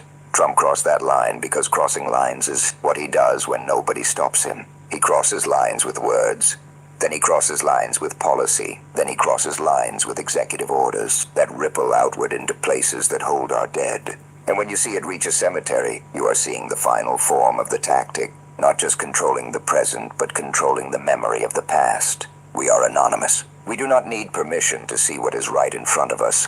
2 panels came down. A guest book filled up with objections. A cemetery that holds 300 American soldiers became the stage for a culture war Trump exported overseas. And the truth, the stubborn truth, is that the people being erased earned their place through service and sacrifice, and the only reason to remove their honor is fear of what honest history says about America and about Trump. No slogans can cover that. No post can wash it clean. History will remember who was honored, who was erased, and who ordered the erasing.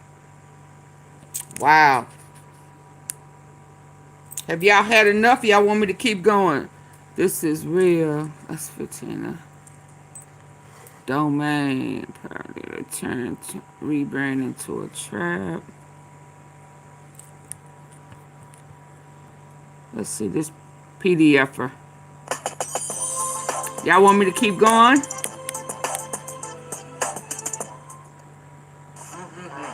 Think you know HelloFresh? Think again. The new HelloFresh makes home cooking easier and even more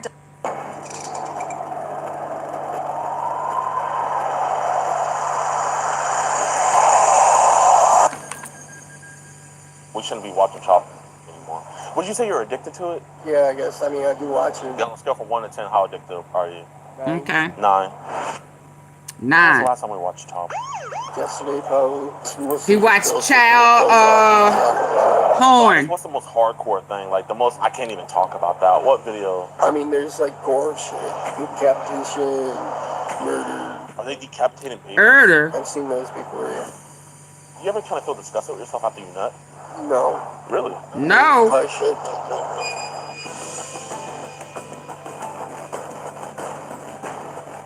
To catch a predator. Yo, what's good, YouTube, man? Welcome back to a brand new episode of EDP Watch. I am your host, Marcus Cousins III. And the reason why you guys haven't had an episode in the last 10 days is because your boy's been sick. I've been very sick. But now we got to deal with somebody even sicker. We got to deal with Mr. Patrick Kerwin. Patrick Kerwin is one of the most vile guys I have ever caught. Definitely top 5. But sadly, we got a couple more that are coming soon that are worse. But this dude, just horrible and just really deep into CP collection. I mean, he is so deep into it that, like, I think it would even make CP collectors be like, okay, that's too much. That's how deep this dude is into it.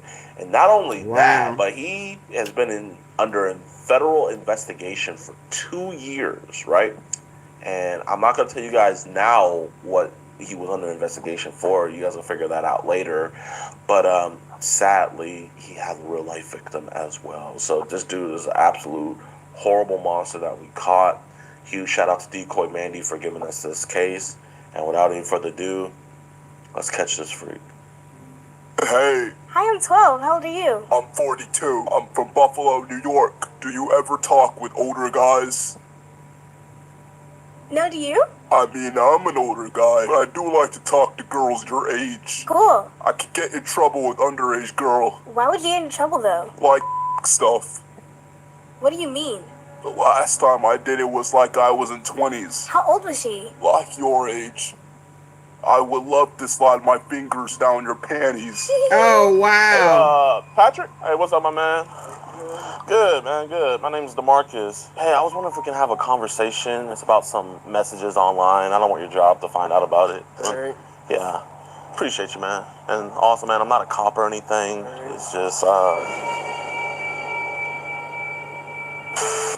What's this? What the f*** is this? We know you hate child predators and love what we do, but sadly, the same can't be said for others. For today on EDPWatch.com, and for only $4.45, you can help support us locking these monsters away. You'll get access to uncensored chat logs, full disgusting audio calls, and never before seen and early access to new videos. You'll be entered into monthly giveaways, get 50% off all merchandise, and get a chance to do a high roll cast with yours truly, DeMarcus Hanson. All on EDPWatch.com. you know, man. Yeah. Well, you know how you were telling her you wanted her to tell her family? Well, she told her dad, and her dad was like, oh, you know what? He doesn't want to get law enforcement involved, but he, you know, asked me to talk with you. We have an organization that kind of talks to individuals that are talking to kids. You want to just stand over here and we can just talk? Yeah. So that way none of your coworkers hear about your business. Cause how long you been working here, man? Praise God, man. Awesome. So, He I said mean, praise just to God. kind of be straight up, like, how old did Manny tell you that she was online? She's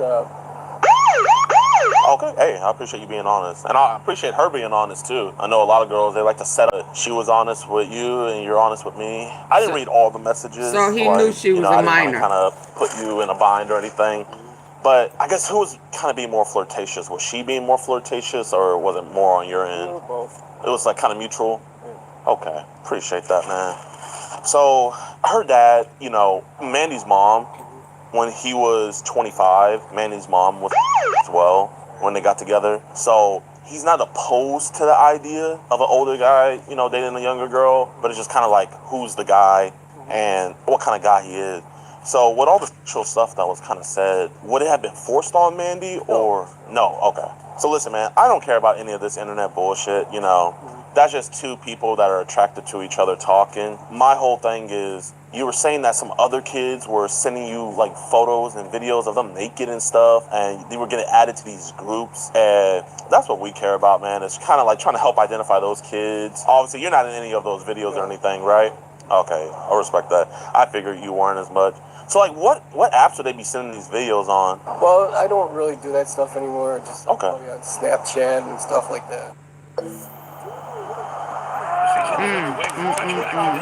Intercept. Okay, well, they don't do it like on like Telegram, Teleguard, Zangy. Okay, so what's the youngest age we've seen? Because you say you saw girls Mandy's age and younger. So how younger did you see? Probably like something. Oh my! So like, are these girls? Are they by themselves doing it? Or are they? I don't know how old they are. I mean, yeah, I probably assume that they're probably like. Yeah, but I'm just saying, like, are they by themselves in these videos, or is there like an adult with them in the videos sometimes? You'd have to look them up yourself, I guess. That's why I'm trying to get them guy on the inside, man. Like, I'm just genuinely asking you. I mean, you'll really be a big help with trying to figure out about this stuff, because I don't know too much about it. Like, what do you mean? Like, where to find it and stuff? Well, I mean, I'm just like, because I've never really seen these videos, so like, what is a girl doing in these videos? It's like all kinds of blacks and stuff. Like, some are like that, like, some are like, I don't know. A lot of them are just taking their clothes off and stuff. Oh my gosh. You just have to watch them yourself, I guess. Yeah.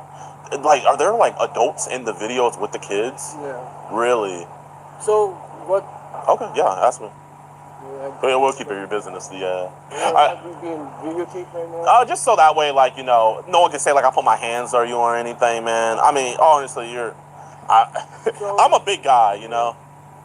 Yeah, I just don't want you to be like, oh, he hit me, and then also, I can't be like, yo, he hit me. I can't say that, you know? This is just totally just between us, obviously, like, and after I'm done talking with you about like this. a private investigator then? No, like I said, we have like this non-profit organization where. So what should I do about the Mandy thing? Well, I mean, yeah, we could talk about. Keep on talking with her? Or I mean, her dad isn't really too upset about that, you know. The whole thing, he just kind of wanted me to know about it because this is kind of like my expertise. See if you're a bad guy. Because like I said, Mandy's dad was way older than her mom whenever he got with her. I mean, I was just thinking like friendship. He knows what. I mean, I probably wasn't thinking anything more than that. Yeah. No, man, I respect that. You know, I don't know. Should I just keep on talking with her, or should I? Yeah, man, you can do whatever Keep you on want. talking to her. Oh like, my you're more than God. free to. Like, genuinely, you could do literally whatever. Should I mention this? Like, what should I say? Like, your father? I mean, maybe later after we're kind of done talking, like, if you want, maybe you can hook us up with a couple beers in there, maybe, and we can, after work or something, or maybe we can meet up somewhere else and chat with her dad. But it was kind of like, you know, her dad was like, oh, he's kind of a shy guy. He's not that big. So he was like, hey, can you go talk with him about this? You know, this is kind of my area of expertise, because not everybody's like you, where they want the relationship to be, you know, consensual. No, it's like a friendship. Yeah, I mean, that's the best thing it can be, because, I mean, you know, there's a lot of monsters out here where they'll talk to young girls. He don't want to be seen on camera. You know? And obviously, you're not that type of guy. Like, I could tell, like, I don't think you're a bad guy. Like, literally, I got a shirt that says that. But, kind of going back to these videos, man, like, are these people, like, adding you to these groups with kind of, like, all these kids and everything? Yeah, so, you can get on groups and stuff about them. What apps is, like, it's the most prevalent on, would you say? Telegram and Snapchat. I've gone through therapy for this stuff before. What do you mean? Oh, wow. I did get in trouble before I did. Y'all hear that? And stuff. They did investigations. What'd you get in trouble for with? The videos. Really? Are you registered for them? No. So did they, like, find some kind of videos and stuff? Really? Of, like, kids? Yeah. Did you go to jail or anything with that? Okay, hey, I respect that. Well, here, you know, I don't know if you know, Trump, he's real big on transparency. He put out that new implementation where, you know, child photos are tagged now. So you can kind of see maybe, like, who your neighbor is, if they have child photography going back and forth. And, hey, how you doing? Okay. How's it going? I'm going to be a little late talking to someone. How you doing, man? He's the manager. Oh, what's up, manager? Owner. Oh, owner, my bad. Owner. Oh, wow. Oh, wow. Big boss. Yeah. So, like I was saying, man, you know, they freaking put all that out there. And obviously, I know you're not in any of these videos, but I'm seeing a lot of traffic being sent to you. So are we still being added into those groups a lot lately? I've not been on them lately, no. I don't really go into those groups, so I don't just... So you try not to interact with it, but it's still probably happening? Yeah. Okay. Yeah, man. I mean, listen, I think you want to be on the right side of this, right? You got investigated from this before, and you know you don't want to tarnish your good name. You've been working here for 19 years. If you want this is totally optional for you. I'm real big on transparency. We have a device that targets strictly child. So you'll keep everything on your phone intact and the same, and literally, you don't need that. But I mean, there's now a lot on there. now he don't even want it on his phone. Not really, but it's too much though. Really If you had to say from, I guess, 1 to 1,000, how many child images would you say is on your device? Right now? Yeah. 20. 20. I mean, that's 20 too many, man. I mean, I know you've been deleting it, Yeah. but even when you delete it, it's still on your phone. You know that. Yeah. Like, it doesn't really go away. So it's up to you if you want to get ahead of that. And I've already gone through therapy and stuff. you went through therapy, but I'm not talking about therapy. I'm talking about, like, getting that stuff off your phone. Because if a private citizen like me can see it, imagine what law enforcement can see, especially... If I could just go just through my phone. And listen, it's one of those things where, okay, he has child on his phone, and he's talking to a 8-year-old girl. It just doesn't look good, you know? They're not going to think, oh, he's getting cupcakes with her. But, I mean, it's totally Oh, I'm sorry. up to you, man. But I guess what's the youngest age on there do you think you have? Bingo Blitz is my little treat. The suspense, the excitement, the thrill of getting a bingo. This is It's the sad. perfect 5-minute break whenever I need it. And so They also groom. They sure do groom on YouTube. So what's happening with that video of that girl?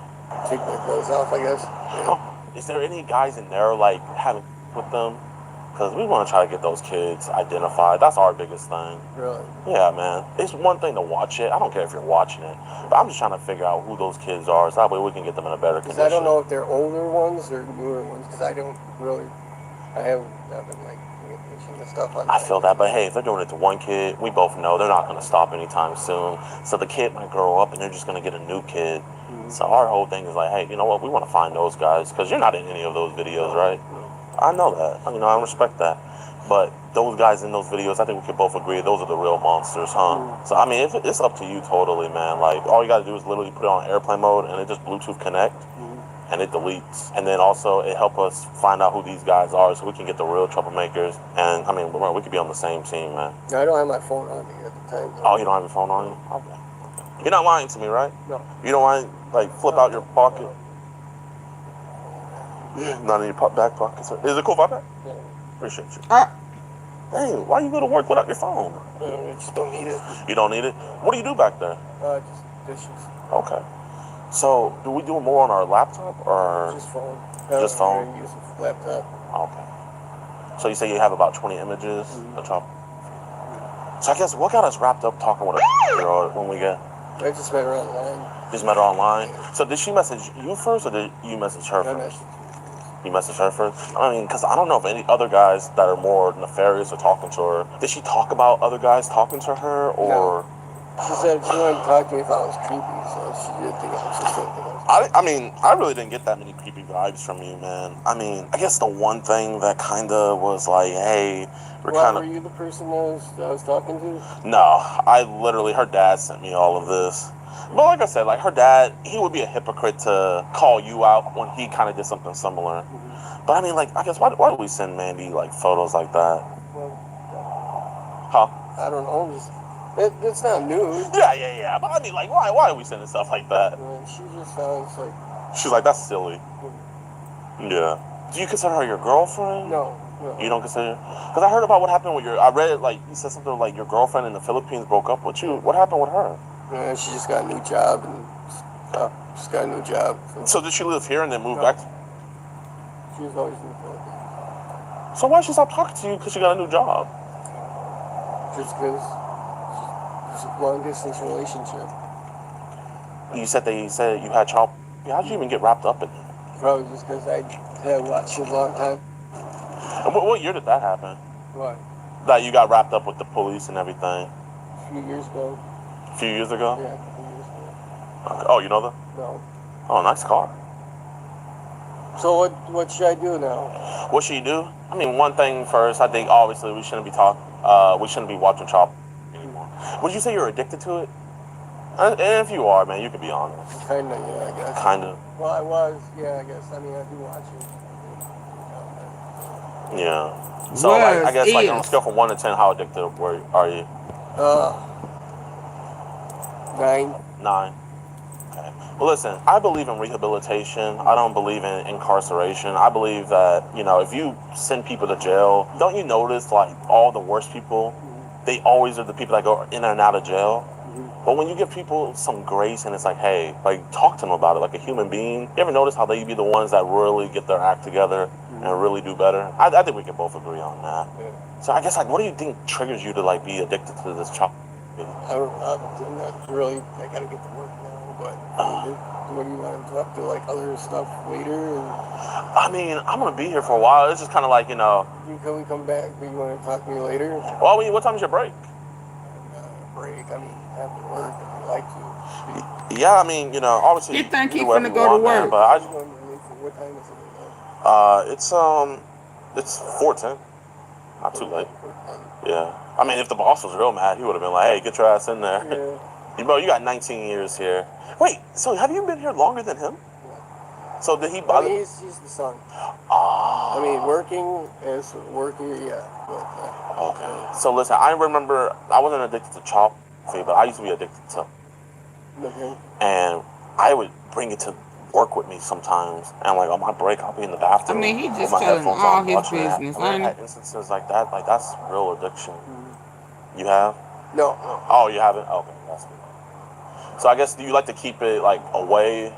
Yeah, okay. What apps are you getting this shopping from? Because it's a different about the consumer.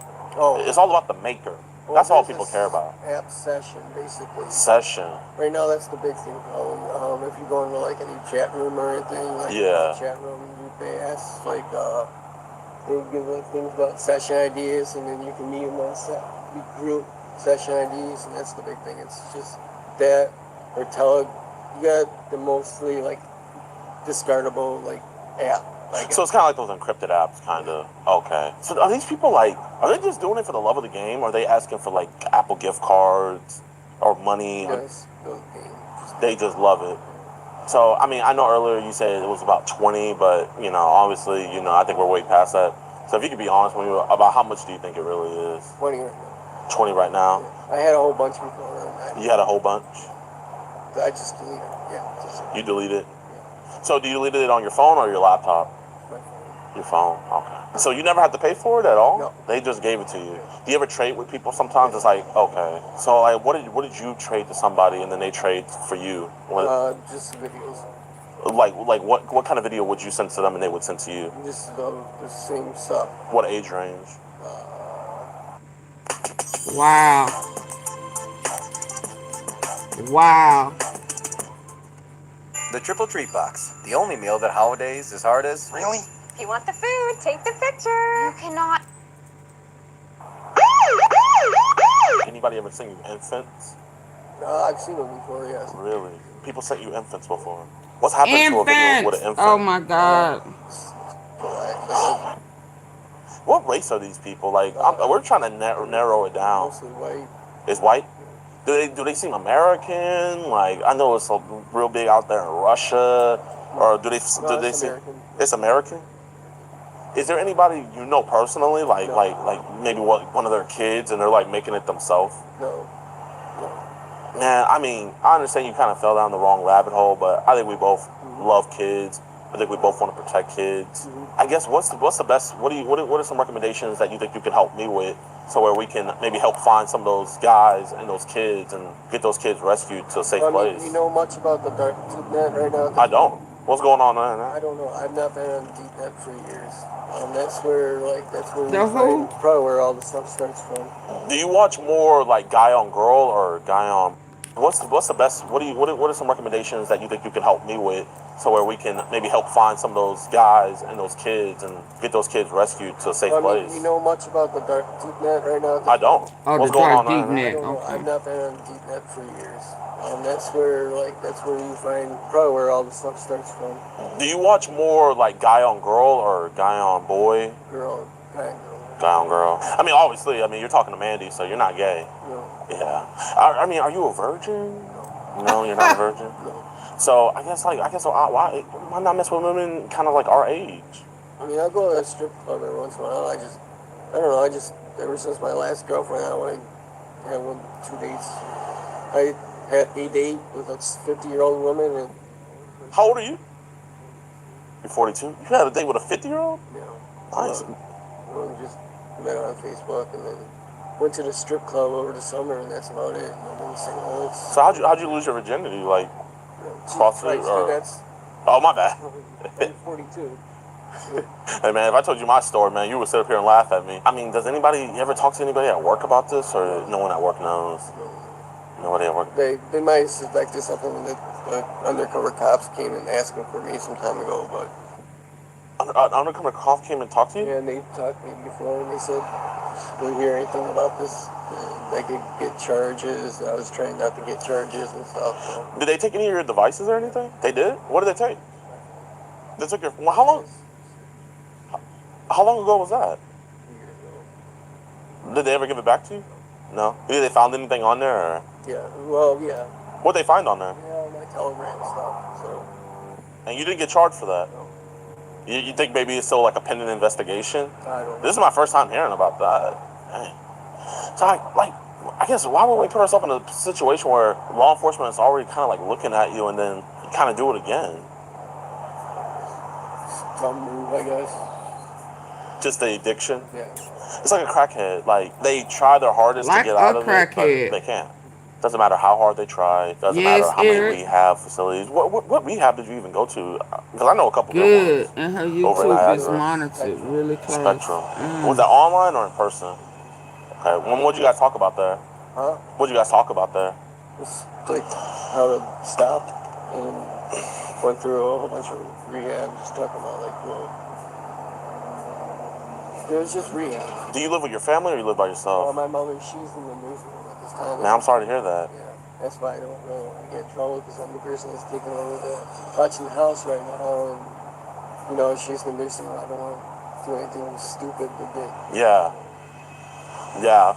I mean, luckily, what was said with Mandy, I mean, it's illegal, but it wasn't too bad. You don't have to worry about that. But, I mean, you know, you gotta be there for your mom, man. Yeah. When was the last time we watched Child? Yesterday, probably. Yesterday? What was happening in that video you watched yesterday? Just mostly just girls taking their clothes off and stuff. Okay, when you say girls, are we talking like, you know, 20? So, was it a guy with them? Oh, so it was just them by themselves? I guess it kind of sounds like to me you're kind of like trying to edge off of the more hardcore stuff. Yeah. Did you used to be more into the hardcore stuff? Girls or something. Yes. It's something real hardcore stuff. So I guess what's the most hardcore thing? Like what's the video that like? Yeah, because he got him thinking that he ain't gonna get in trouble. I can't even talk about that. What video comes to mind? What's my favorite? Not your favorite, but like one that like just really just like, oh no, that's too much. Oh, I mean, there's like gore shit, decapitation, murder. Are they decapitating babies? I've seen those before. Yeah, I can't go into towards the gore shit. They're decapitating babies. I've seen stuff like that. Yeah, Wow. like gore sites, decapitation, murder, shit like that. Yeah, I can't do that kind of crap. Sacrifice. Oh my god. I mean, are you a believer? No. No. No. I mean, I bet even a non-believer, that makes you kind of just want I to often pray say that God asked him is he a blesses them and bring them to Zionist. heaven. He not a believer. Oh my gosh, man. So, like, are you guys like He not a believer. gore sites, decapitation, murder, shit like that? Yeah, I can't do that kind of crap. Oh my god. I mean, are you a believer? No. No. I mean, I bet even a non-believer, that makes you kind of just want to pray that God blesses them and bring them to heaven. Yeah. Oh my gosh, man. So, like, are you guys gonna like press charges? Or what? I'm not her dad, and I mean, her dad is, I mean, would you want to talk to her dad? Yeah. Okay, I can call her dad. Oh, really? Huh? Oh, wow. Really? You can call her dad? I know her dad. Oh. Her dad's the one who told me everything. Man, he's white. I don't know her.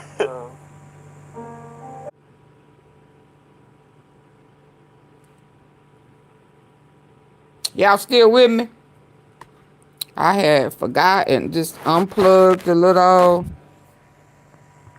charging device and hooked it up to something else.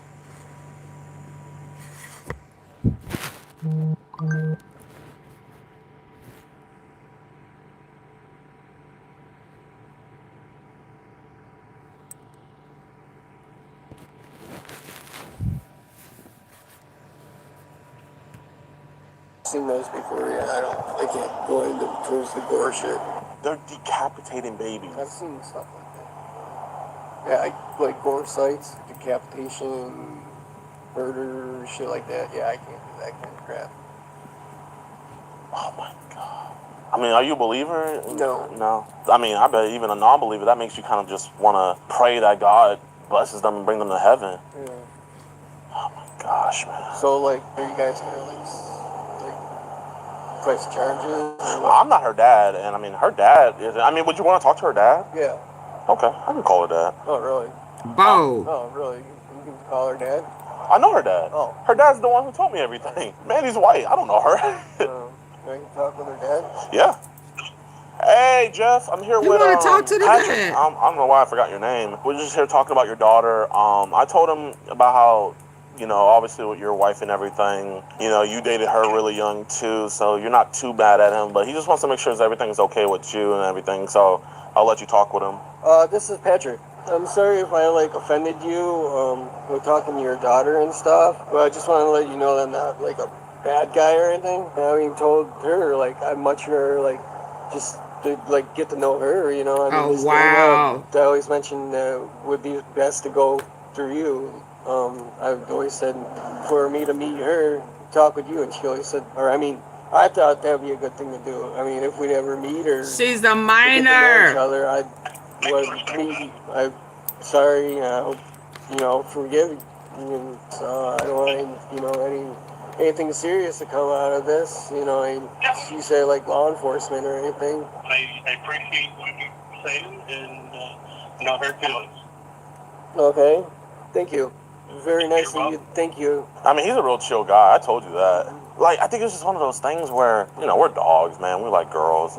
How many other girls are we talking to that are around Mandy's age? She's like the only one that I really talk to like all the time. So I don't know like what the other ones are, if they're real. That's the thing, you don't know if they are real or not. Oh, okay, so there's some other ones, but so how old are they? I mean, you can go on like a girls chat or something. If they come up, hop up every now and then, but I'm talking about like around Mandy's age. Is there anybody else around Mandy's age? maybe one other that I met earlier. Since she moved out from like Chicago into like down towards like Schenectady or Jamestown. Schenectady? Oh man, I got family out there. She's Mandy's friend. Oh, they're friends? Yeah. Oh, dang. Does Mandy know that you're talking to her? Yeah. Oh, okay, she does. How old is she? So what's her name? Livy something? Livy. Did things kind of get spicy with her too? Kind of like Mandy? Okay. I mean, do you have any friends that are kind of like into the same stuff that you are? Or? No. Do you have many friends? Yeah. You do? You ever confide in them and be like, hey, I have this addiction with child? Yeah. And what they say? Not much. No words of encouragement or? Because I don't know if you and Mandy are going to work out, so if there's another... I mean, just as a friendship, I didn't, like, totally dating or anything. But you asked her she she would be down to be your boyfriend and everything. I don't know. I think you would be good with Mandy, but that's like with other kids, how do we know, like, nothing's going to happen with them? And when I say nothing's going to happen with them, obviously, if you're hanging out with them and stuff, this is going to happen. I'm talking like, how do we know, like, they're not going to get hurt, you know? Like, you might go to the range and it's like, oh, I don't want to, you know? And they go missing. How do we know something like that's not going to happen? Because I wouldn't do something like that. I got family members. Yeah, I mean, do we ever babysit them or anything? I have before. Yeah. When they're younger, but... You ever had, like, thoughts sometimes where it's like the thought crept in your mind? I can't believe he's just sitting there while at work having this conversation. Now that they're older. Did anything ever happen with them? No. No. So, I mean, obviously this is stuff that, like, you don't just stumble across. So did someone put you onto this, or how do we get into this? You searched it? Yeah. So what did you search online to find it? Hey, sweetie. You good? Someone stole my Old Spice antiperspirant. Like, you start with, like, child, and then usually it, like, says you can't, and you have to go. It's just, if you go in the group chat, or, like, the online chat room or something, I was told to stay out of the kids chat, because that's where I was at. Why did they tell you to stay out of those? Yeah, be in there, like, just rooms and stuff. Oh, so it's like you literally can't. Do you ever worry that, like, you could be traded with a cop one day? Yeah. I probably have. And that's why I got in trouble before. How much? Because you say you have about 20 now, but how much do you think you've deleted in your lifetime? Very interesting. 1 to a million. Thousands, probably. Thousands. I've had them before. Do you like save them on drives or anything? But I don't have them anymore. Or what'd you do with the drives? I smashed them up when I got in trouble. How long did you lay low until you start doing it again? 2 years. You just recently got back into it. So do you kind of like just beat and delete? Yeah. Yeah. Yes. You have no idea how much you're helping me. Do you ever kind of feel disgusted with yourself after you nut? No. Really? So you're really invoked it. You really like it, huh? What's the age range you prefer most? Why those age ranges? Here's the cops. Did your boss call? We're just home. We're just talking. Oh, hold on. Really? So you're really invoked it. You really like it, huh? What's the age range you prefer most? Why those age ranges? Here's the cops. Did your boss call? We're just home. We're just talking. He's probably going to get food. Do you guys give discounts to cops? Hey, you're not gonna watch Child anymore, right? No. And you're not gonna talk to the girls? Oh, he just got This loud. is your last time ever talking? And about how much child do you say you have? 12. 12. And how old are those kids in those videos? He is Do you have smooth. any electronic devices in your car? He went from saying, "Oh, they probably finna go get something to eat." What's the age range you prefer most? Why those age ranges? Here's the cops. Did your boss call? We're just home. We're just talking. Anymore, right? No. And you're not gonna talk to the girls? This is your last time ever talking? Did y'all about how see much that? child do you say you have? 12. 12. And how old are those kids in those videos? Nut? No. Really? So you're really invoked it. You really like it, huh? What's Trump the age is range the you monster. prefer most? Yeah, he going to get those age arrested. ranges? Here's the cops. Did your boss call? Somebody did your boss call. He's probably going to get food. Do you guys give discounts to cops? Hey, you're not gonna watch Child anymore, right? No. And you're not gonna talk to the girls? And This got is your him last time ever confessing. And about how much child do you Got say him you have? confessing. 12. 12. And how old are those kids in those videos? Do you have any electronic devices in your car? Just my phone. Okay. Is the child on your phone in your car? No. Okay. Got where is him the child? confessing right in front of the cops. Some sort of app or something. Way to But go. it's on your phone now. Not on my phone. Not on your phone. Where do you view it? On phones. So it's on your phone. Not on my phone, no. No, but you viewed it on your phone. I don't need to speak with anybody if this is a... Do you have a ID with you? Yes. Can I see it? Oh, wow. And you're not gonna send a box or pic of your to Mandy again, right? And you knew she was right? Yeah. Okay. Last time talking to her? Yeah. Okay. Appreciate that. What did you hear, Patrick? Dishwasher. Okay.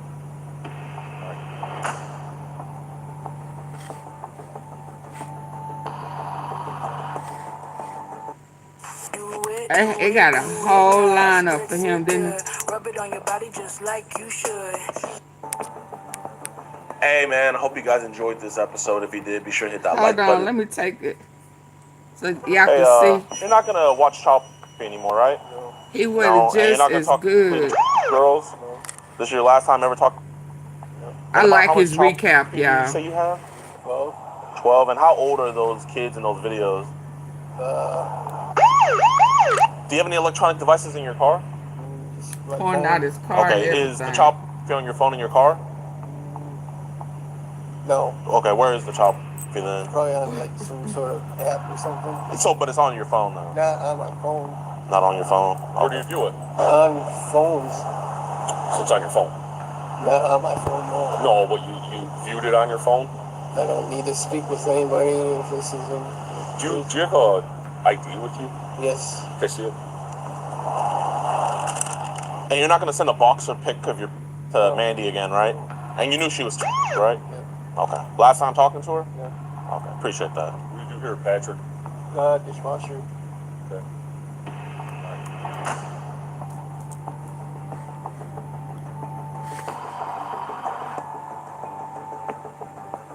Hey man, I hope you guys enjoyed this episode. If you did, be sure to hit that like button, subscribe, and share. Now, I know I told you guys earlier, hey, you know, there's more to this story, but before we get into that, I just want to give a huge shout out to the Lancaster Police Department.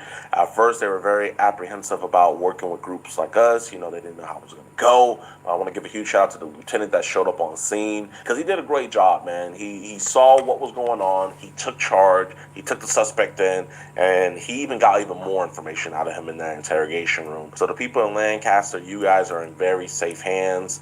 These are the charges that he was hit with in our case. So he's already gone away for a long time with that stuff. But this is where it gets even worse. This freak. Hold on, y'all.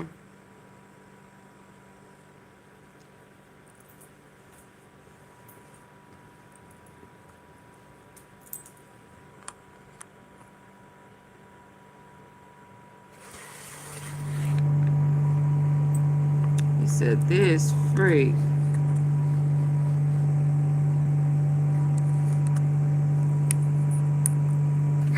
Has been under federal investigation for 2 years, right? That stuff. But this is where and he even got even more information out of him in that interrogation room. So the people in Lancaster, you guys are in very safe hands. These are the charges that he was hit with in our case. So he's already gone away for a long time with that stuff. But this is where it gets even worse. This freak has been under federal investigation for 2 years, right?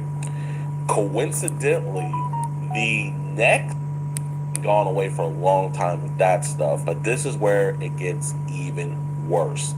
This freak has been under federal investigation for 2 years, right? Coincidentally, the next day, the FBI decides to do a raid on his house. They do a raid on his house to take more of his devices and to arrest him because they found stuff on those previous devices that they took in. But when they were looking, they were like, oh, wait, where is he? I don't see him anywhere. So they look him up in the system, see that he's in jail. And so they let the investigator know that they're slapping on even more charges. And all the charges that we got put onto him are now going from state to federal charges, which is absolutely great. And come to find out that the reason why this dude was on the FBI's radar is because this man took a S3X trip to Thailand to do horrible things to Thailand. Very, very young children. And oh it's wow! So it's not a app. He left the country. These devices that they took in, but when they were looking, they were like, "Oh, wait, where is he? I don't see him anywhere." So they look him up in the system, see that he's in jail. And so they let the investigator know that they're slapping on even more charges, and all the charges that we got put onto him are now going from state to federal charges, which is absolutely great. And come to find out that the reason why this dude was on the FBI's radar is because this man took a S3X trip to Thailand to do horrible things to very, very young children. And it's so sad, but it's not a abnormal thing. A lot of that's what the president and stuff. And the fact that this dude can do this on a freaking dishwashing salary, imagine what these freaks that have millions of dollars in their bank accounts do. But that's how he got on their radar. I'm just so disappointed in the FBI because, I mean, you guys could have had this dude dead to rights years before with all the stuff that you guys got on his devices previously. But nope, you guys don't act on that. You guys want to act after we do something. Some YouTuber and a ragtag team of decoys. I think it's absolutely ridiculous. If I had the funding that the FBI did to do these investigations, I mean, I think we could literally make the world a very, very, very much safer place for children. But hey, we can't do that, but we can do it with your guys. Wow. Let's see what else he have, y'all. Y'all gang? Y'all up for it? I saw one the other day, but let's see what else he got. The N-word. Somebody tried to do the N-word? Or wait, what?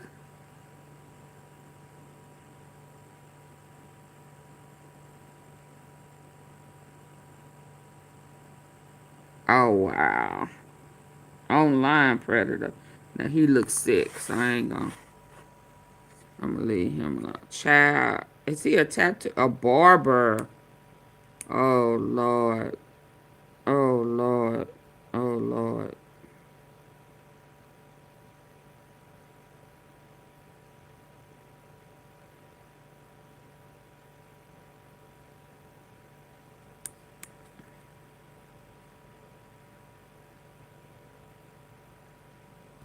The police refuse to arrest a predator. Name.com has everything you need to get online quickly for a low monthly price. We've been a customer of Name.com. Let's watch this one. There's a lot of this stuff going on. And they not just white, so let's get ready. Meet Jacob Harris, a registered offender and the most dangerous EDP we've met yet. What at 1 minute was a... Did he say EDP? Jacob, he's a registered I don't know what that is.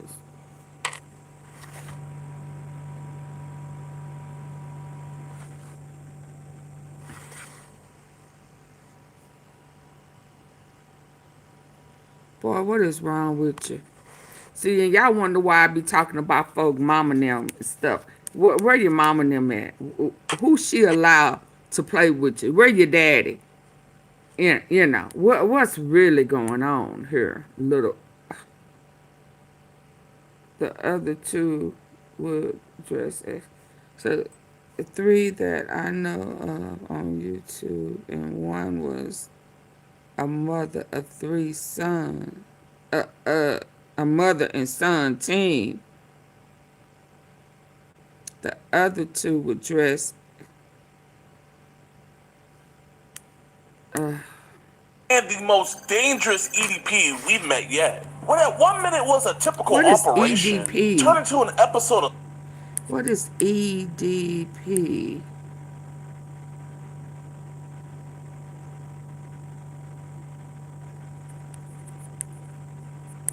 Harris, a registered offender and the most dangerous EDP we've met. EDP. I don't know what this, baby. You can tell I don't fool with that sex crime stuff. Emotional disturbed person. Oh, okay. So, oh, okay. I'm okay. Let's go. Yeah. What at 1 minute was a typical operation turned into an episode of SWAT real quick. When Jacob decided he wouldn't go down without a fight.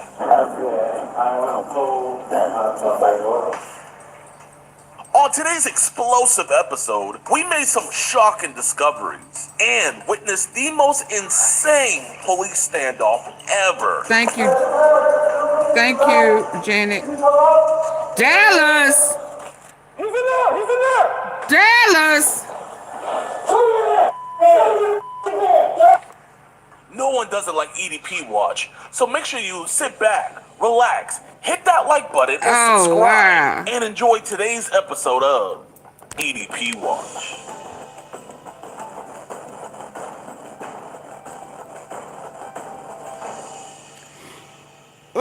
Alright, what's good, YouTube? Welcome to another episode of EDP Watch, and today we are in the hotel of a predator that we're about to catch. His name is Harris Jacob. Here's a picture of his mugshot right here. This dude is absolutely disgusting. He's talking to our 10-year-old and 10-year-old decoy.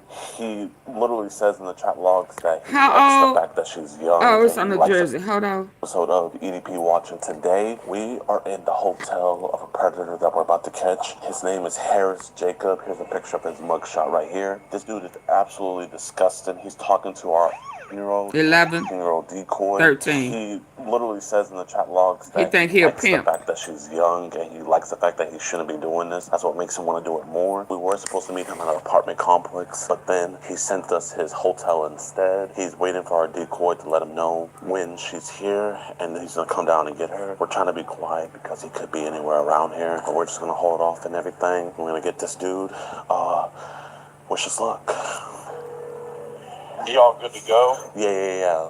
Tell him you're in the lobby and you're waiting for him to pick you up. Okay, I'll tell him that.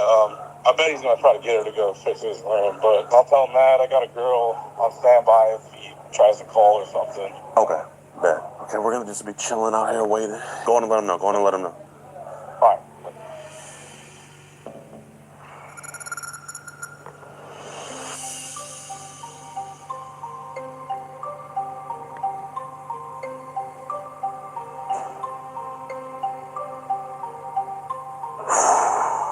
This is probably one of the most rushed intros we've ever did. It looks like this. I'm not gonna lie, this one got me a little nervous because never did. It looks like this. I'm not gonna lie, this one got me a little nervous because this dude, he be like flaunting guns and stuff. So we gotta be as peaceful as possible for this.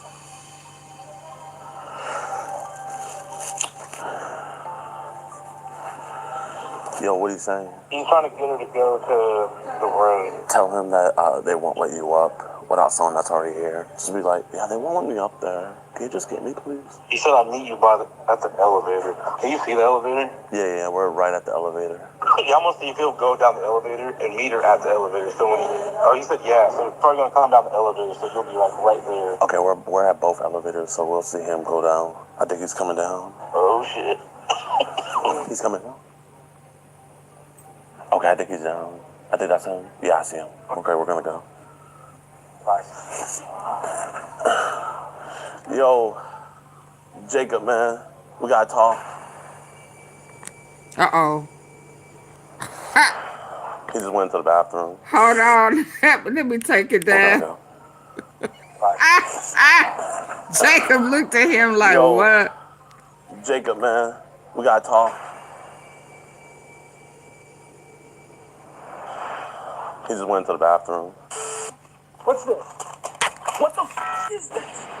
Do you want to watch EDP Watch episodes early and completely uncensored? Do you want to listen in on these disturbing one-on-one? It's showtime! Yours truly, the following. About this real quick. This is just for our safety. That's literally it, okay? What's good, man? How you doing, dog? I'm not police. He's not police. He's not police. None of us are police. We just want to talk about this, okay? So, man, what was gonna happen today, dog? Just want to talk about this, okay? So, what's good, man? How you doing, dog? You know, we just gotta talk about this real quick. This is just for our safety. That's literally it, okay? What's good, man? How you doing, dog?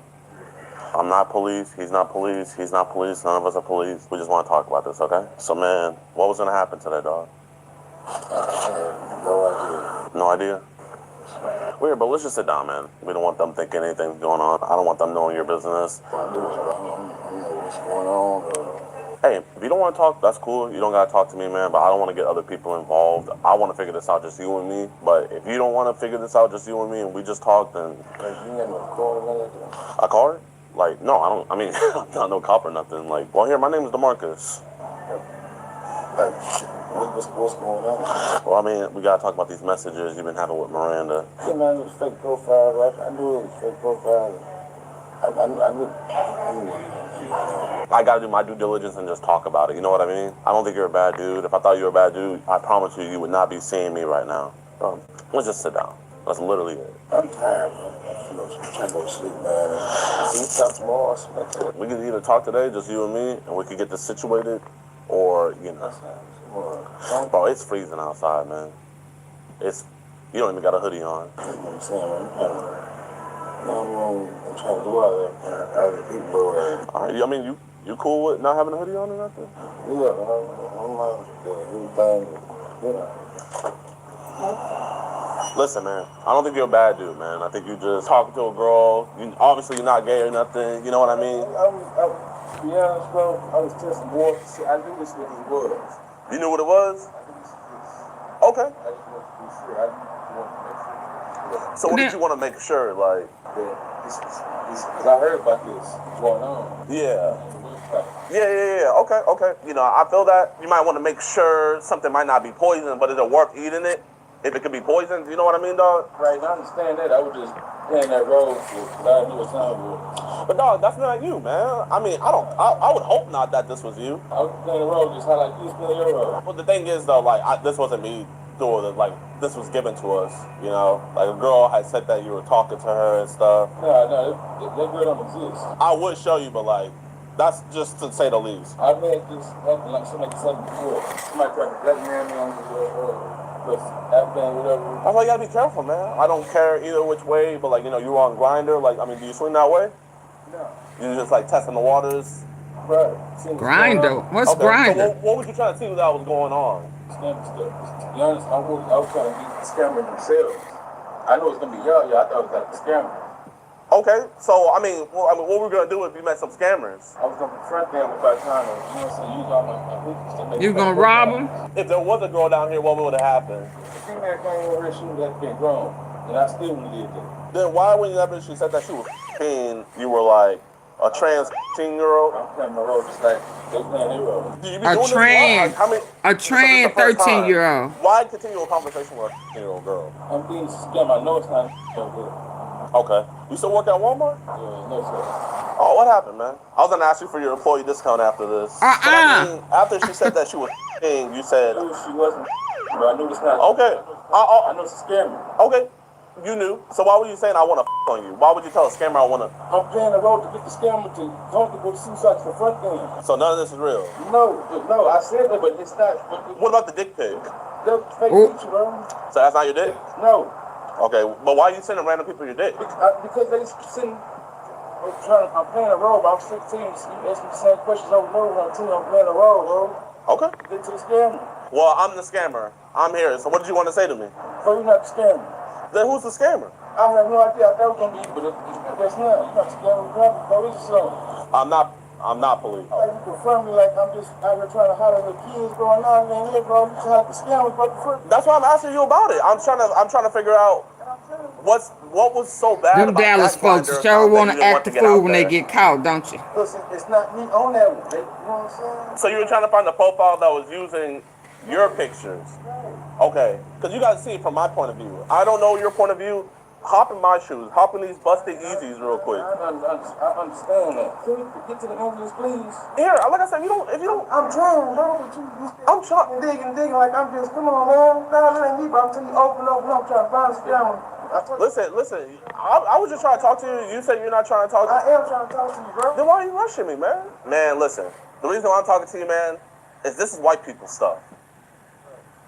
I'm trying to talk to you brother to brother. Bro, you know how this shit looks. You've been arrested before. I don't want to see another black brother get in jail. You don't seem like that bad. Now you got to talk to him rough. Kiss me, mom. I'm just trying to figure this out, man. I'm not going to talk to no kid, bro. I got kids. No, bro.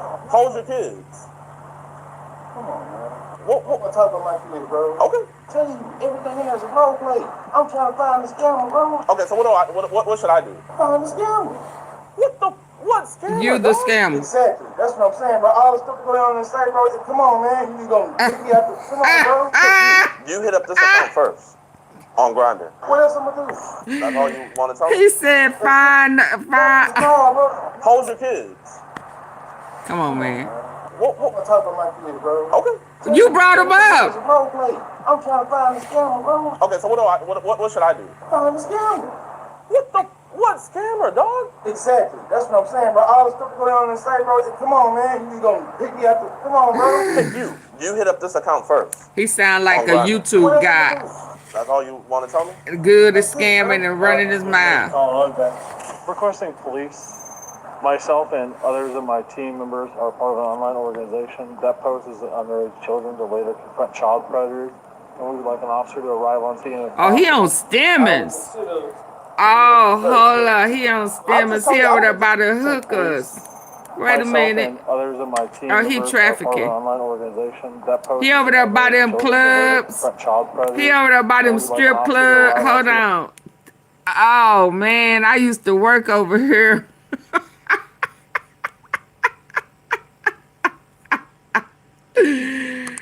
I used to work over here.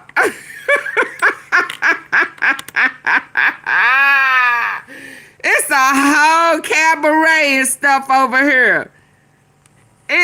down the street around the corner.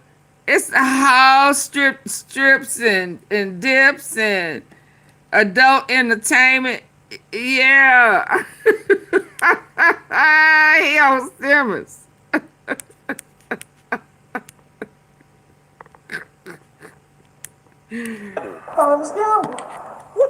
What scammer, dog? Exactly. That's what I'm saying, bro. All the stuff going on in the site, bro. Come on, man. You just gonna pick me up. Come on, bro. Pick you. You hit up this account first. He over there by them strip clubs. What else I'm gonna do? That's all you want to tell me? That's it, bro. Young lady calling on that. Requesting police. Myself and others of my team members are part of an online organization that poses underage children to later confront child predators, and we would like an officer to arrive on scene if possible. I would consider giving up the search, bro. I'm just telling you, I don't think the search was worth it. At the end of the day, So what do you think about people that really do this for He real? over there by Simmons and Mockingbird. He on his way to like Regal Row. I put people in therapy that I've talked to. Like, would you want to go to therapy? Because the reason why I'm talking to you is because I'm going to be honest. Like, how am I going to feel if I look on the news and I see you did it to someone else? You got to see how I would feel. now I'm understanding the passion. First, I got. Yeah, now Harry Hines is a little bit further over, but it ain't far. This is off of Simmons. It used to be. It used to be a cabaret or something. I can't think of the name of it because people used to go over there for lunch and eat a buffet or some crap. But it's closer to Simmons in between Mockingbird and Regal Row. What do I do with this and what happens now? Because you know what the crazy thing about it, man? This ain't even everything. This is just the highlights. You know how awkward that is to print this out? I know it's not your dick, but like, they thought it was my dick.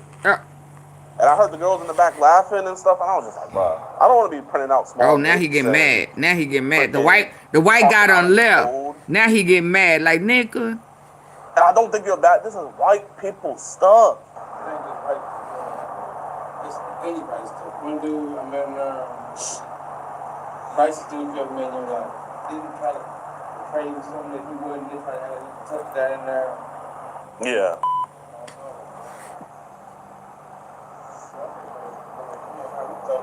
I mean, yeah. Embassy Suites. It's Embassy Suites.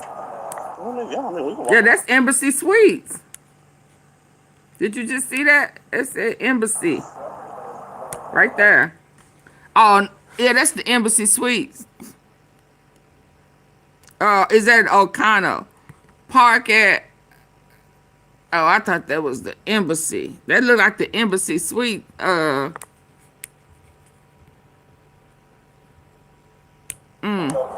mean, yeah. You got your thing? He told you it was gonna be cold. Doing one last confrontation to get Jacob to confess. Yeah, that's the Embassy Suites, ain't it?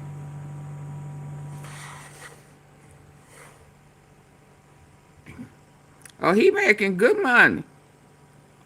Pimping.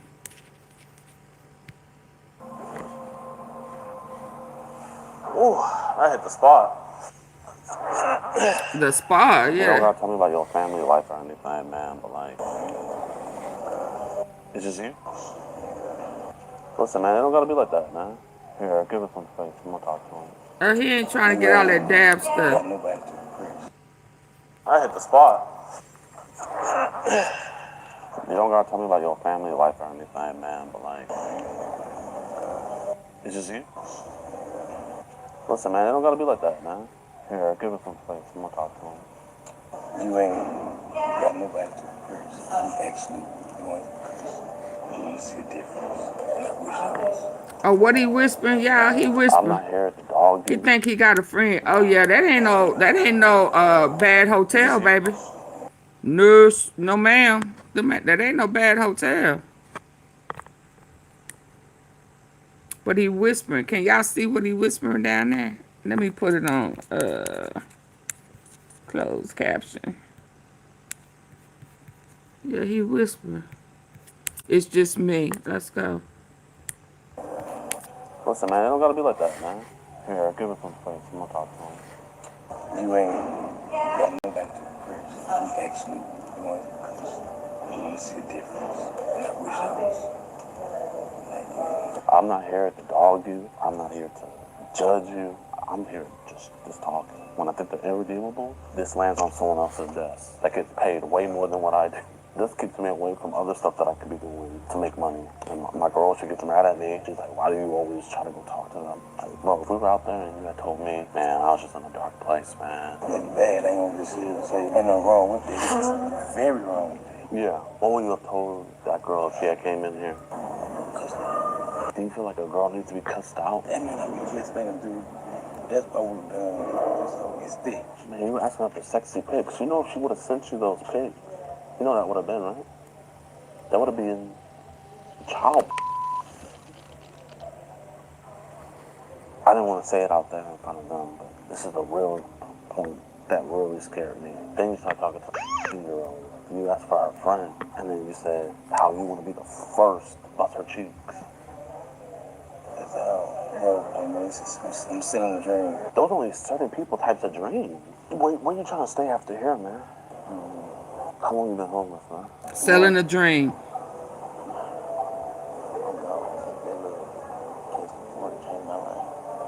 That's what?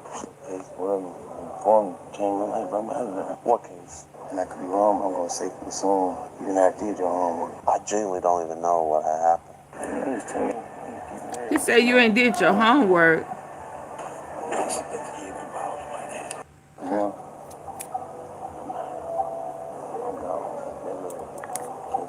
Hold on, DeMarc. Can y'all see that? To be cussed out. I mean, you just made him do. That's what we've done. So it's thick. Man, you were asking her for sexy pics. You know if she would have sent you those pics, you know that would have been, right? That would have been child. I didn't want to say it out there in front of them, but this is the real point that really scared me. Then you start talking to a 15-year-old. You asked for our friend, and then you said how you want to be the first to bust her You cheeks. asked for her friend, so he was gonna do them both. I'm still in a dream. Those only certain people types of dreams. Where you trying to stay after here, man? How long you been homeless, man? More.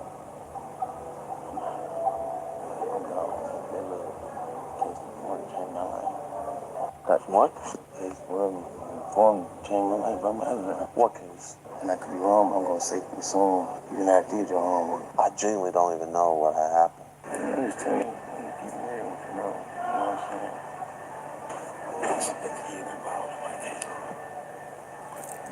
Give me the same relations. It's all the others in there. What case? And I could be wrong, I'm gonna say pretty soon. You not did your homework. I genuinely don't even know what had happened. I'm just telling you. Keep it real, you know what I'm saying? Check the area involved with my case. Give me the Look at stipulations. It's all the others in there. Registry for life. They got you caught up on some shit? No, Oh, they try to put him on registry for life. I can't beat that. If you are gonna try to dip, you can't stay here in America, man. What? I feel you now. Man. That's so wrong. Yeah. Oh, he crazy for real. They got you caught up on some shit? No, I know you did your homework. That's why I feel like I'm out. I can't beat that. If you are gonna try to dip, you can't stay here in America, man. I feel you now. Man. Is that a gold or a rotten tooth? Yeah. Who being pimped by a guy with a rotten tooth that look like a If you are gonna try to dip, wait, you can't stay here in what? America, man.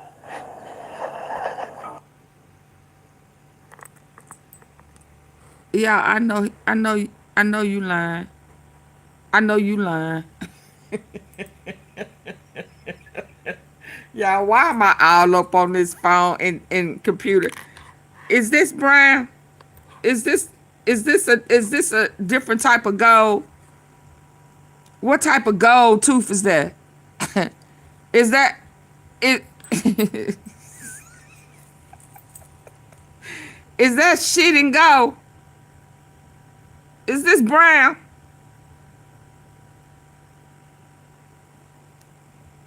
He got a tricolor tooth. Oh, wow, man. This is crazy. This is crazy. So he loco looty. He loco looty. I really am trying to see. Do he got a tattoo on that tooth? Ah. Then he started laughing at himself. Now he finna get serious. Oh, I see why old boy still be leaving Memphis and Dallas. There's a whole traffic and shit going on. Pred super tweak. Oh man. Oh, so he high. See, man, that's so wrong now. Thank you.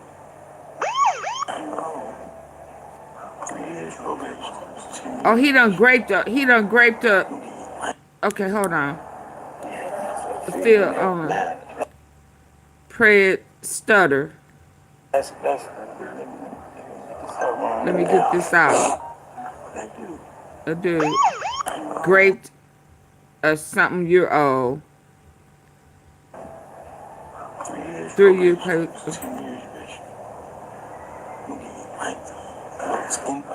You gotta realize the situation you're already in. Throw this on top, you know how that's gonna make you look. Oh, dog. wow. Oh yeah. So what are you gonna do to turn your life around now, man? They can't move cool. I ain't gonna lie to you. I'm gonna say no comment and grateful. I feel like no matter what I do, I get to. I'm standing for life. I'm forced to live a certain way. I feel the person said they just got left. Whole mouth is and they think different DNA's found me. I'm identified because I'm the same person. And you know what I'm saying? Oh man, it's getting tired. It wasn't all none of that. It's just wrong place, wrong time. Like, bro, like you look at me right in my eyes, man. And it's like, I hope I'm not super, but man, I'm genuinely feeling you. Imagine I feel rough, a life-changing situation. I feel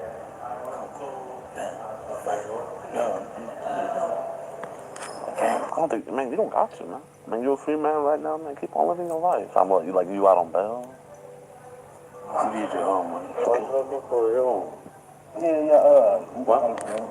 Give me some time to come Nobody check already. Come out. Can you give me the key? No, it's open. Give me the key. My bad. Sorry, I'm like. You and your friend heading out? I appreciate you talking to me, man. I appreciate you keeping it real with me, man. What his friends say? Oh, he think he finna go. For your own. What? Give me some time to come Nobody check already. Come out. Can you give me the key? No, it's open. Give me the key. My bad. Sorry, I'm like. You and your friend He heading wanted out? the key. I don't think, man, you don't got to, man. I mean, you're a free man right now, man. Keep on living your life. I'm like, you out on bail? You need your own money. For your own. What? I holler at you. Trying to polish the room. Already. Can you give me the key? No, it's open. Give me the key. My bad. Sorry, I'm like. He didn't want to give him the key. I appreciate you talking to me, man. I appreciate you keeping it real with me, man. You be safe, my brother.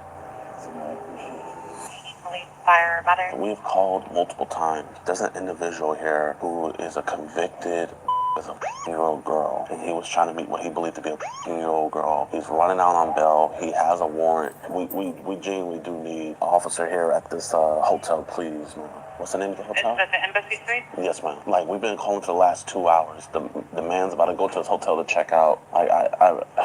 We do have the call in for police, but we don't have anybody available just yet. I'm going to send them another message, and we'll get someone out there as soon as we Is there any way you can put an urgency? Like, we don't need 10 squad cars. We just need 1 police officer. Yeah, I know We're that trying to look get like someone out there. I'll send them another Embassy message, Suite. letting them know that he's about to check out, and we'll get them out there as soon as we can. Yeah, Okay, he ain't too broke. I'm not able to answer that question, sir. You'd have to wait for officers. It's been 2 hours, ma'am. I understand that. Would you like the phone number to the substation? Yes, ma'am. It's going to be 214. Here. It's 907. Okay, I'm gonna head to 94. Yeah, let's do the coming. Let me help you. I've called 911. We've been waiting for over 2 hours now. There's an individual here. He tried to meet what he believed to be a 15-year-old girl. Can we please get someone here? I'm begging, please. It's been 2 hours. The new shift just came in. There should be more officers out there. But in the meantime, I recommend you calling 911 again. They just directed us to you. I've never seen anything like this before. It shouldn't be this hard to get a police officer. I understand. Give me a second. It was the main reason why I didn't want to do it in Dallas. So there should be officers out there. Please don't. Thank you, ma'am. Thank you. Jimmy sees him. Yeah, he has eyes on him. He said he's just standing up here watching. He might be watching us. I don't know. He's just looking at the lobby. Yo. Yeah, keep eyes on him. Is he still just looking? Yeah, he's just standing outside of the room, just looking down. Does he see you or not? Yeah, I think he sees me. But his homeboy is coming downstairs for y'all. How you doing, man? Yeah, he's just watching you from up here. Yo, my man, can I talk to you real quick? How do you know him? Like a nap. Okay, was that Grinder? I think so. Okay. But I know he wants to put me in trouble, like I can feel. He wants to put you in trouble? What do you mean? I think so, yeah. Okay. Are you guys leaving or y'all staying? I just help him like to let a place to sleep. Oh, you got him a room? So yeah, I have a room. So is he staying here another night? No, because I don't trust him. Are you canceling it? No, I'm gonna stay. Don't kick him out yet. Let him stay here for a second. He's doing bad stuff. I was trying to help, but because I didn't give him money, he get mad. He got mad? I still be nice and let him stay. I suspiciously want to do something. Oh, he was trying to pimp. That's why I come, because I come to make sure he check out of the time. The best thing is just to keep him here, okay? But he's out there. I know he's looking down. Don't walk out there. He'll see you. Yo. Don't kick him out yet. Let him stay here for a second. Oh, so he pimp. He mad him. No, he wants to put me in trouble, like I can feel.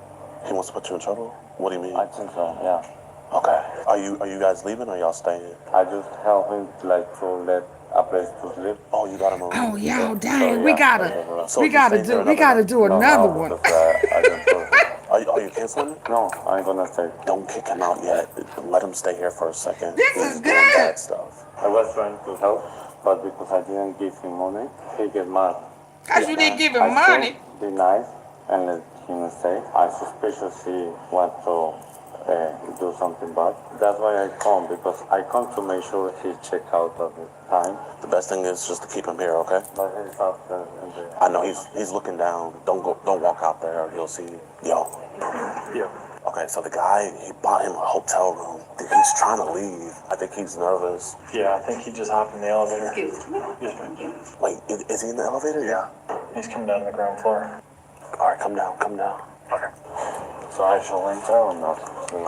I say don't. Just wait. Do you see him? Shit, I stepped around the corner. I don't see him. I think he went back up. Okay, hold on. Y'all can't see. Hold on. Oh, this just got good and suspenseful, didn't it? Y'all get the lights up. Oh, hold on. So how about y'all listen? How about for the remainder of who gonna stay on here, let's just chill on this type stuff. Is that cool? And then tomorrow we'll go back to our normal. Is that all right? Because this is good. This is good. This stuff right here is real good to me. Y'all want to stay on this tonight? Huh? And then people, okay, let's go. Okay, so hold on.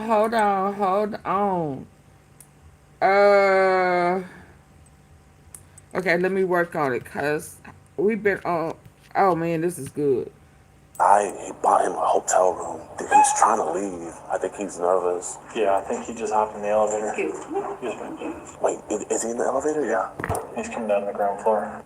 All right, come down. Okay. So I shall enter or not? I say don't. Just wait. Do you see him?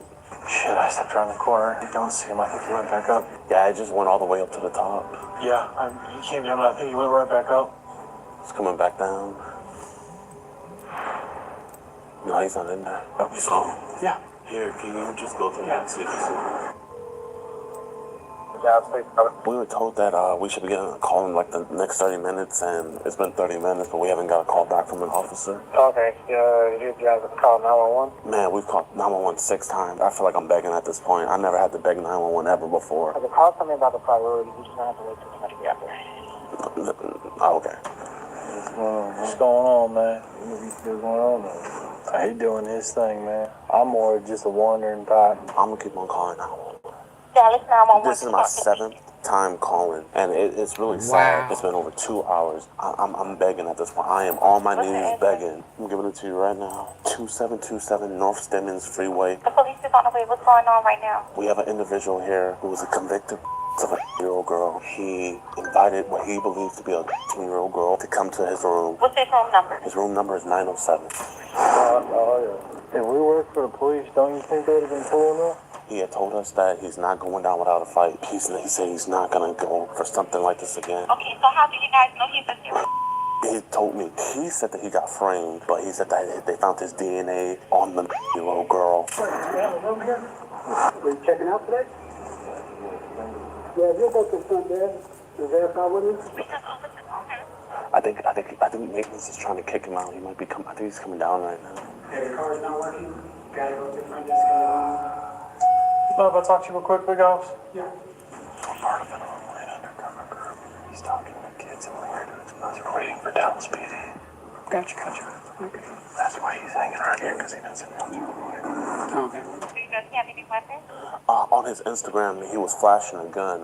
I know if he still has that gun. Okay, can you hold on a second? Yes, ma'am. Gentleman on the ninth floor.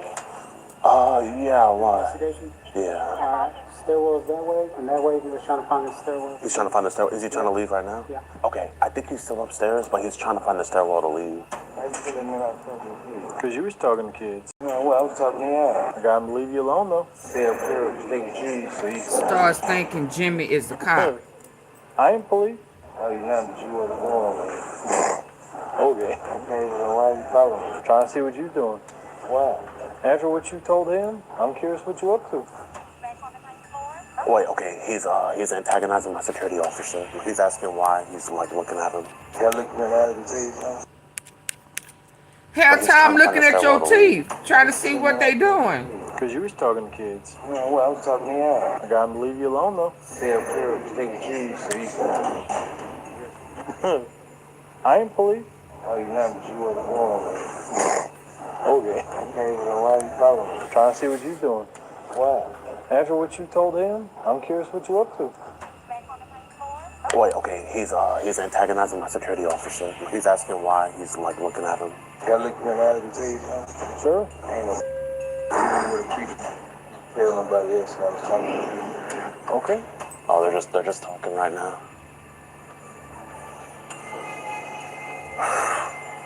Alright, sorry for that. Tonight's outside. Yeah? Where they at then? And we're not keeping him here or anything. He's here on his own free will and everything. So, if y'all not police, what are y'all? Just some dudes doing dude shit, man. Oh, they're here. Okay, the officer's here. How you doing, officers? The individual, he's up on the 9th floor right now. So what are you guys doing? What's going on? We have an organization called EDP Watch, where we report individuals who talk and solicit sex with minors. The individual upstairs right now, his name is... YouTube channel or something? We post our videos on YouTube and everything, but our main concern is to give the evidence over to police. We have active cases that are currently in trial. We travel the whole United States and report online predators. So we thought you guys... Yeah. We got to cover all of that and a supervisor on the way. Yes, sir. You said something about him being armed or something like that?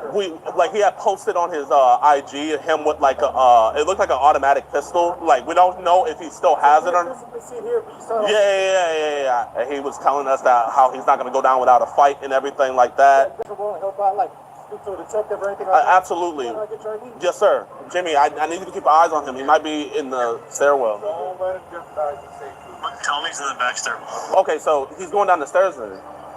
Yeah, he's going down the back stairs. I need you to keep eyes on him, please. I'm on the first floor walking in the back stairwell. Do you want me to pop out this back door and see if I see him? Yeah. I don't see anything outside. I don't see anything immediately in the back. You don't see him? No. You think he's in the stairwell still? Yeah, I think he's hiding out there. Okay, here, make your way up the stairwell. I'm already outside. They're going in with a shield right now. Yeah, I'm gonna be locked out, brother. Let them know I'm holding tight by the back stairs. Okay, they're getting their stuff ready. This back door opens here. I'm gonna book it. I'm gonna snatch him. Oh, y'all, this is deep to me. We're at the back door entrance. That's the door that he came in through? The door on this side of the glass, that's the door that he would come out. Because I had maintenance open this door for me.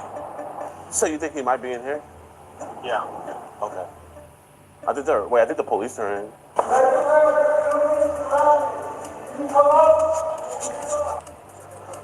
What part of the investigation? I'm gonna film on my phone if I need to.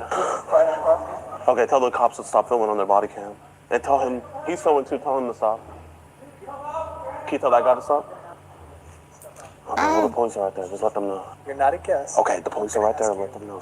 I'm going to ask Sir, let them know. Sir, let them know. They're in the middle of something. Let them know.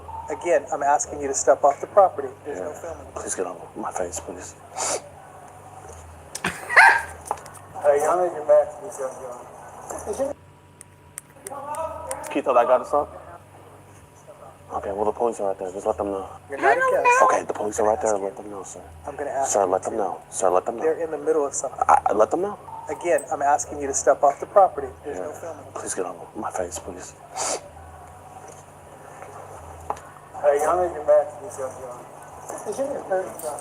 Can we pick him up? He stepped off the property there. I'm busy. Yeah, they're busy. If I have to get a trespasser against you. Okay, I don't care. After, they're busy, bro. Bro, shut up. God damn. This is so much bigger than you, bro. We are asking you guys to Oh my.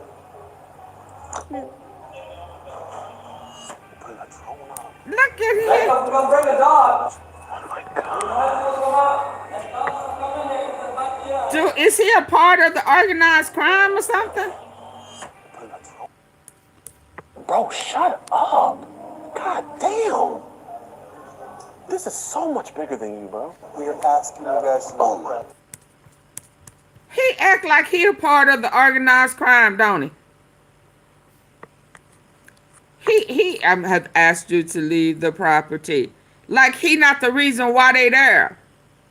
It's always one. I've asked you to leave the property. Bro, gotta leave, bro. Shut up, God. We are asking you guys to Oh my.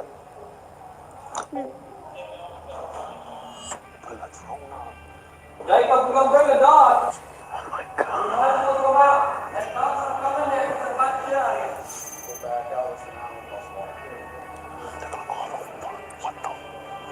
They're talking about calling SWAT. This is the craziest catch ever.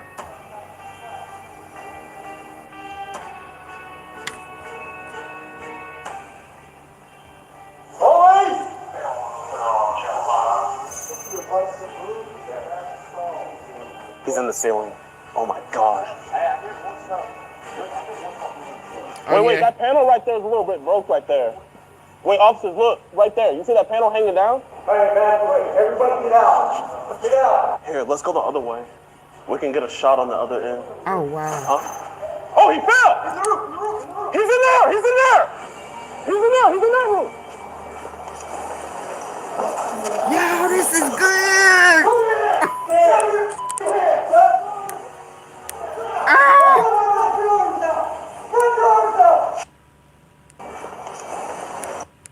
Broke right there. Wait, officers, look, right there. You see that panel hanging down? Hey, man, everybody get out. Get out. Here, let's go the other way. We can get a shot on the other end. Huh? Oh, he fell! He's in there! He's in there! He's in there! He's in that room!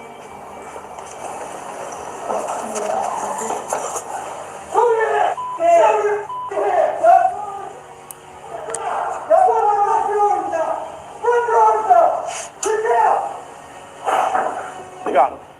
They got him. Oh my gosh, he really climbed through the ceiling. Yo. Yo, get that area. No, the ceiling. Oh, I can't see it. Oh, shit. No one do it like EVP watch, baby. Holy shit. Hey, man, I'm sorry about earlier, man. This is just a big deal. I'm sorry. Oh my gosh. He went through there and through the hole into that space. Oh, that was good, y'all. You see that panel hanging? Boys! Get him. Absolutely. He's in the ceiling. Oh my gosh. Wait, that panel right there is a little bit broke right there. Wait, officers, look, right there. You see that panel hanging down? Hey, man, everybody get out. Get out. Here, let's go the other way. We can get a shot on the other end. Huh? Oh, he fell! He's in there! He's in there! He's in there! He's in that room!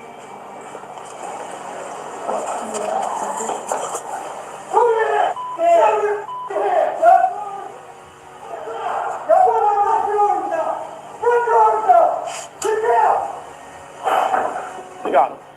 They got him. Oh my gosh, he really climbed through the ceiling. Yo. Yo, get that air. No, the ceiling. Oh, I can't see it. Oh, shit.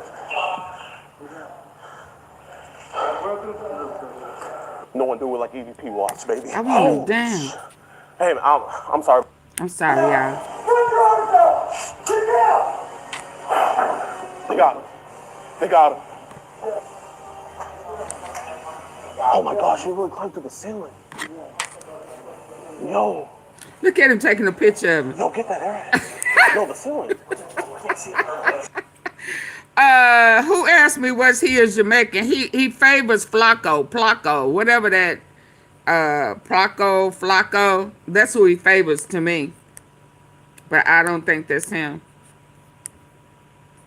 Cause his lips are oh, right there. That's the picture right there, ain't it? Y'all, we ain't no good. And I'm up here trying to set up so I can end this one. Y'all, please get the likes up. Please double tap the face of the screen. Come on, y'all. Double tap. I've been on here for almost 4 or 5 hours. Double tap. And we ain't going nowhere. Let's go. Oh, my goodness. Oh, my goodness.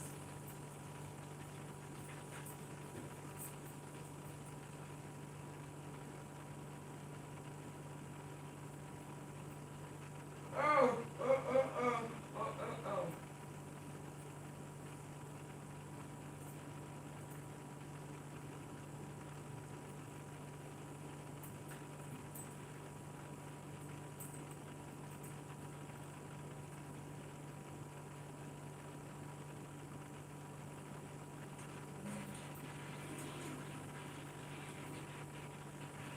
Go get you some water. Come on, let's go. Let's go. Let's walk a minute. We've been here for a minute. Hold on. Hit the like button.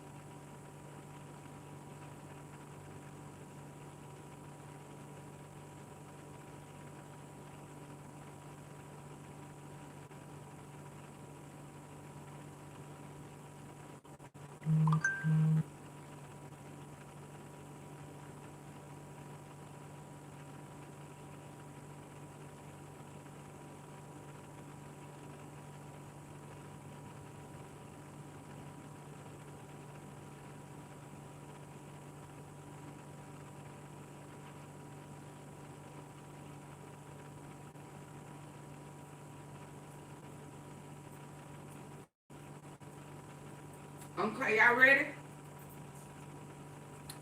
Whole thing don't went out. Lord. Hold on.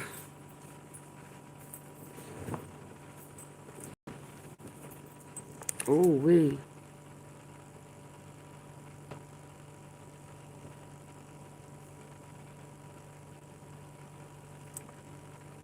Y'all didn't hit the like button. Double tap. Y'all didn't double tap the face of the screen. What y'all, all that time? Double tap the face of the screen. Get the likes up, y'all. Come on, stop playing. If you're on your computer, hit the 3 dots at the top right.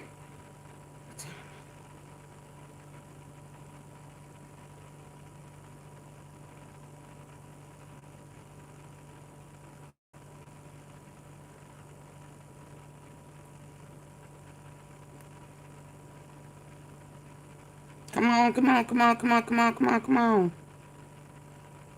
I thought y'all was ready to start back up.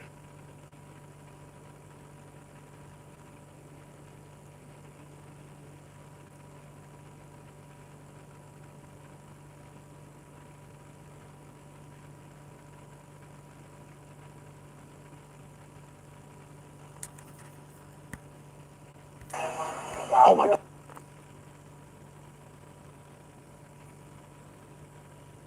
Y'all not ready?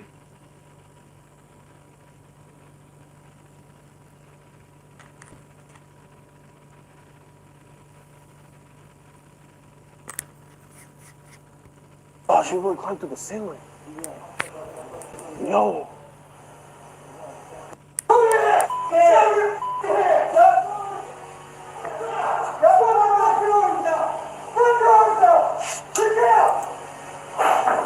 They got him. They got him. Oh my gosh, she really climbed to the ceiling. Yo. Yo, get that, Eric. No, the ceiling. Oh, I can't see it. Oh, shit. No one do it like EVP watch, baby. Holy shit. Hey, man, I'm sorry about earlier, man. This is just a big deal. I'm sorry. Oh my gosh. He went through there and through the hole into that space. Yo. Yo, I'll call under if you want. I don't mind. Hey, what sergeant? Yes, sir. Oh, yeah, please, yeah. Where's the sergeant? No, I'm the one doing the case. What's up? Oh, okay.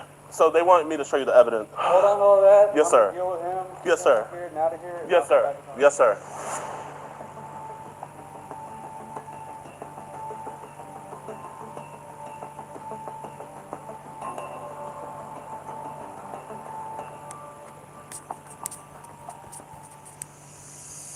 This is the craziest case. Hold on, all that. Yes, sir. Deal with him. Yes, sir. Here and out of here. Yes, sir. Yes, sir.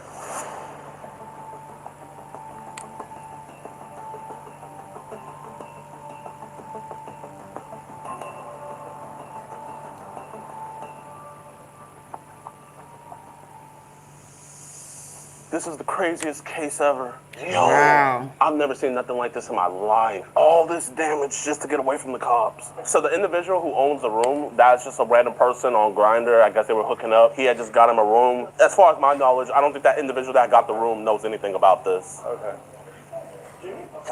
Oh, no. Oh, my gosh, I totally forgot. Jimmy, I totally forgot. He climbed up the ceiling and fell through the roof. He was hiding in the bathroom, and then he started climbing through the ceiling. And then he fell through. Is y'all the one that found him? Yeah.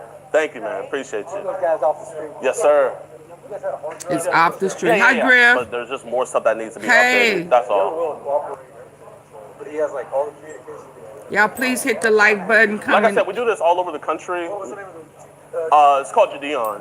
Man, bro, we called 911 like 10 times. Busy city, man. It's just... Nah, yeah. Going on, I hope this case opens Dallas up. I mean, that would be awesome. Where is he? Jacob. Jacob. Oh, wow. That was a clutch call out. When you said that he was in the ceiling, like, I didn't believe you at first. I was like, there's no way he went into the ceiling. You heard him running around. Appreciate what y'all done, but This is a crime scene now. I hope this is a good application to join the force, though. Yeah, come on, Hey, man. plus size queen. What's good with y'all boys and girls, man? Hope you guys enjoyed this episode. Oh, yeah, that was a good one. Y'all ready for the next one? Are y'all ready for the next one? Oh my goodness. Are y'all ready? I thought this one was good. It was alright. This one was alright compared to the one we just watched. Hold on.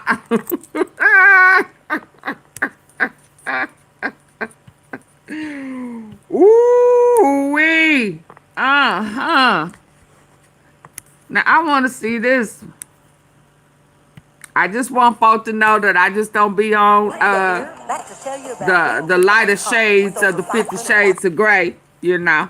Because, you know, that just seemed to have been, I know the darker shade will pimp them out. But we going to cover all of them. We want them all off the street. Meet Calvin, a proud African-American man, former drug dealer / parolee, and welder from the state of Georgia, who identifies as a self-proclaimed YN. How old are you? In today's explosive episode of EDP Watch, Calvin decided to take a quick trip to our stink house after a hard day's work to Netflix and chill and watch some Zootopia with our iOS 14 decoy. Not only that, but the police in Vodesta County had zero drive to investigate this bizarre chill session and situation at hand. But why can't we just investigate right now? We're not doing that. So sit back. Relax. Because that means their town is already a part of an organized crime. Anytime they not going to do that, that means that they already a part of it. Alright, y'all, she's going down there to go get him right now. So we're going to be watching. But man, this is crazy, y'all. All from somebody just emailing me. If you guys have done decoy work before, make sure y'all email me. Hey, what's up? Not much, just chilling. I know my profile says 19, but I'm really on iOS 14. But I like older guys. Oh my god, you still got your V card, I bet. Yeah, is that bad? Nah, not bad. A good thing. Oh, really? That mean you got your what? Is that bad? Nah. Profile says 19, but I'm really on iOS 14. But I like older guys. Oh my god, you still got your V card, I bet. Yeah, is that your bad? V card. Yeah, not bad. A good thing. Oh, really? Yo, you could always let me pop you. And what's your address? Because I want to see if you can wet me up. Oh, so wow. Yes, if you saw my sucking and of course getting nasty as see what that little ass can do for me. Better show out too. I want to see you get nasty as. Yes, sir. Welcome. Oh, wow. You ever seen Zootopia? I'm watching Zootopia.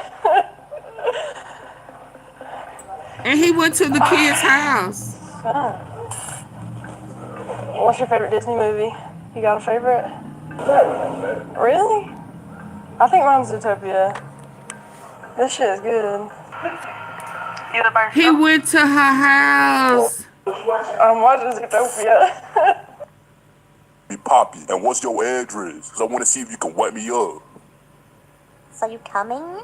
Yes, if you saw my sucking and of course getting nasty as see what that little ass can do for me. Better show out too. I want to see you get nasty as. Yes, sir. Welcome. You ever seen Zootopia? I'm watching Zootopia. Alright. What's your favorite Disney movie? You got a favorite? Really? I think mine's Zootopia. This shit is good. Happy New Year. Your sister? You just got a sister, or you got any other siblings? Brother. And you said you're how old? 27. Wow, how old are you? 22? No, you're not. Really? Yeah? Maybe it's the tattoos that age you. Have you ever been married? Really? And you don't have a girlfriend? I'm surprised. I don't know, I'm surprised. So when you get before I don't know. Boys my age are dumb. They just want to play around. Older guys know what they're doing, and they're ugly. They got zits and braces, and yeah. So what you want to do?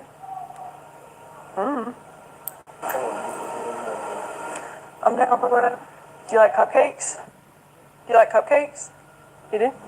I got some. Hey, Calvin, man. What's this? What the f is this? I guess cupcakes was the word. Oh, he moved his hand. Hold on. Calvin moved that hand, baby. He had to.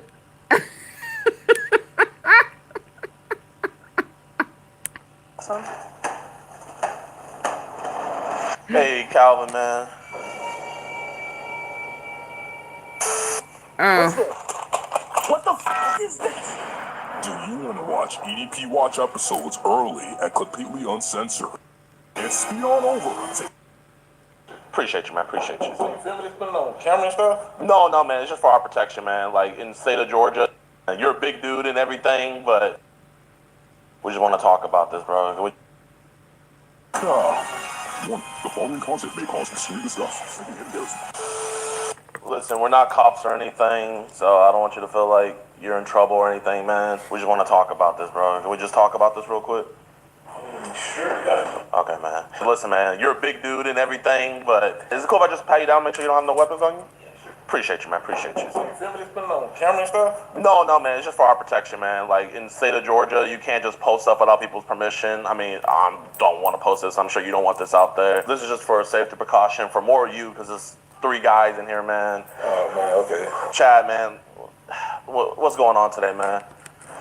I was gonna chill, bro. I ain't want nothing like that. Want nothing to see. I'm gonna sit down with you, man. I don't want you to think I'm over you or anything. I know it's an awkward situation. I mean, why you gotta film?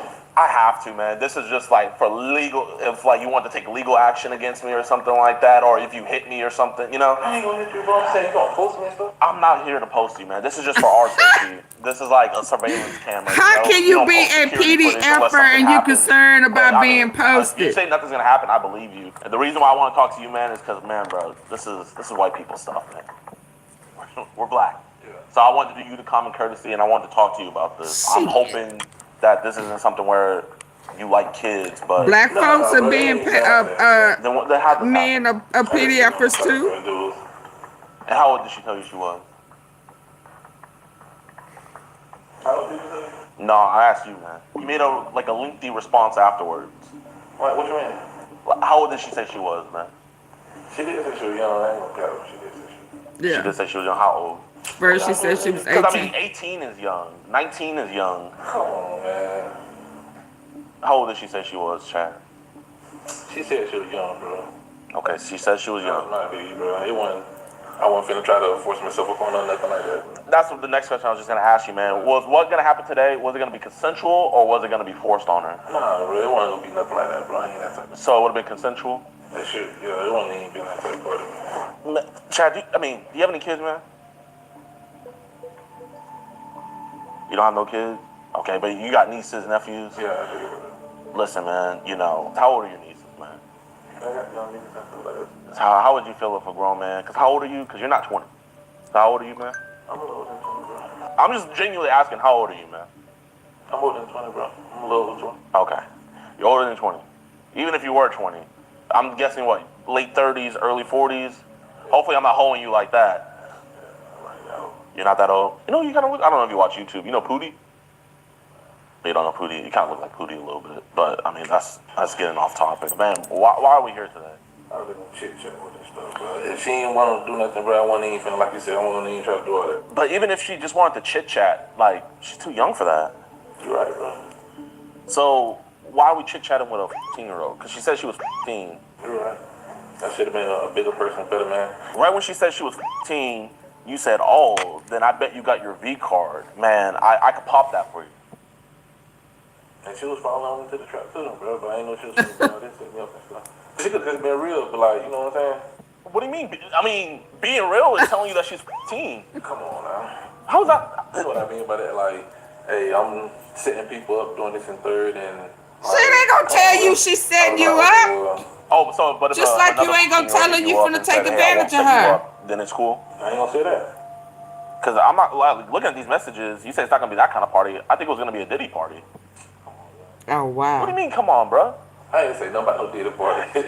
You stuff like that. Come on, man. Man, what else? You talking about popping her V card? Right. I should have been a stronger person. I shouldn't even scoot that low, man. How long you been divorced for? You trying to find a single mom, something like that? You sent her pictures of your you talking all sexual to her, man. That's I feel why like it we should ain't have this good for these conversation here fellas to be because, like, sending oh, out man, them D I don't have this pics. conversation at your job or at your house, and then people hear, people come to crazy conclusions and stuff like this. And people don't play about kids. You right, man. I'm gonna do better, bro. I ain't even gonna do that, bro. You right here and that. Well, how are you gonna do better? Never even scoot this low and try to do better like that. And that's for real. I just knew something was wrong. I just feel out. I ain't even gonna lie to you. You said, as soon as I see you, I want to kiss your wet ass.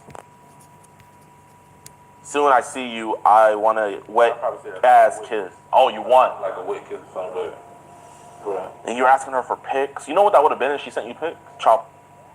So why do you want chop? Chat. I don't know, bro. I just had wrong intentions, bro. Because listen, I don't believe in incarceration. I believe in rehabilitation. I mean, anyway, even if we were to report this, bro, you're gonna get a slap on the wrist. Like Max, they'll just make you a offender, and then it's gonna make you. Report me, bro. If you let me finish, I said if we were to report you, that's all that was gonna happen. It's just a slap on the wrist. I believe in rehabilitation. That's what you're saying, bro. You need to go that far, bro. I promise you, I ain't gonna lie to you, man. I don't want to go that far.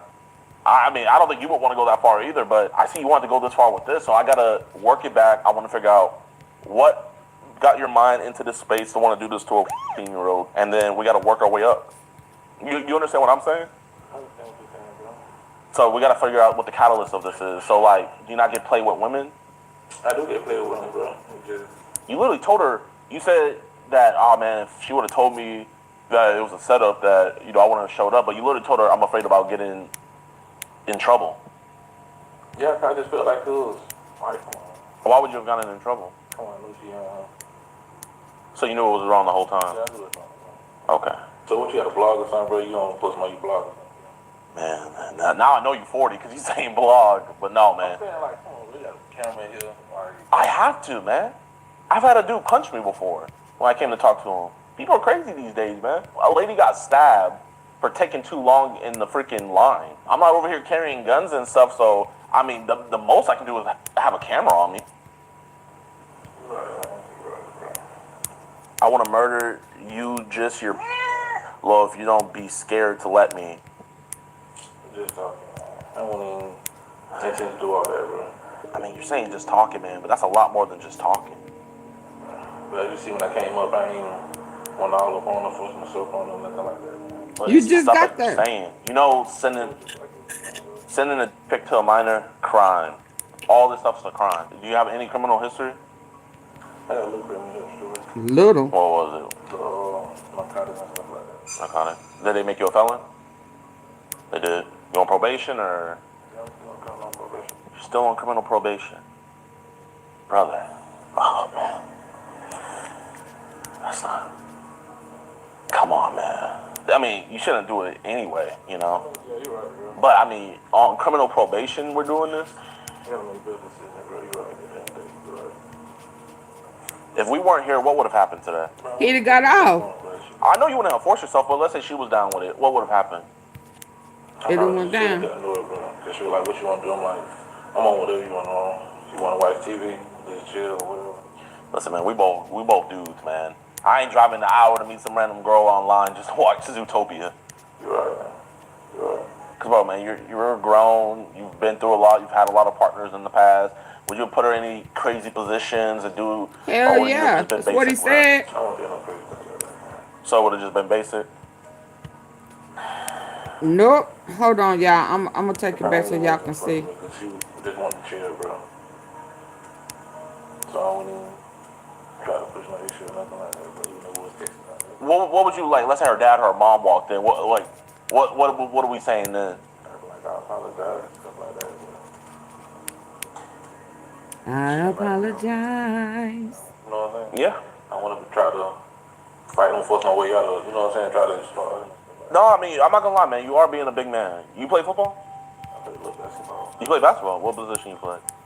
I play a little power forward and stuff. Power forward. Okay. I mean, this chat log is just. It is being dumb, but it's just this is bad. What do you do for work? Cleveland Brooks and stuff. Cleveland Brooks. What's that? I don't know. Like, horse rollers and stuff like that, welding and stuff. Oh, you do welding? Oh, it's not. Days, man. A lady got stabbed for taking too long in the freaking line. I'm not over here carrying guns and stuff, so I mean, the most I can do is have a camera on me. I want to murder you, just your Lord, if you don't be scared to let me. Just talking. I don't want any intention to do all that, bro. I mean, you're saying just talking, man, but that's a lot more than just talking. But you see, when I came up, I ain't even went all up on them, forcing myself on them, nothing like that. But it's the stuff that you're saying. You know, sending a pic to a minor, crime. All this stuff's a crime. Do you have any criminal history? I got a little criminal history. What was it? Yeah, please, y'all hit the like Did they make you a button. felon? They did. You on probation or? You're still on criminal probation. Brother. Oh, man. That's not. Come on, man. I mean, you shouldn't do it anyway, you know? But, I mean, on criminal probation, we're doing this? He know he out of here, y'all. What would have happened to that? I know you wouldn't have forced yourself, but let's say she was down with it. What would have happened? I probably just chill and get into it, bro. Because she was like, what you want to do? I'm like, I'm on whatever you want on. If you want to watch TV, just chill or whatever. Listen, man, we both dudes, man. I ain't driving an hour to meet some random girl online just to watch Zootopia. You're right, man. You're right. Cause, bro, man, you're grown. You've been through a lot. You've had a lot of partners in the past. Would you put her in any crazy positions and do, or would you have just been basic with her? I don't do no crazy things like that. So would it just been basic? I don't want to say nothing. I don't even make no fun of her because she just wanted to chill, bro. So I wouldn't even try to push my issue or nothing like that, but even though it was fixing like that. What would you like? Let's say her dad or her mom walked in. What are we saying then? Like, I apologize, stuff like that. But she got right to me over. You know what I'm saying? Yeah. I want to try to fight and force my way out of, you know what I'm saying? Try to start.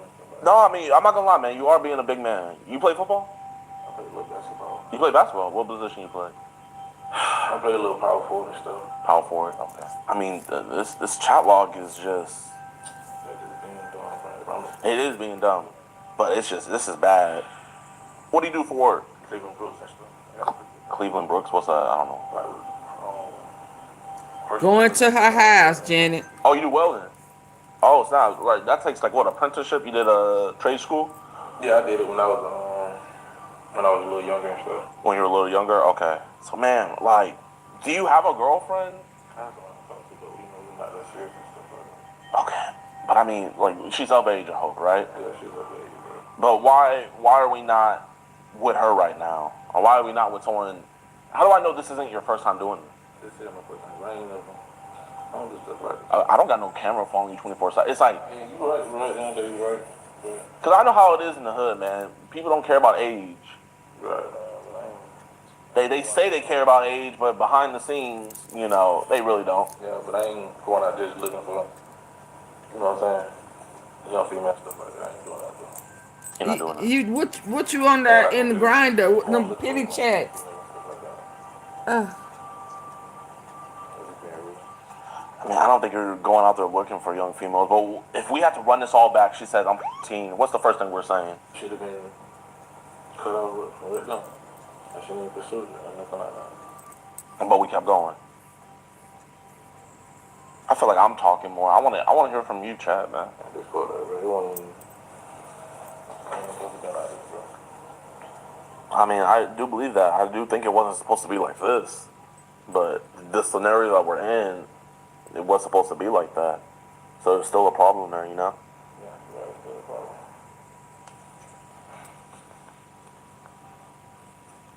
I'm just more sad that it's a brother, man. If you weren't a brother, man, I promise you, this would be on somebody else's desk right now. What you doing, bro? What do you mean, what am I doing? Like, you got the cameras and stuff. You ain't gotta worry about this again, bro. I promise you that. You know what? I had someone tell me that, and guess what? Wound up being on the couch again. I'm telling you, for man to man, like, real talk, bro. What you getting up for?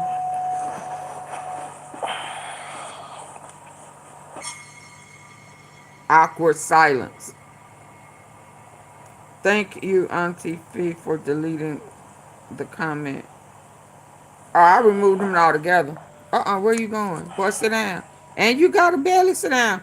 So, bro, you still want to talk? I do want to talk, man. I mean, obviously, man, if you don't want to talk, it's up to you, but I want to talk about this. I'm ready to talk everything, bro, like... I mean, I still got more questions because you said a lot of stuff. Like I said, man, it's totally up to you. But I do want to talk about this, man. I keep my word, bro, like... You ain't gonna realize me. I'm doing no crazy stuff like this. Then you got a camera and stuff, bro. Yeah, I would have walked up You're out mad of there about by the now. camera, but I'm mad about... I'm mad about the whole situation, just like, dang. I know you're gonna end up posting somebody, you ain't gonna post it without no consent or nothing like that, but come on. I mean, who wants to post a guy coming to meet a 14-year-old girl? Like, really, who would want to watch that? So you'll let me your face and your throat. That's crazier than crazy, man. Hey, can you sit down? I'm gonna sit down. Can you sit down? I don't want to feel like I'm standing up, like, because when you stand up, it's more unnatural. Because you're swerving. Believe it or not, psychology, sitting down is the best. I just want to know what's your intention, bro. Like, I want to know what your intention. I wasn't gonna try to like focus on her, bro. Like, your intentions are way more important in this situation than my intention. Did it give you a thrill, like talking to somebody that younger? You don't get no good thrill. You know, we both black men. But not only was it a minor, but you got a snow bunny. Like Dr. Umar, he'd be pissed. If you know who Dr. Umar is. I heard the name, but I don't really like.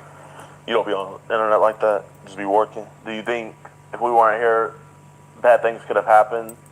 You probably wouldn't have been able to control yourself and your urges? I ain't have no urges or nothing like that. I won't even touch on her. I wouldn't even, you know what I'm saying? You can't say you didn't have no urges when I'm reading stuff about... Yeah, like, do the text message or something like that, but, you know, like when you get somebody up, when you see them and stuff like that, but... For peace of mind for me, man, did you at least bring some with you? But, like I said, I ain't... So you could have accidentally got her pregnant. I would believe that if there was talk about some other chit-chat, you know, like school, sports, blah, blah, blah. But it was just... So he was just gonna nut. I mean, release. I want this, I want this. I'd have What was left. your first reaction to her saying that she's 15 to be, let me pop your V card? No, she was like that. She was like, I'm lifting my V card to be popping and stuff like that. Nope. She said, I know my profile says 19, but I'm really 15, but I like older guys. And then you said, whoa, oh my gosh, you still have your V card, I bet. And she said, yeah, is that bad? Then, no, not bad, a good thing. What? What's a V card? The cherry? Did you ever have a thought like, okay, the conversation needs to end right here? Yeah. Like, when in the whole interaction did we have that thought? I'm just mirroring, so if you're going to stand, I'm going to stand. Sometimes there was it on the drive up here? Yeah, I was like, man, I just had a bad feeling. I'm just chill. I ain't going, you know what I'm saying? Have you ever been touched as a kid, man? Sometimes statistics show that when stuff happens as a child, it can... Had a good upbringing, good parents. How long ago was the whole narcotics thing? How long you been out for? For a little minute, probably like a year or something. So you've been out for a year and got this, I mean, that's a great paying job, man. You're getting all this accomplished and everything, and do you think it would be worth it to have thrown that away? Yeah. Well, why do you need me to tell you that? Why are we here? I need you to tell me that. I just made crazy mistakes. Crazy decisions sometimes. And I know better, bro. Decisions like this can be dire. Listen, you can leave whenever you want, man. But like, I feel like I still have a lot to ask and stuff. But obviously, you're free whenever you want to leave, man. I mean, PDFer, I think you ought to leave. But you too scared because you scared when you walk out. I'm scared, man. Do you live by yourself? No, I live with my sister. Does she have any kids? Oh, you play with your kid. You sister, man. She got kids. And who did we come see today? So you understand why I'm scared? Right. But I ain't like no going out with for looking and stuff like that. Because if I wanted to be an a-hole, you know, I would have went to your house, had this conversation in front of Lakia. That's what you're saying. You're right. That would have been a whole thing to do. I mean, you know your sister more than me, but you think she'll let you stay up in her house knowing this is what you're up to? She's trying to help her brother out, get him back on his feet. How did you get here today? Did you Uber? Did you take the bus? Nah, I got my strength to go get my sister. So you drove. It's like your car or her car? So you came to come commit a crime in your sister's car. Oh, wow. Where'd you tell her you were going? Well, she already worked. I thought I'd pick up a little bit and step out for a little bit. Let's be honest. Would you have had time to watch a full movie? Nah, the movie was already playing, bro. No, but let's say you told her. I told her I had to leave anyway. So you can't just tell me that we came here just to hang. That would have been, bro. Like I said, I ain't been no. Well, don't use. I didn't bring no as a flex. Yeah. I ain't had no like intentions. Like, okay, so when I get here, that's what it's gonna be. Cause you were locked up, so you know what they do to chomos. Oh. To be honest, did you bully chomos when you were in there? You didn't? But you know how the culture is for them, right? So I know you didn't eat next to them. Because one got bunked up in your room. I know you didn't bunk with them. You can't talk to them, or else you're gonna be labeled as one. So how are we gonna be in prison and see how the culture treats chomos, but then when we get out? Be honest, have you ever looked down on them? Like, oh man, how could they do that? I know everybody has their own situation. I don't judge nobody. Listen, man, I don't get cops involved, but I do like to get the somebody little 14-year-old sure had a nice apartment. So there's a security y'all hit the like button, please. Again in the future. Double tap the face of your phone, hit the like button. Obviously, it's up to you, but. I ain't gonna tell her the phone, but that is gonna mess up her day. I can tell her in person. How do I know you'll tell her in person? Just being real with you, like man to man. I give in. Double tap, please.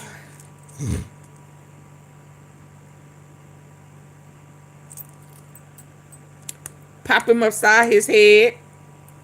Or hit the 3 dots at the top right corner. Come on. Get your number. I call you and put you on speakerphone and be like, look, I'm here with my sister. Man to man, if I left from here, like I ain't never calling you again. Would you call me again? Heck no. Would you call me again? But I ain't no pedo. Be honest. Would you call me again? Yeah, to let you know, like, I'm being sincere about this shit. Would you just let me know, or would you call me and put her on the phone? Put you on the phone like, look, this is my sister right here. I'm finna let her know this is what I did. Bro, I don't do this, bro. Okay, how about this? I'll meet you halfway. Can I come with you in person? Hell no. To tell her. No. Just you, me, and her. Hell no. No. I think with your sister, I don't think she'll do nothing crazy, especially with her having kids. So I'm saying, just you, me, her. That's a perfect middle ground. We could do it in person, or we could do it on the phone.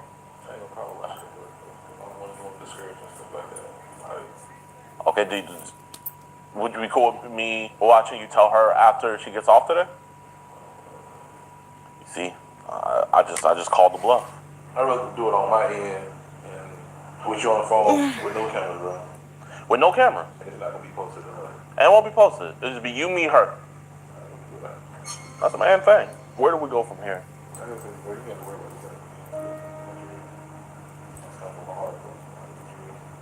Be honest, what would you do if you found out some grown man came to see your niece? I ain't gonna say I'm wrong or nothing like that. I'm just saying one thing for successful for her. You know what I'm saying? Like trying to her or nothing like that. Till I have a great conversation with my partner. You know what?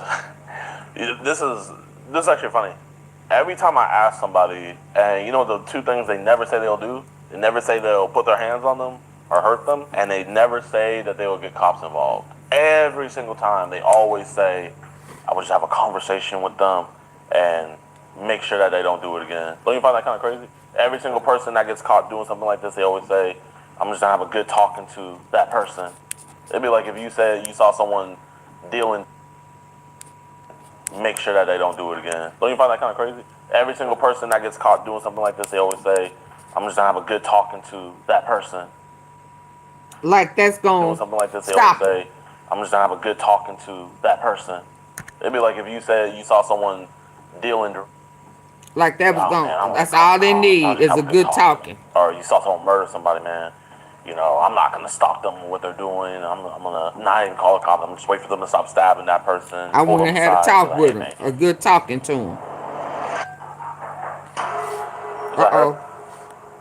What is going on, guys? Who is all this? Hey, officer. Calvin, are you ever gonna send pics of a 15-year-old girl again? Or is this your last time? Yes, sir. I said it's my last time. Are you ever gonna talk to a 15-year-old girl again? He don't know that Can you look he at officer in the eye and confessing. promise him you'll never do this again? Ain't promised me nothing, But can you, as a man, can you say, I'll never do this again? You can say what? What won't you do again? What is this situation, Calvin? What's the issue? Where we are? So, Calvin, he came today to meet a 15-year-old girl, sent her pictures of his... Say what? What won't you do again? What is this situation, Calvin? What's the issue? Where we are? So, Calvin, he came today to meet a 15-year-old girl, sent her pictures of his... Said things like he wanted to her mouth, have Twitter. He just drove an hour to come all the way over here. But like he said he'll never do this again. And I do believe that. Give me 1 second. Let me talk to my cat real quick, okay? Can you guys come down? Yeah.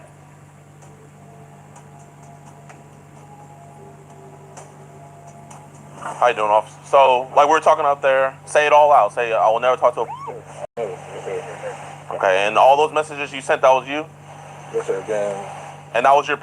Yes, sir. That was a fake picture. I ain't even gonna lie to you. That was a fake picture. So you just... But you did send a picture to her. Yes, sir. Fake picture. And the number you text her on, that's your number, right? Why right here. So who's in charge of this? Me. Meeting somebody and then getting shot? There's a process to follow. We were in, I don't know if you know Lake County over in Florida. They always tell us that we can ask more questions and we can do more things that they can't. Yep. All the text messages. Yeah, I mean, do you guys want to see it now so you guys have a PC? Now he's got it. Okay. So we'll pass it on to an investigation. It's something that part of the issue with some of this is that without knowing how all that has been worded, and that's something we're going to leave up to the DAs and to our investigators, making sure it's not going to fall under, say, like an entrapment. The thing is, though, she has an arrest here on scene. I got you. Well, I'll double check that. They dropped her case. Do you know why? Because of procedural issues. I don't know exactly why. Did you hear about them dropping your case? They did not say they dropped it. Last I heard, he got arrested. But as far as us, what we've been instructed from the top down is right now we're not going to make an arrest. Is there a crimes investigator on scene today? Not on scene, no. Who will be like taking over this case? It would be our Is there any investigation, any detectives that can come? not right now, no. Right now, we're not making an arrest on it. But why can't we just investigate right now? We're not doing that. Okay, but are you guys gonna take his phone for PC? We're done. I'm just saying, like, cause like, listen, we have 12 million followers. So when we post this and Vadosta police, it's gonna look really bad when it's just them like saying we're not gonna do this right now. When we have so many other police departments, they're not gonna stop what they're doing just for you, sir. Investigate it right now. He's right here. He admitted to you guys. He's admitting to it. You guys have enough PC to take his phone. Because what if he has traffic on his phone and he deletes it? What if he throws his phone off the side of the highway? But what? I know the PC to arrest is a lot higher, but the PC to take a phone is a lot lower. No, I get you, but we're taking the reporting as far as it is. Is there anybody I could talk to? And then there's no one I could talk to about this. Okay. What's your name? Captain Chalavia. Chalavia. What's your name? Gosling. I'm Lieutenant Hurley. Lieutenant Hurley. Okay. Make sure to get whenever they let him drive off. I want to get that in 4K. Show them letting him walk away. And I'm calling your sister too. Now you harassing. I mean, they should have let him go, but you can't force nothing now. What's good, everybody, man? I hope you guys enjoyed this episode. If you did, be sure to hit that like button, subscribe, and share. Now, let me let you guys know what's going on with Calvin Newkirk. So I had called up to that police station countless times. I would say 10 plus times, talking to the investigator that was working our case, and none of those times did the investigator ever return my call, right? I called again. Nobody was answering. Finally, I got in touch with the investigator working our case. And instead of being like, hey, you guys did a good job, sorry about what happened with our officers and everything, he was actually, condemning the work that our group does, saying that, we endanger everybody. He was saying how across the block there is a dance studio that you guys didn't incorporate, and a bullet could have ricocheted over to there, like the JFK magic bullet theory. And he was just coming up with all of these excuses, and I was like, okay, let's stop beating around the bush. What's going to end up happening with Calvin Newkirk? So apparently, Calvin went up to the police station himself, because even he was trying to figure out what was going on. They told him that they're still investigating it. And also, they low-key threatened me, saying that Calvin felt like he was being kidnapped and he was forced to be there against his will, and that he felt like if he left that he would have been shot. So they were pretty much telling me that their district attorney's office could be pursuing kidnap charges against me, right? And obviously you guys watched the video. You guys saw me let him know that he could leave whenever he wanted. So, I mean, if they're doing things like this, I mean, hey, if you want to put that charge on me, hey, you know what? I'll just hire the best lawyer in Georgia. We'll take that to court. But if you put that charge on me, I at least expect you to do the right thing and charge Calvin Newkirk. I mean, the guy admitted on scene. The guy even admitted when he went back to the police station. But yet, still nothing has happened. And, police wonder why civilian and police relationship is at an all-time low, because it's the lack of transparency and it's the lack of action. We see these videos of these auditors standing out in front, and you see 15 police cars pull up trying to find any excuse to arrest those guys, but you have an admitted child and they don't want to do anything about it. So this is all of Vodosta's information. Call up there and demand that they do their job. They got really mad last time we blew them up. But, I'm going to just blow them up again, because that's our First Amendment right. We pay your guys' bills, and when we the people see you not doing your jobs and acting like tyrants, we are going to treat you as such and demand that you do your jobs. And if you guys still don't want to, then I'll just have to take it even further up and maybe get some of my federal friends to investigate this case, since it looks like all you guys could do is just, little traffic violation stops and then slap them on with felonies. But yeah, I'm gonna keep you guys updated on what's all gonna happen with this. Currently, he is not charged, but as soon as he is, I will let you guys know. And we appreciate all your guys, just support throughout the years. We thank you guys for everything. And without any further ado, God bless you guys. See you in the next one. Okay, so are we going on, y'all? We going on? Okay, so did y'all get notification of another live at 10:30 saying Trump and them the King Predators? I should have called it King PDFers.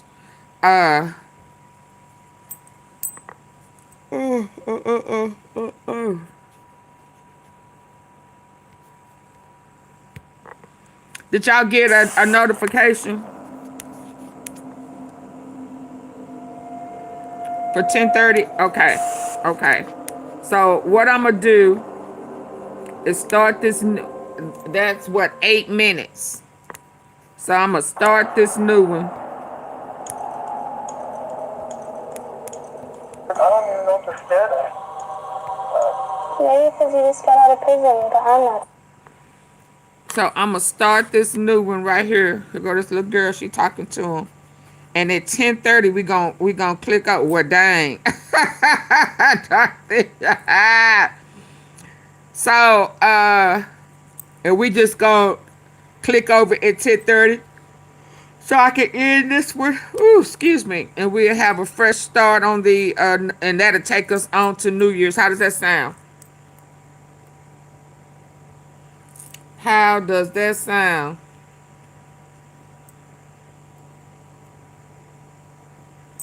Is that okay with y'all? Because I think we've been on this one for how sounds great. Let me see how long we've been on this one. I think it's going on 6 hours. What time? At 4? Then I started at 4. 4:34. Yeah, 6 hours. 6 hours, almost 6 hours and 30 minutes. So I'm gonna start this one at do I need to let me get the link. So just in case people can't find it, this is where we go click over to at 10:30.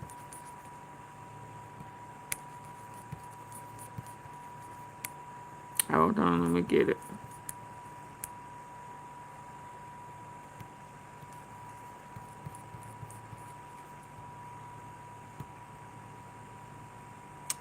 Oh, okay, so I don't think it will.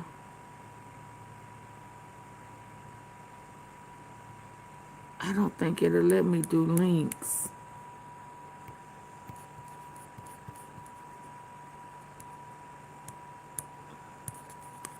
I don't think I have it set up where you could do a link.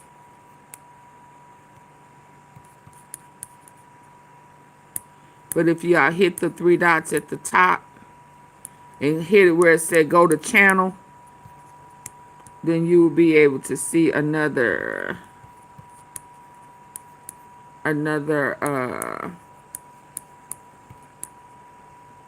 live waiting.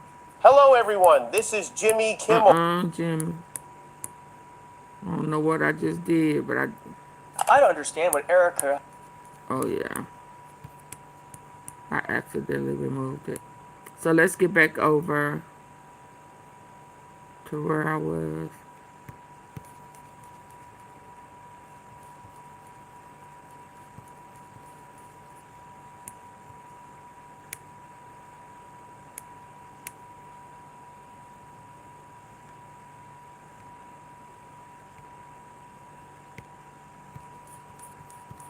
Hopefully y'all can see it.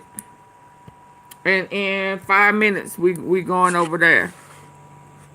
Let's go ahead and start. Scared of you? I can do that. Thank you.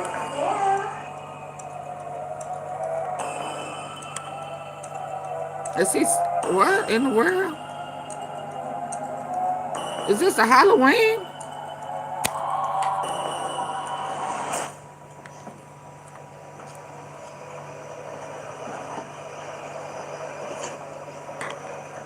What's your name? What is going on? What's your name, sir? You tell us what's going on. I'm thinking of that. Jared, right? Whose house? You just got out from the prison. You just got out. Now then you talk about how she'll moan instantly once you put your whole 8 inches inside. Thinking of that. Jared, right? Whose house? You just got out from the prison. You just got out. Now then you talk about how she'll moan instantly once you put your whole 8 inches inside of her. Jared, I just saw you naked in the bathroom. I mean, that's cap. There's nowhere near 8 inches there. What is going on? What's your name, sir? You tell us what's going on. I'm thinking of that. Jared, right? Whose house? You just got out from the prison. You just got out. Now then you talk about how she'll moan instantly once you put your whole 8 inches inside of her. Jared, I just saw you naked in the bathroom. What in the world? That's cap. There's nowhere near 8 inches there. Thank God it's not if it's a minor. Now, you would think that there would be a lot of things to do in Los Angeles on a Friday night, but Jared here just couldn't seem to find anything better to do than Oh, okay, so show this up is to a our different one. steakhouse I to don't eat messed a around and hit. cupcake. We'll just call it that so YouTube doesn't demonetize us. Oh, okay, cupcake. And by the way, he didn't have a way of his own to get over to us, so we graciously ordered him an Uber so that he could get to the Sting House. I know it sounds ridiculous, but I swear it's all true, and you're about to find out firsthand on this episode of To Skeet a Predator. Oh, Lord, I messed around and hit a different one. Beware, you're in for a scare. Okay, so y'all want me to just stop this? On parole, but even Yeah, that didn't stop him from I hit the wrong. I didn't know who the other guy was either, but I don't want this one. Yeah, I don't know. I saw a scary dude and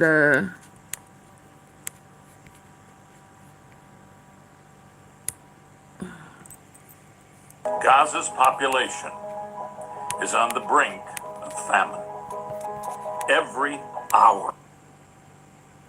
oh, this one is ours. Is this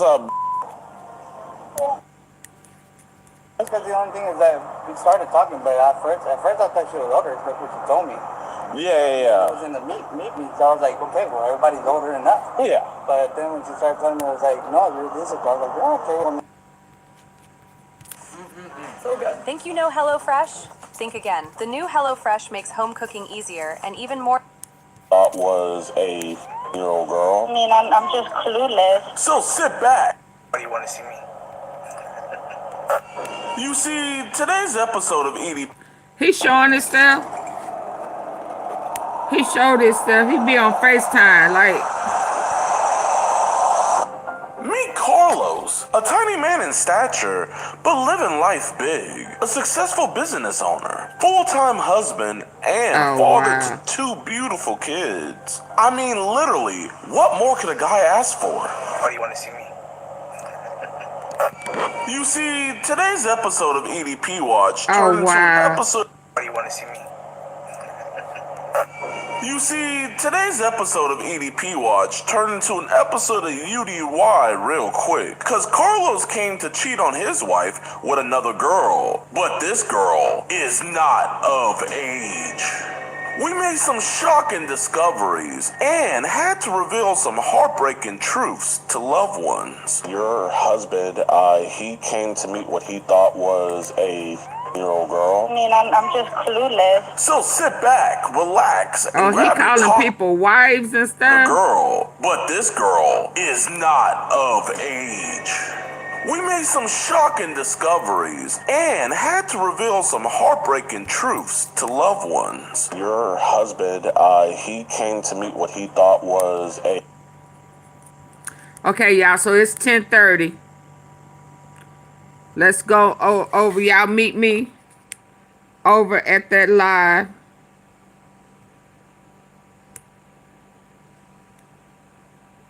Okay.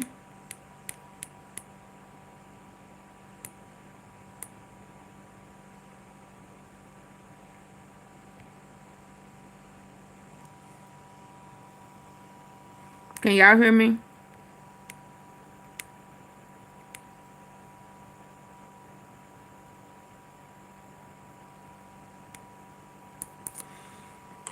Meet me over at the other live.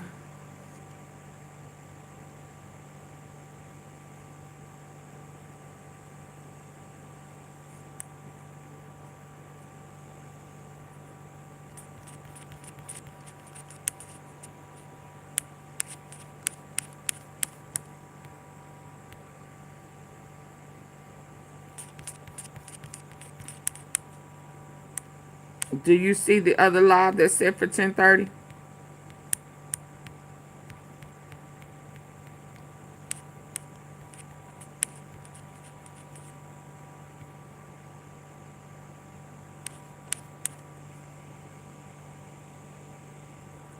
Hello?